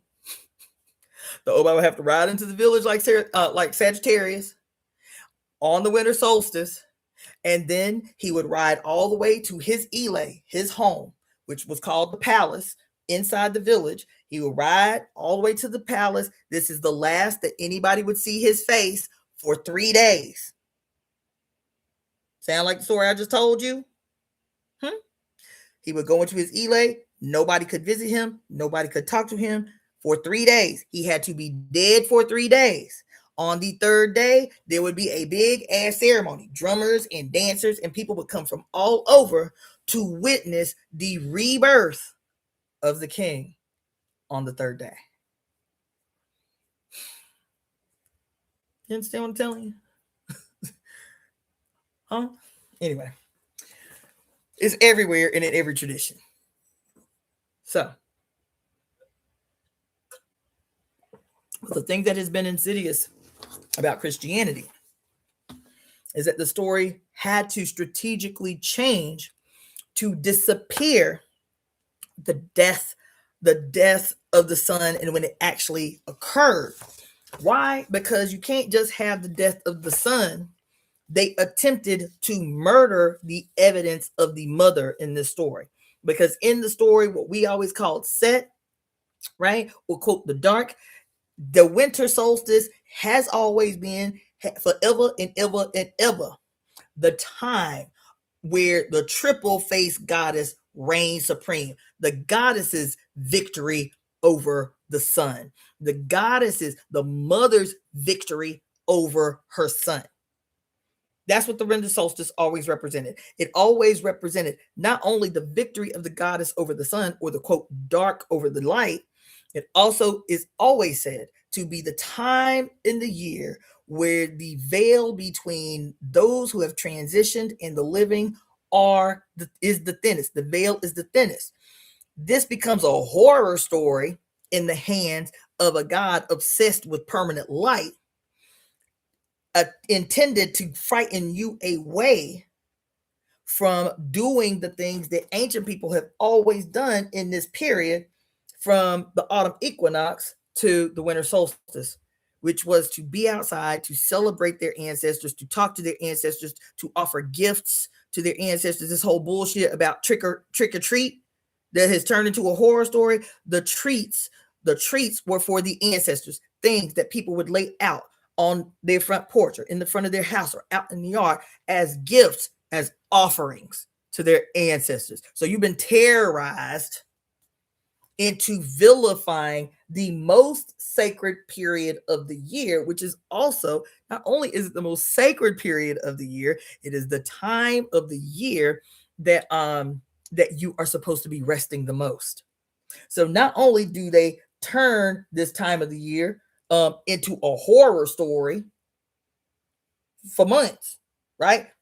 This season literally kicks off with Halloween right around the cut, right? The autumn equinox, and just a couple weeks later is Halloween, right? So all of these stories that are supposed to, this period is supposed to allow you the opportunity to rest. It is supposed to allow you the opportunity to get closer to those who have transitioned. And so this becomes really important because the rest is what allows you to recover, sit with, and recover from your grief through regular ceremony through this period with your ancestors. You're supposed to be resting. You're supposed to be relaxing. You're supposed to be making offerings, right? You're supposed to be talking to, sitting out at night. The decorating of trees was a part of this. This whole period of the year sideswiped. So this becomes the busiest year. We've said it. The last 3 months have been ludicrous. I turned 50 right here. And it has just been like rapid fire shots. Like you've been shot in your brain with a machine gun for 3 fucking months. And you still just running, trying to get everything done. Oh my God, so much to do. I need a second and a third and a fourth job. And in the period of time where you were supposed to be settling, focusing, because you've done all the work to, quote, harvest all the food that you have grown together to ensure that now you have the ability to rest for those 3 months, to get close to your ancestors. As the days get darker, they can hear you better. Huh? You can hear them better. You give a percentage of the harvest to the land. Who was the land? The ancestors, the animals, right? The veil is the thinnest here on the winter solstice. But instead of bigging up the Crone, Saturn, this whole time. Why? Capricorn, Sagittarius, they right here. You are transitioning out of Sagittarius on the winter solstice. This is the day that you now shift into Capricorn season. You feel me? So Capricorn has to become synonymous with all things evil. The devil, Krampus, the goat man. That's why goats always synonymous with evil and the devil and bitches. But Jesus was a Capricorn. According to your Christianity, who say that Jesus was born on December 25th, if Jesus was born on the 25th, then it means Jesus was a Capricorn. That was the other reason they was like, nah, he can be born on the 25th, but we definitely can't have him be born over here. You feel me? So what they were calling his, quote, resurrection was his birth. His resurrection was up here. His resurrection was up here. Feel me? So everybody, and now I just bought a book. I haven't read it yet. Where is it at? I mean, I just bought it like 2 weeks ago. I buy more books than I can keep up with. But the name of the book is astrology book. The name of the astrology book had me messed up a little bit. It was old too. It was like one of them old ones, like 1940 something. It says Jesus was a Virgo. I was like, what? Wait a minute. I got to read this book. I don't understand astrology much, but I got to read this book. The name of the book is Jesus was a Virgo. I said, oh shit. So it's about to take this shit a little bit deeper. But anyway, all of that to say that Capricorn is technically what we would call Christmas season. Christmas season starts on the 21st. But instead of bigging up the goddess, bigging up the dark, bigging up the institutions of old, Jesus has to hijack the whole thing so that you never have the opportunity. So, and it's still there. The decorating of trees, the 12 days of Christmas. People are like, why we sing that song, the 12 days of Christmas, but Christmas ain't 12 days. Why? Was there ever a time that Christmas was 12 days? And people ain't got no answers. Why? Because Saturnalia was 12 days. So what Claudia Ankara mentioned, Saturnalia was the celebration that they celebrated in those days prior to and just after the winter solstice. So it's like, I think it's like this is total is 12 days. Total is 12 days, Saturnalia, right? And Saturnalia, because it's wintertime now. This is technically winter. Winter solstice marks the first day of winter. Okay, so this is winter. It's cold. It's winter, and the way that they celebrated Saturnalia was multifold. One, because it is the dark. It is the dark's victory over the light. So the dark became the opportunity for people to do the things that throughout the year were not to do the things throughout the regular time of the year that were considered taboo, quote, in daylight, taboo in the longer days of the year. So Saturnalia became the time where there were no taboos, right? There were no classes. There were no social classes. Everybody walked around in masks. Sound familiar? Everybody wore masks. And the reason why is because class didn't exist. So people could, so upper class people, wealthy people could have sex with lower class people, right? They could walk around holding hands like they were a couple for these 12 days. Anything went. Everything went. Drugs, public drinking, sex in the open. And another thing that was very fascinating about Saturnalia was considered a leveling of the playing field, if you will. And what I mean by that is Saturnalia, one of the aspects of Saturnalia was that if there were any debts that you owed from the previous year, during Saturnalia, all of your debts were forgiven before going into the new year. All your debts were forgiven before going into the new year. That was law. Yeah. So Saturnalia was why? It's interesting. It's interesting because of all these connections. Saturnalia was celebrated by what we would call debauchery today in the modern age, what we would call debauchery. As a matter of fact, you've seen all these quote movies about like secret societies and like the Illuminati and all of that bullshit, like Eyes Wide Shut with Tom Cruise, where they go to this party and everybody's wearing masks and everybody has either black or red robes on, right? And everybody's having sex. Like people have their mask on and they have their capes on, but they're like off in the corner having sex, or they're on top of the table having sex, or they're all in the room, like in the auditorium, watching people have sex on the stage or whatever, right? Those colors are the colors of Saturn, the red and the black. The capes are the ones that we attribute with who? The Grim Reaper. The Grim Reaper who comes to collect you when your time on Earth is up, right?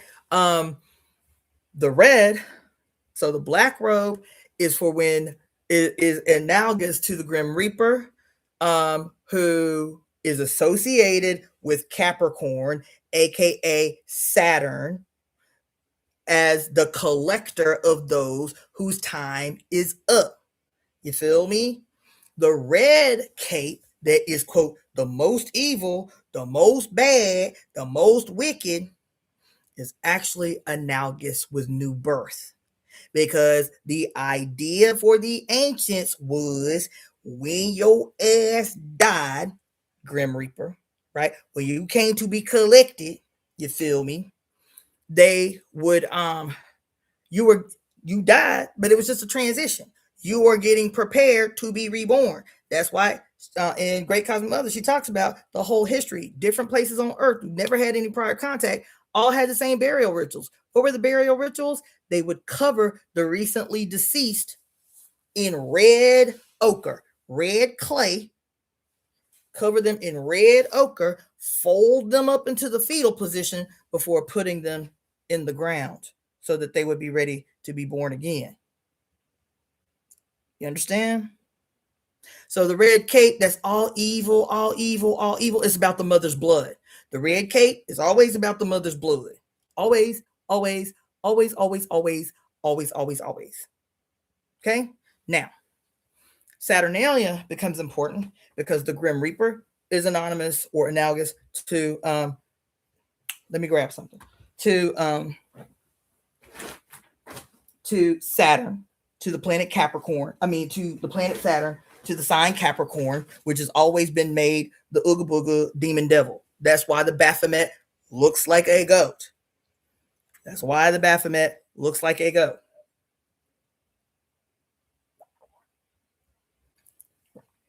Hold on. Where did I put that? I got it. Hold on.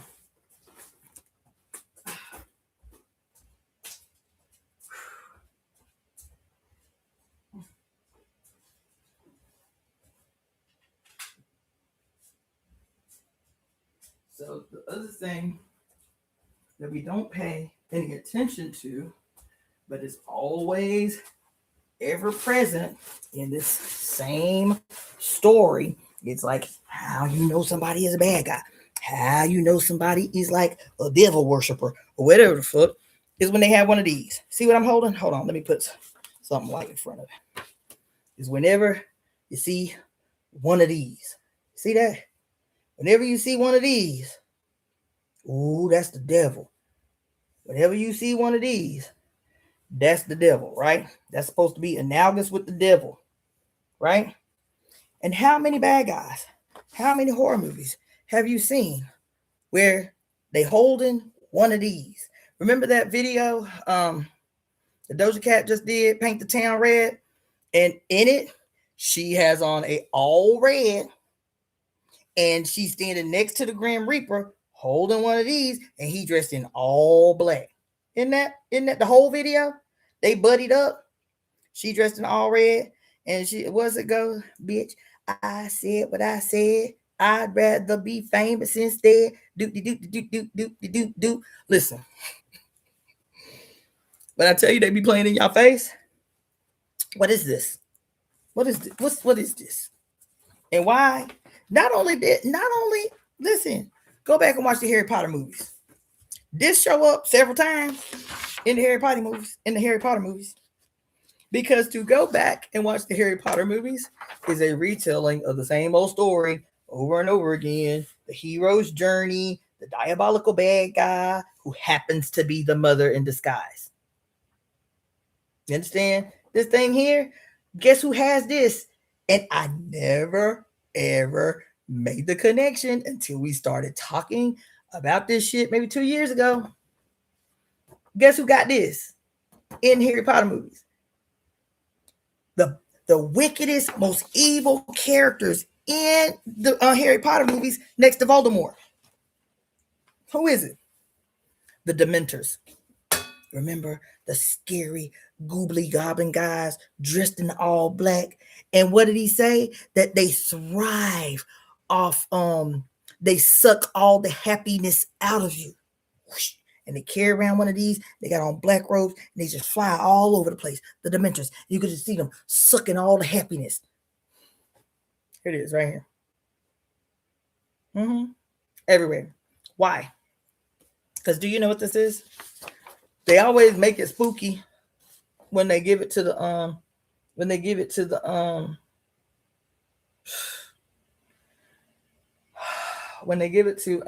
the Grim Reaper. But this is a Reaper. This is a sieve.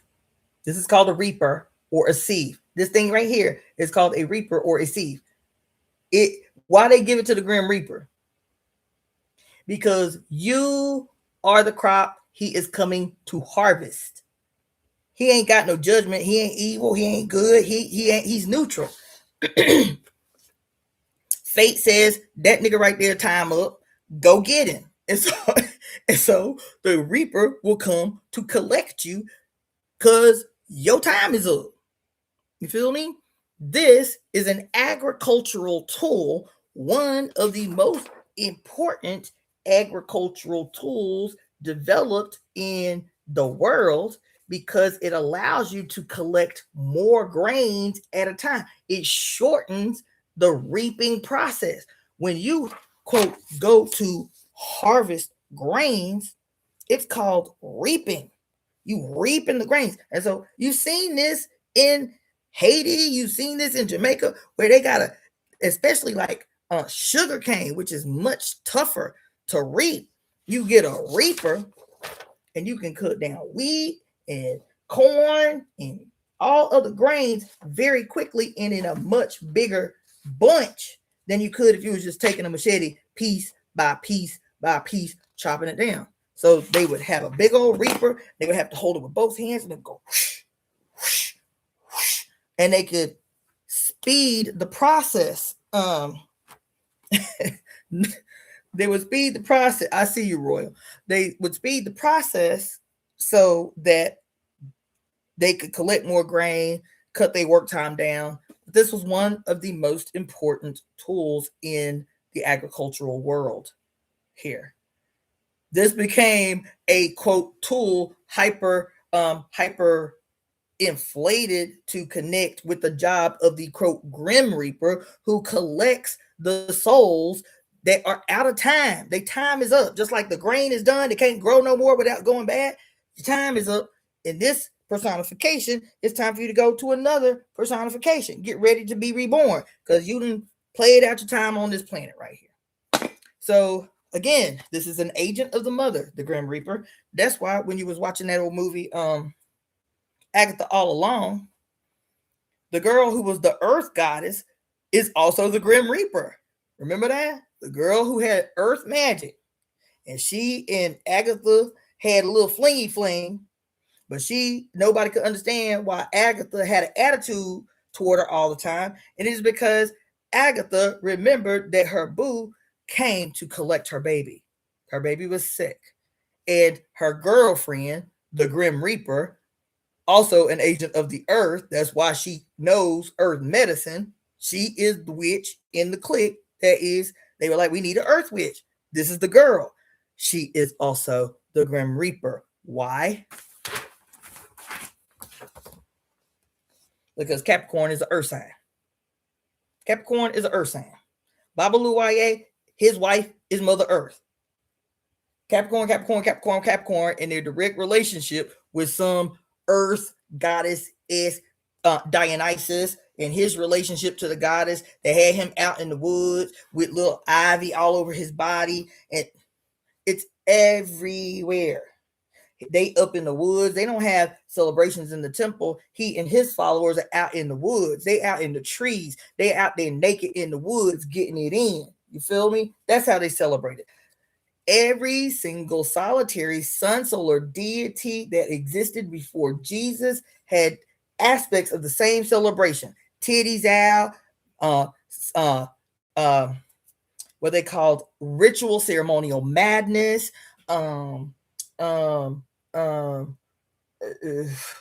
like debauchery, music, sex, psychedelics, ceremony. Goddess comes into the females heal the community through ceremonial madness. Every story before Jesus.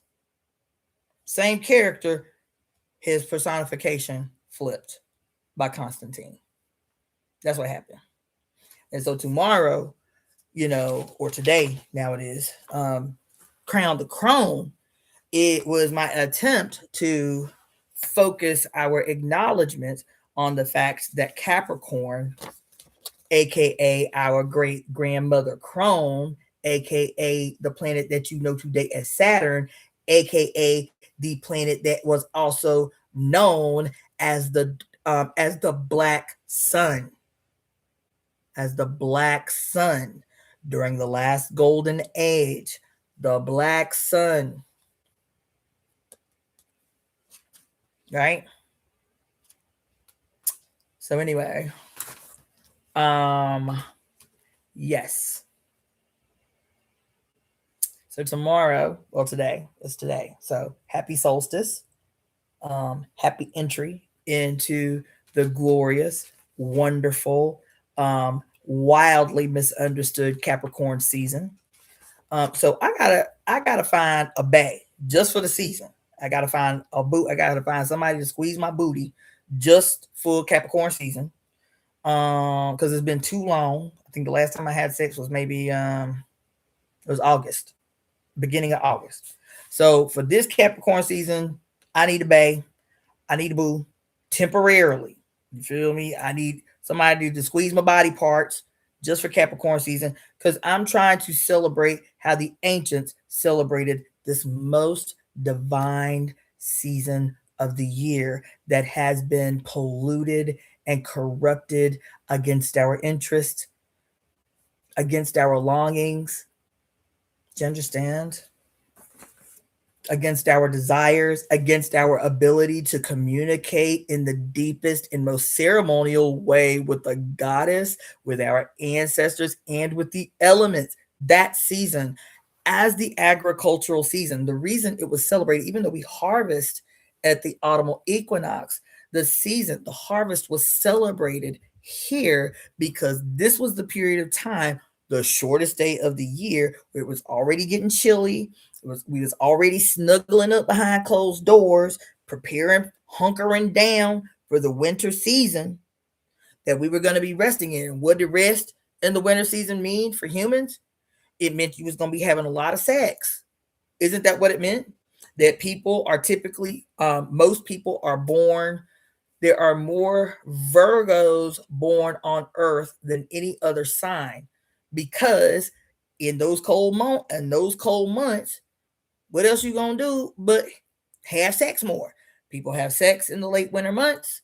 9 months later, September-ish, late August, September-ish, people gonna have some babies.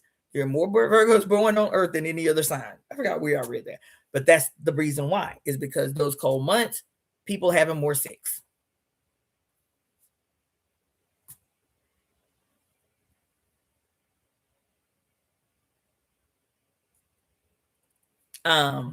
People having more sex. You feel me? And so that's what I know everybody, and I had a breakthrough yesterday. It's probably a workshop I'm gonna teach one of these days. I had a breakthrough while I was on the phone with the client yesterday about, I'll save it for another day. But even if, because what I might do just for this month, and this ain't nothing, I'm just telling you off the dome. I was literally thinking about this yesterday. I was like, I haven't done it since before COVID. I was only on it for like a year, and I know that they've lost a lot of popularity, but I'm thinking, yep, it's about time for me to get back on the dating apps just for the month, maybe just for the winter season, but definitely for Capricorn season, especially since I'm a Capricorn moon. Me and my Capricorn moon have been struggling a little bit for the last few years, and I feel like a healthily expressive sex life is the reason she got an attitude with me, because I've never felt like this, like in my head. I've never felt like I felt for the last 3 months. And then it occurred to me that since we came out of COVID, which was when my last like regular lover and I stopped engaging with one another, that for me to be who I am sexually, since that last quote steady that I had, because we were, we had a sexual relationship, a healthy and really wonderful, honestly, sexual relationship for about 3 years. And since that happened, like since it ended, nothing has been right. I'll be honest. I know y'all gonna laugh and think I'm tripping, but to come to California, and it's not just me. So now that I've heard women other places say the same thing. Like I heard this comedian maybe 2 months ago, and she was doing stand-up. She's in New York. Her opening statement, it was like Mother meant for me to hear this shit.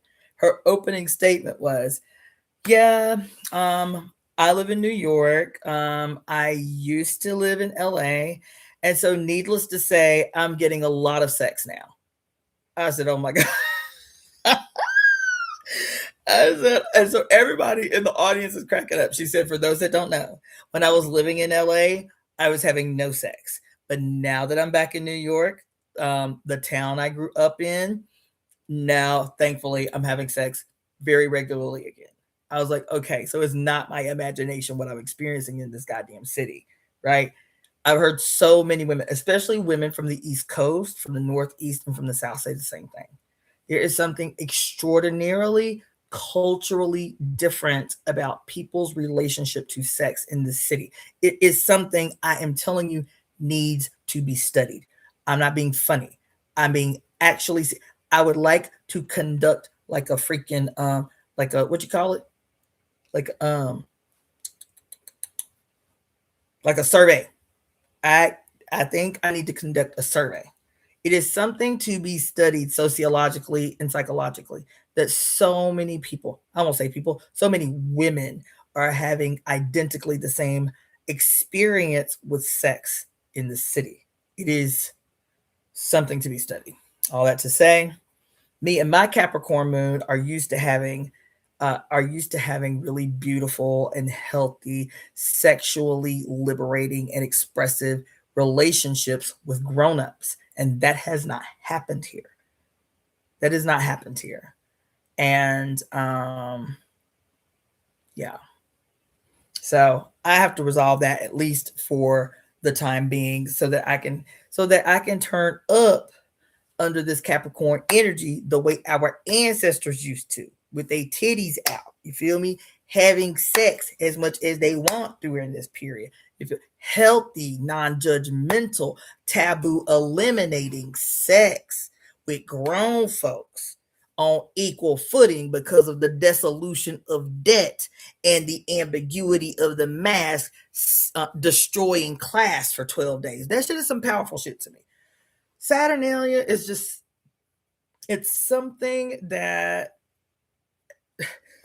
excuse me, ever since I started reading about it, studying about it, I'm like, and so it becomes debaucherous because of the hostile Christian takeover of this very important and significant season in human history. Imagine a period of time, Saturnalia, when people could count on, they looked forward to, everybody was joyous about the fact that all taboos were eradicated for this 12-day period of time. Do what you want. Do who you want. As long as you are not hurting others, get it in. Wear a mask if you need to, so there is no judgment after the 12 days are over. Not only that, not only the quote debauchery, the joy-filled, expressive, celebratory ceremony fully embodied in this relationship with the ancestral realm for 12 days, that at the end of it all, you went into the new year with complete relief because all debts of your past year had been dissolved. Now we do exactly the opposite. Now we do exactly the opposite. You work to make sure that your kids can have everything they want for Christmas. And so you enter the new year with all new debt. When I say they play in your face, I mean they leave no stone unturned. Just a hot second ago, you would enter the new year with a clean slate. No law required that all debt holders forgive all debts at the end of the year. Here you are at the end of this year after having spent a year being robbed blind by literal gunpoint in a terror campaign by mass motherfuckers for the last year. And you still fighting like hell for what you gonna get for your babies for Christmas. Fighting like hell for what you gonna get for your babies for Christmas. Not only that, I got something else to say. God damn it, I don't want to be on here this long. But let me just say, I was watching some old videos, and this is relevant. I was watching some old videos today when I was trying to dump all these videos. When I was teaching the 7-week workshop on America's First Pluto Returns and how it was kicked off a year prior with the planet Pluto and the planet Saturn entering into Saturn's home sign for the first time in 518 years. This was on January 12th of 2020, literal 6 weeks before shutdown, before lockdown, before COVID lockdown, right? And I was saying that the only thing that alerted me, that could have alerted me to the seriousness and what the possibilities of what was about to come dealing with this event, Saturn and Pluto and Saturn's home sign of Capricorn on January 12, 2020, was because I was not talking about Saturn and Pluto. I was talking about Oya and Oya and and Babaluaye and Oya and Babaluaye in Babaluaye's sign, right? Which is Capricorn. And not 6 weeks later, we were walking around as the personification of Oya in Capricorn. We were literally walking around for a year and a half with masks on our face. Like Oya, she who owns the mask. And it didn't occur to me until last week. I was like, and so we were all walking around primarily in what? White masks. Remember that? Remember the first few weeks of lockdown, the first 3 months of lockdown? We were all walking around in those like surgical masks. Remember that? White mask. I said, just last week, I said, oh my fucking God. I said, I got to get back into like a deeper study and analysis of Pluto where she is now, because In June, what happened? Anybody? In June, what happened? Anybody? In June?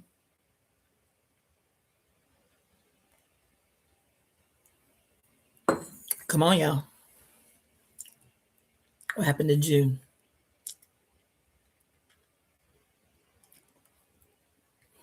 In preparation for his birthday, Trump waged an aggression. The first city on his aggression was Los Angeles during Pride Week, where what happened?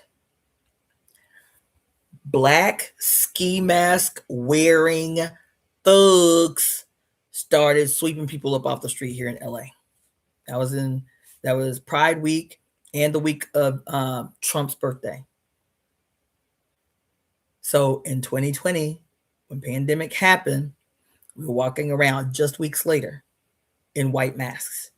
Today, this year, Trump takes office. His birthday is coming. This is the 250th anniversary of the founding of the Army.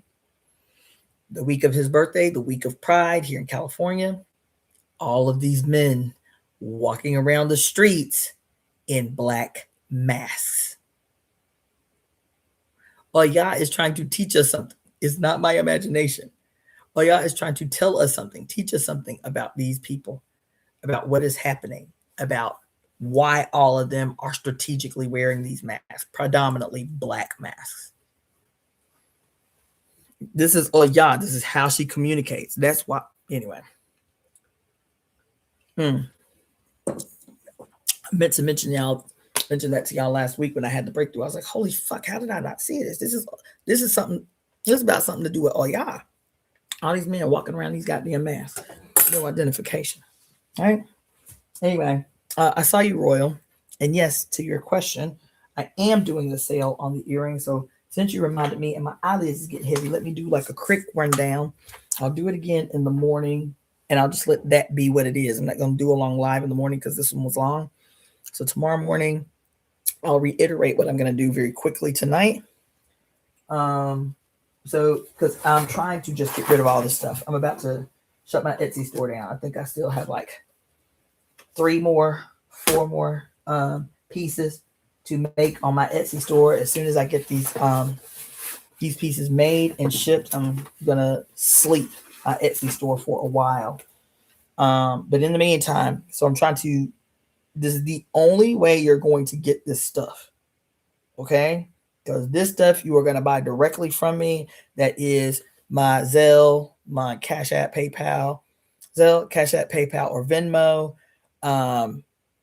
That's the way you're going to get this stuff that I'm putting up here because I just want to get rid of everything. I want to liquidate everything that I have, get it out of here, and then after I get all this stuff out of here and get the stuff shipped on Monday, I'm going to sleep the Etsy store at least until the end of the political campaign that I'm launching here in California. I'm not gonna spread myself thin while trying to run a campaign. I'm not gonna do it. So let's see here. Something got stuck up in here. It's weird. My eyeballs. So y'all can still feel. Y'all can still, I should have did housekeeping at the beginning. So if you want to support, there are a myriad of ways that you can support. You can send super thanks and super chats in the comment section of the live that you're watching on my YouTube channel.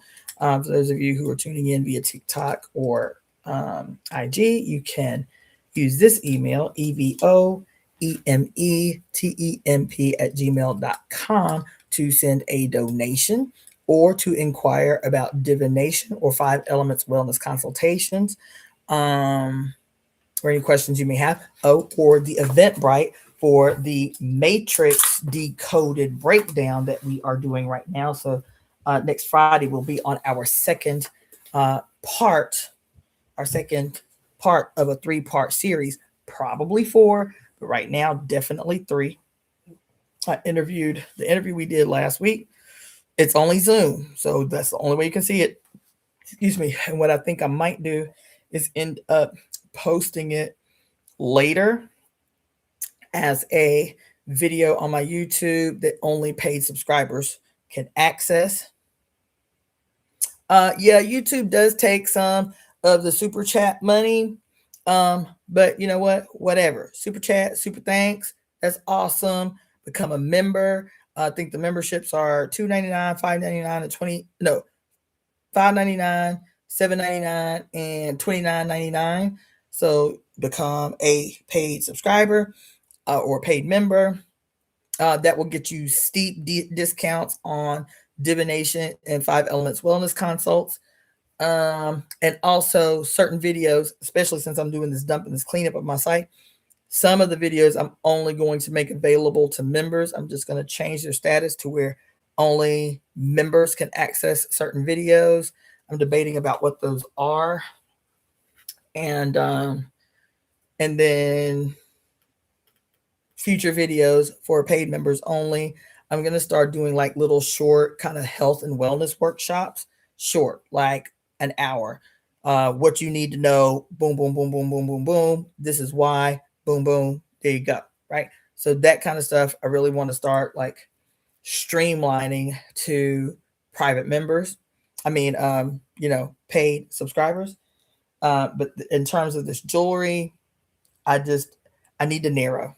I just need to narrow. I'm spread so thin. I'm doing so freaking much. I was up at 7 this morning and I have literally been sitting in this chair, getting up every now and again to use the bathroom, get myself something to eat, stretch my leg and shit. But I've literally been sitting in this chair since 7. I haven't even walked out fucking side today. So this is all, I'm always busy and I'm never getting ahead. Like the busyness, I know it's purposeful and it's necessary and it's got to happen. But right now, it is not producing what I need it to produce. You feel me? So I want to just narrow, just streamline and narrow what I'm doing so I'm not constantly feeling like I'm multitasking myself into oblivion. All right, that being said, so EvoEmeTemp at gmail.com. The stuff that I'm about to show you, that is the way you can send a Zelle or a PayPal. The temple's email address, EvoEmeTemp at gmail.com. Zelle or PayPal. Venmo is Cassandra, Cassandra dash Floyd, Floyd, or Cashapp, Daughter of the Fates, just like my YouTube channel. Daughter of the Fates, one word, Fates. Everybody wants to put fates, Fates, Fates. That's Cashapp. Okay, those are the ways that you can pay for the jewelry here. You will not be able to order this jewelry through my Etsy store. Okay, you'll be able to order the stuff directly through me, and I'll tell you what the prices are. So all of the earrings, I don't care what the earrings are, all the earrings are $10. Buy 2 for $15 or 3 for $20. So if you get 3, that's a $10 discount. 1 for 10, 2 for 15, 3 for 20. That's all the earrings. So I'm going to show you the earrings that I have made. This is all the stuff that I have. Well, most of the stuff that I have made. I have a whole nother bag, but I'll deal with that later. This is all the stuff that I have made. 1 for 10, 2 for 15, 3 for 20. That's the earrings. The goddess necklaces, which usually sell for $54, those are $25.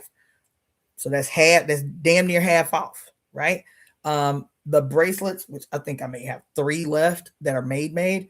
The bracelets that are $65, y'all know that. The bracelets, no, actually I have more than that. Where's that other box? Because I got some Black Power bracelets too. Let me find that. Is it in the car? I think it's still in the car. Yeah, that one I'm gonna have to show y'all tomorrow because I think that one's still in the car. But I've got like 6 or 7 Black Power bracelets. I think I have a couple in here. The bracelets are $20. They're usually $65. The bracelets are $20. This is just the stuff that I have made. I already have a sale running on my Etsy store of 25% off everything on the Etsy store. The stuff that I'm showing you is the stuff I'm trying to liquidate and get the hell up out of here so I can be done with it, so I can transition out of the jewelry making process for a while, at least till June. Okay. All right. So let's start with these. So a lot of these you have seen because they're pretty recent makes. So I'll show you all of the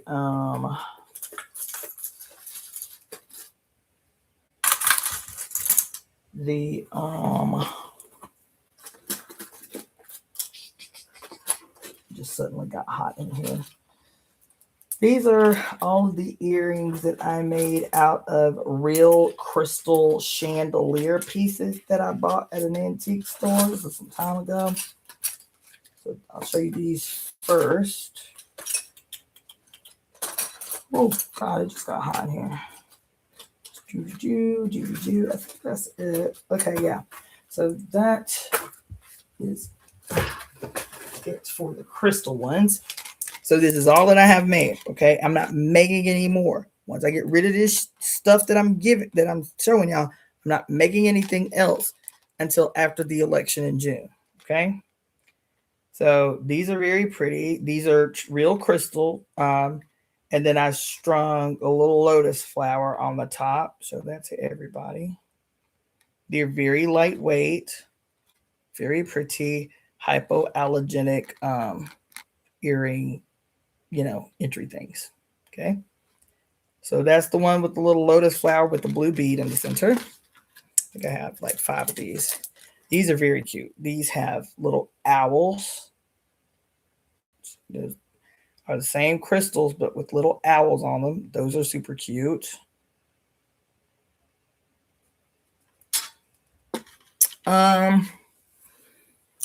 No, I ain't doing all that. I see you, Royal. I ain't doing all that, child. I ain't trying. I told y'all I'm trying to create less work for myself, child, not more.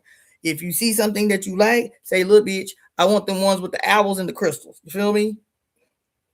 First come, first serve. You see some shit you like, put it in the comment section. I will make a note in your name, and then you can email me at EvoEmeTemp so you can give me your mailing address so that I can put all of this stuff in the mail on Monday. Okay. Oh, and then I'm gonna charge everybody $5 shipping and handling. I'm not gonna pay for the shipping. Okay, it's more than that, but I'll do it for $5. These are really dope.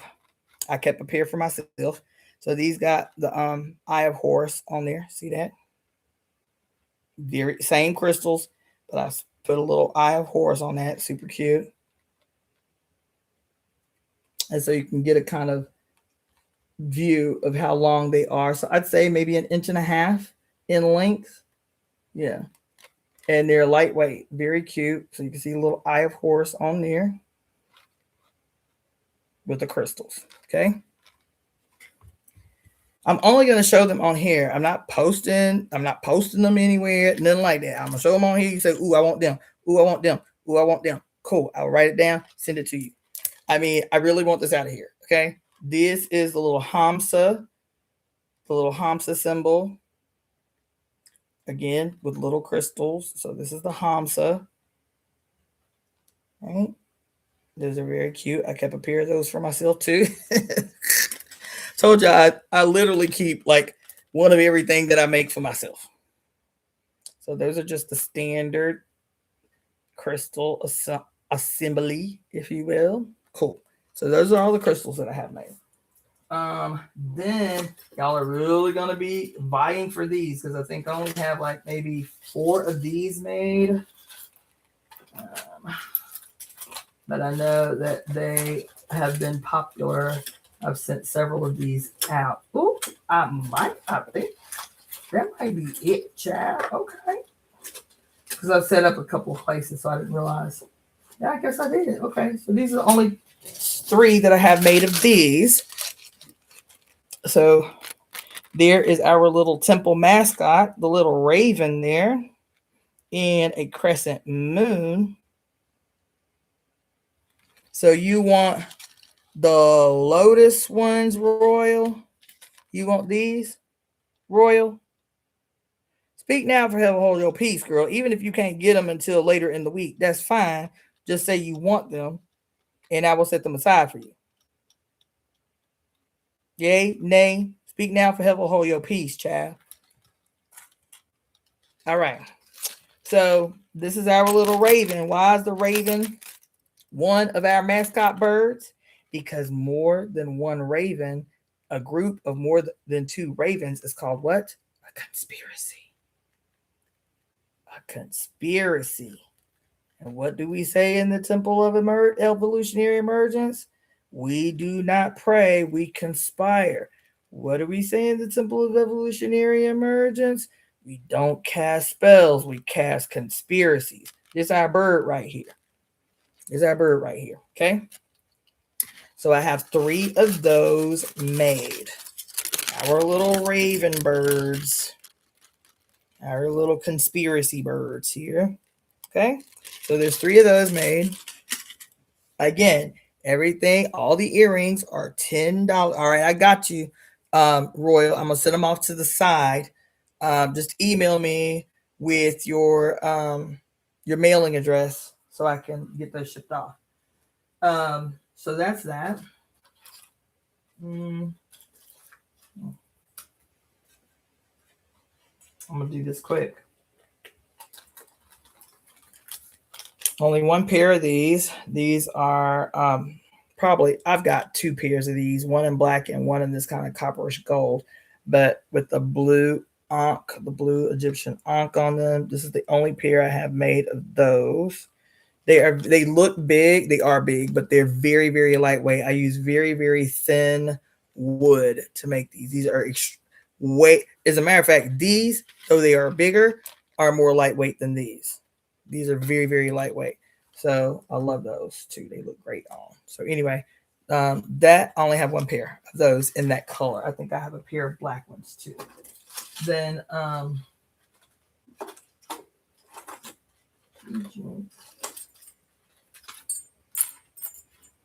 got different chakra. I think 3 of these. Yeah, I think it's just, or maybe 4. Yeah. Nope, it's 3. Okay, so I've got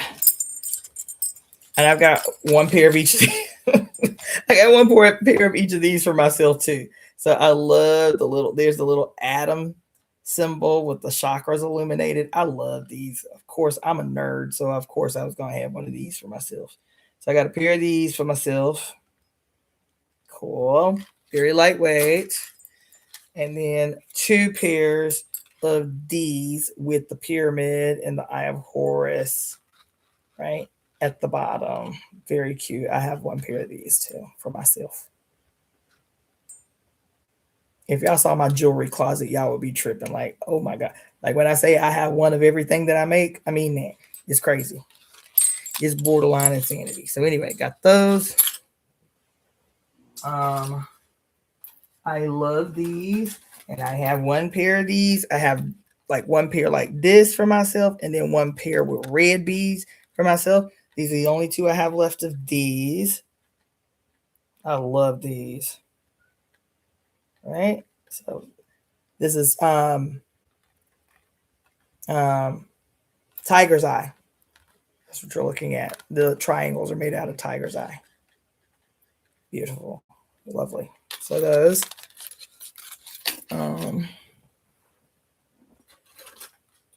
These, I think I only have 2 pairs of maybe 3. If it's only 2. We'll use the fire too. These are dope. Of course, I have a pair of these for myself. These are the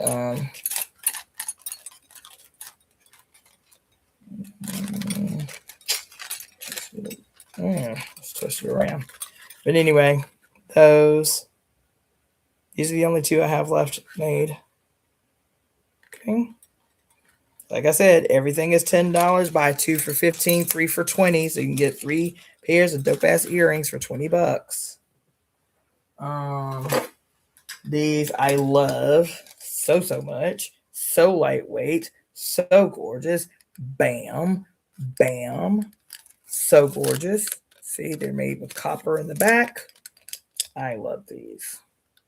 For those of you who are obsessed with Yeye Oshun, these would be a wonderful addition to your life. Ooh, they are so cute. Love those. Mm-hmm. Then I have a ton of these pearls. These mother of pearl, kind of Native American style, but with an addition. Native American style mother of pearl earrings. So some have little goddesses on the end, some have little pentagrams on the end. I have a bunch of these made. I don't know, like maybe 10, 15 of these made. Oh, damn. Shit, sorry about that. Yeah, I have a ton of those. Some of them have topaz spacer beads. Some of them have like kind of turquoise spacer beads. These are the longer chandelier earrings. They are a little heavier, but they're not terrible, and very cute, very classy, very dainty. I love these two. Right, so there's those. I love these. Real crystal. These are the shorter versions again. Chink, chink. There we go. These I like a lot. I haven't gotten the feedback I expected to get on these, but these were themed. So maybe the theme is just run out. These I made in response to the period when Kendrick Lamar did They Not Like Us. And in the video, he's got the dancers in all white with like the blue and the red bandanas on. You feel me? So I made alternating blue and red bandana earrings, inspired by that period where everybody was hype about They Not Like Us. These are very lightweight too. I always use, even if I'm using wood, I'm always using very, very lightweight pieces. So even though they're big, like dangly earring, your earlobes ain't gonna be all dropping to the floor. I love these. And this is real bandana. I just cut the bandanas down and then topped them. So these are fire. Anyway, again, everything is $10. Buy 2 for $15, get 3 for $20. So I have a ton, I said, of the mother of pearl with the different danglies. So some danglies got like owls, pentagrams, some got some serpents, little goddesses, Celtic forever knots. So there's a bunch of the mother of pearl natives. Oh, god damn it. Native style earrings. I have 2 more of these. These are glass. These are made of glass. 2 more. Oh, it looks like 3 more. 3 more of these. So these beautiful peacock feather earrings made out of glass. These are gorgeous. Of course, I have a pair of these. They are glass. They are a little heavy. So you need to be forewarned. I can wear them and I have sensitive ears, but they are a little heavier than I'm used to. But they're so pretty. Yeah, so I have 3 pairs of those. Again, $10 for a single pair, 2 for $15, 3 for $20. There you go. And then these are like a lot of the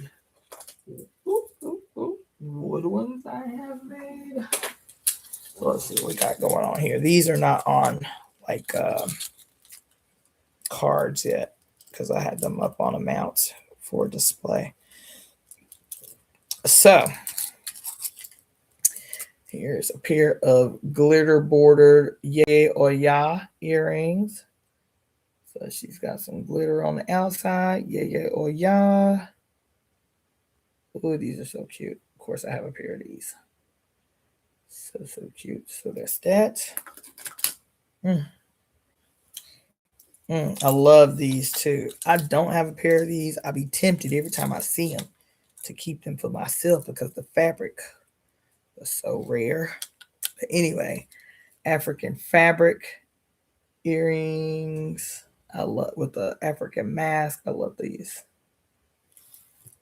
Ooh, those fire. I don't have a pair of these. This is the only pair I have of these, so I might gank these, truth be told. But anyway, those. Ooh, man. Shit. Sorry. Hey, sis. These are pretty gorgeous, too.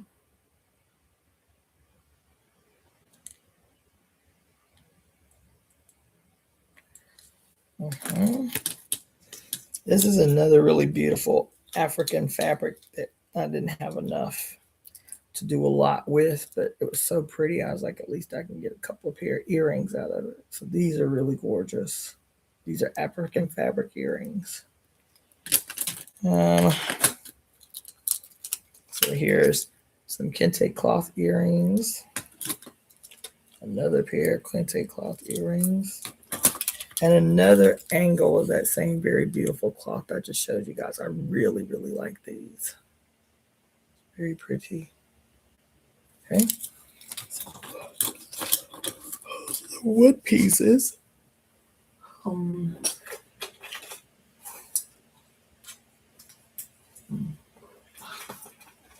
There's some more wood pieces. These are hot too. God dog it.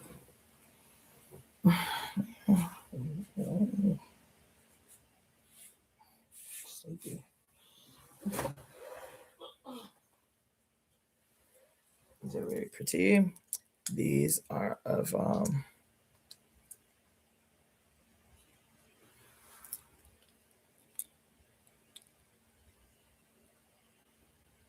MamiWata. This is another version of MamiWata. This is a Haitian voodoo version of MamiWata. I love these. I have a pair of these too. Okay. Damn. These are gorgeous. These are Oya on copper. These are very pretty. Okay.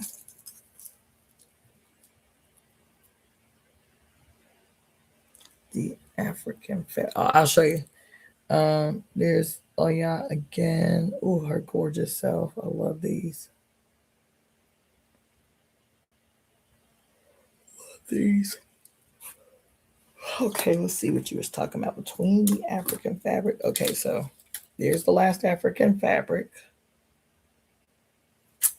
And then it was kente cloth. Oops, man, I'm just...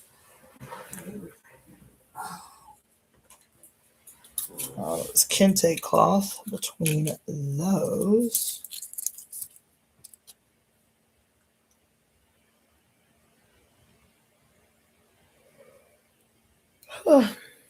It's kente cloth. And then it was African fabric again. And then it was these peacock rings. That was it. So pretty.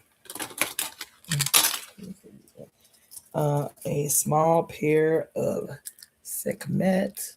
Love those. Sekhmet. There. Oh.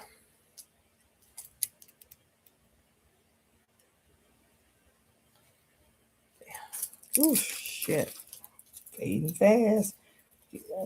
This is the other pair of blue onks, but they are on black.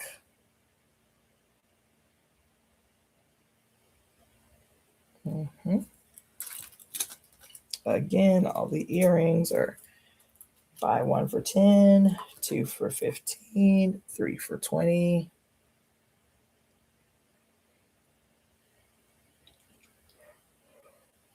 Oh. I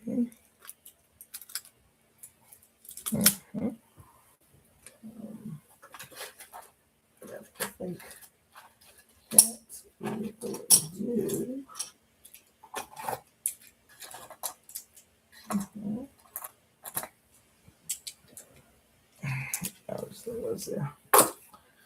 Okay, so that is that. Let me put these up, and then I got just a couple more things to show you, and then I'm getting the hell up out of here. Whoop, whoop, whoop, whoop, whoop.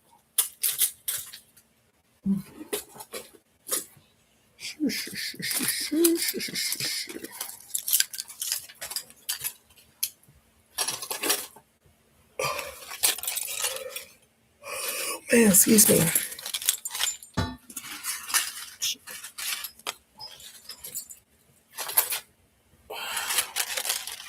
Reminder of the Ravens. Those are hot.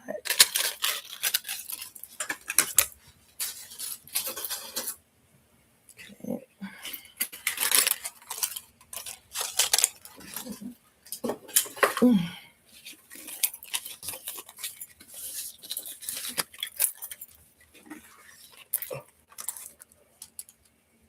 Oh shit. Okay.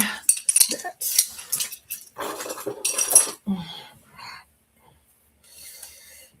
oh. Look there.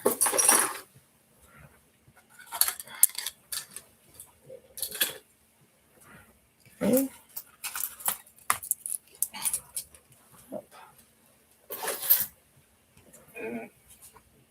And then I have, I think maybe, I don't know, this is maybe about 10, 9 goddesses left. So I'll just show you all those really quick. So it's deer bone goddesses that are wrapped.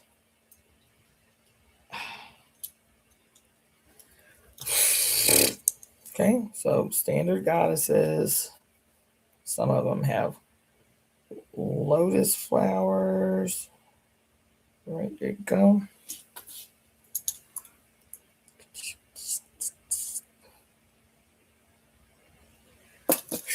Oh, this. I'm just going to show them all because I'm tired. So you got some like white-bodied goddesses, some brown-bodied, black-bodied, red, and purple-bodied goddesses. So you can just stake your declaration, and she will be shipped off to you. And I don't know. Am I tripping? Nope. Okay. So that's that. Goddesses shown. Okay. I think that's all I'm going to show y'all tonight. I'm tired. All right. Email me for those of you who are interested in anything that I just showed. In the meantime, I have another box that I'll show you guys tomorrow. That's pretty much the main pieces. Consider supporting the GoFundMe. It seems like my timing is impeccable because I only got 15 seconds on the TikTok before it, or is that IG, whatever it is, before it goes out. So hit me up, email EvoEmeTemp@gmail.com. Daughter of the Fates, also known as Cassandra-Floyd, and I will see you guys in the morning. All right, peace. Ooh. Yeah, done.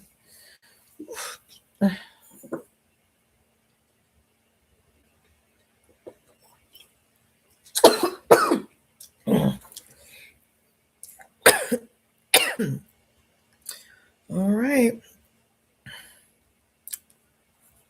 Seeing. Of course, this thing don't want to freaking work. Let's see. Earth Beauty. Let's see. What were the ones? Okay, I showed that between the African fabric.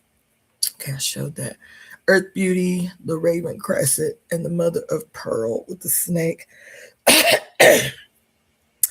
And the Isis earrings and the small goddess necklace. All right, I got you. So email me. I'll pull those out for you tonight. Do you prefer a color? Do you prefer a color for the goddess? Earth Beauty. Do you prefer the red one, the red-esque one?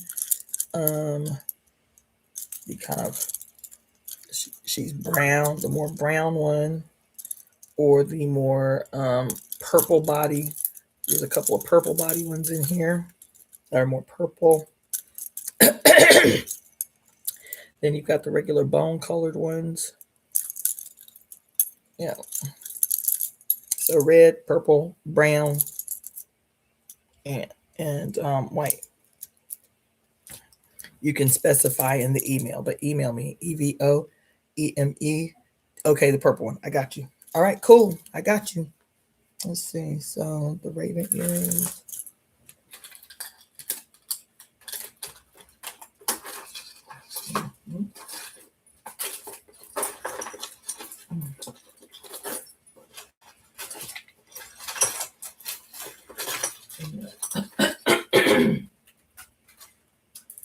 Curls with the snakes.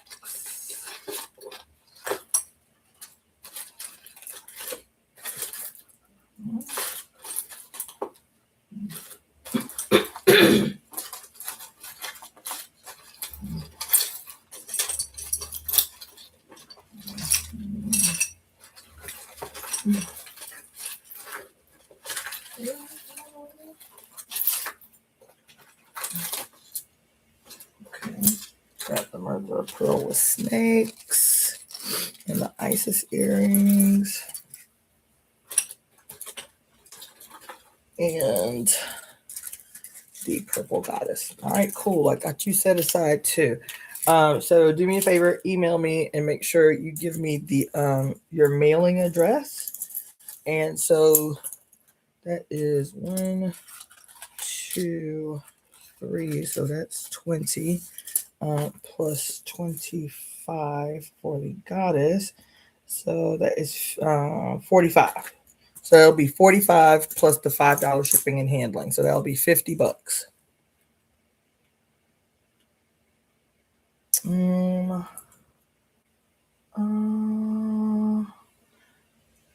I'll have to check. I don't know if I have any earrings made. I'll check though. Royal, I see you. So it'll be $50. Earth Beauty. Just send me an email, and you can. I can either email you if you don't remember the ways to pay, and we can square it up then, and I'll put this in the mail in the morning. Sunday morning. I mean Monday morning. Okay. All right. Now I'm gonna close all this out, and I got you. Okay, anybody else see anything that they want, just go ahead and specify in an email, EvoEmeTemp All right, peace. Let's see.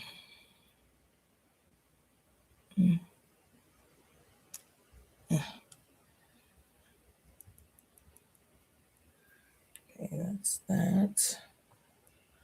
And that is done.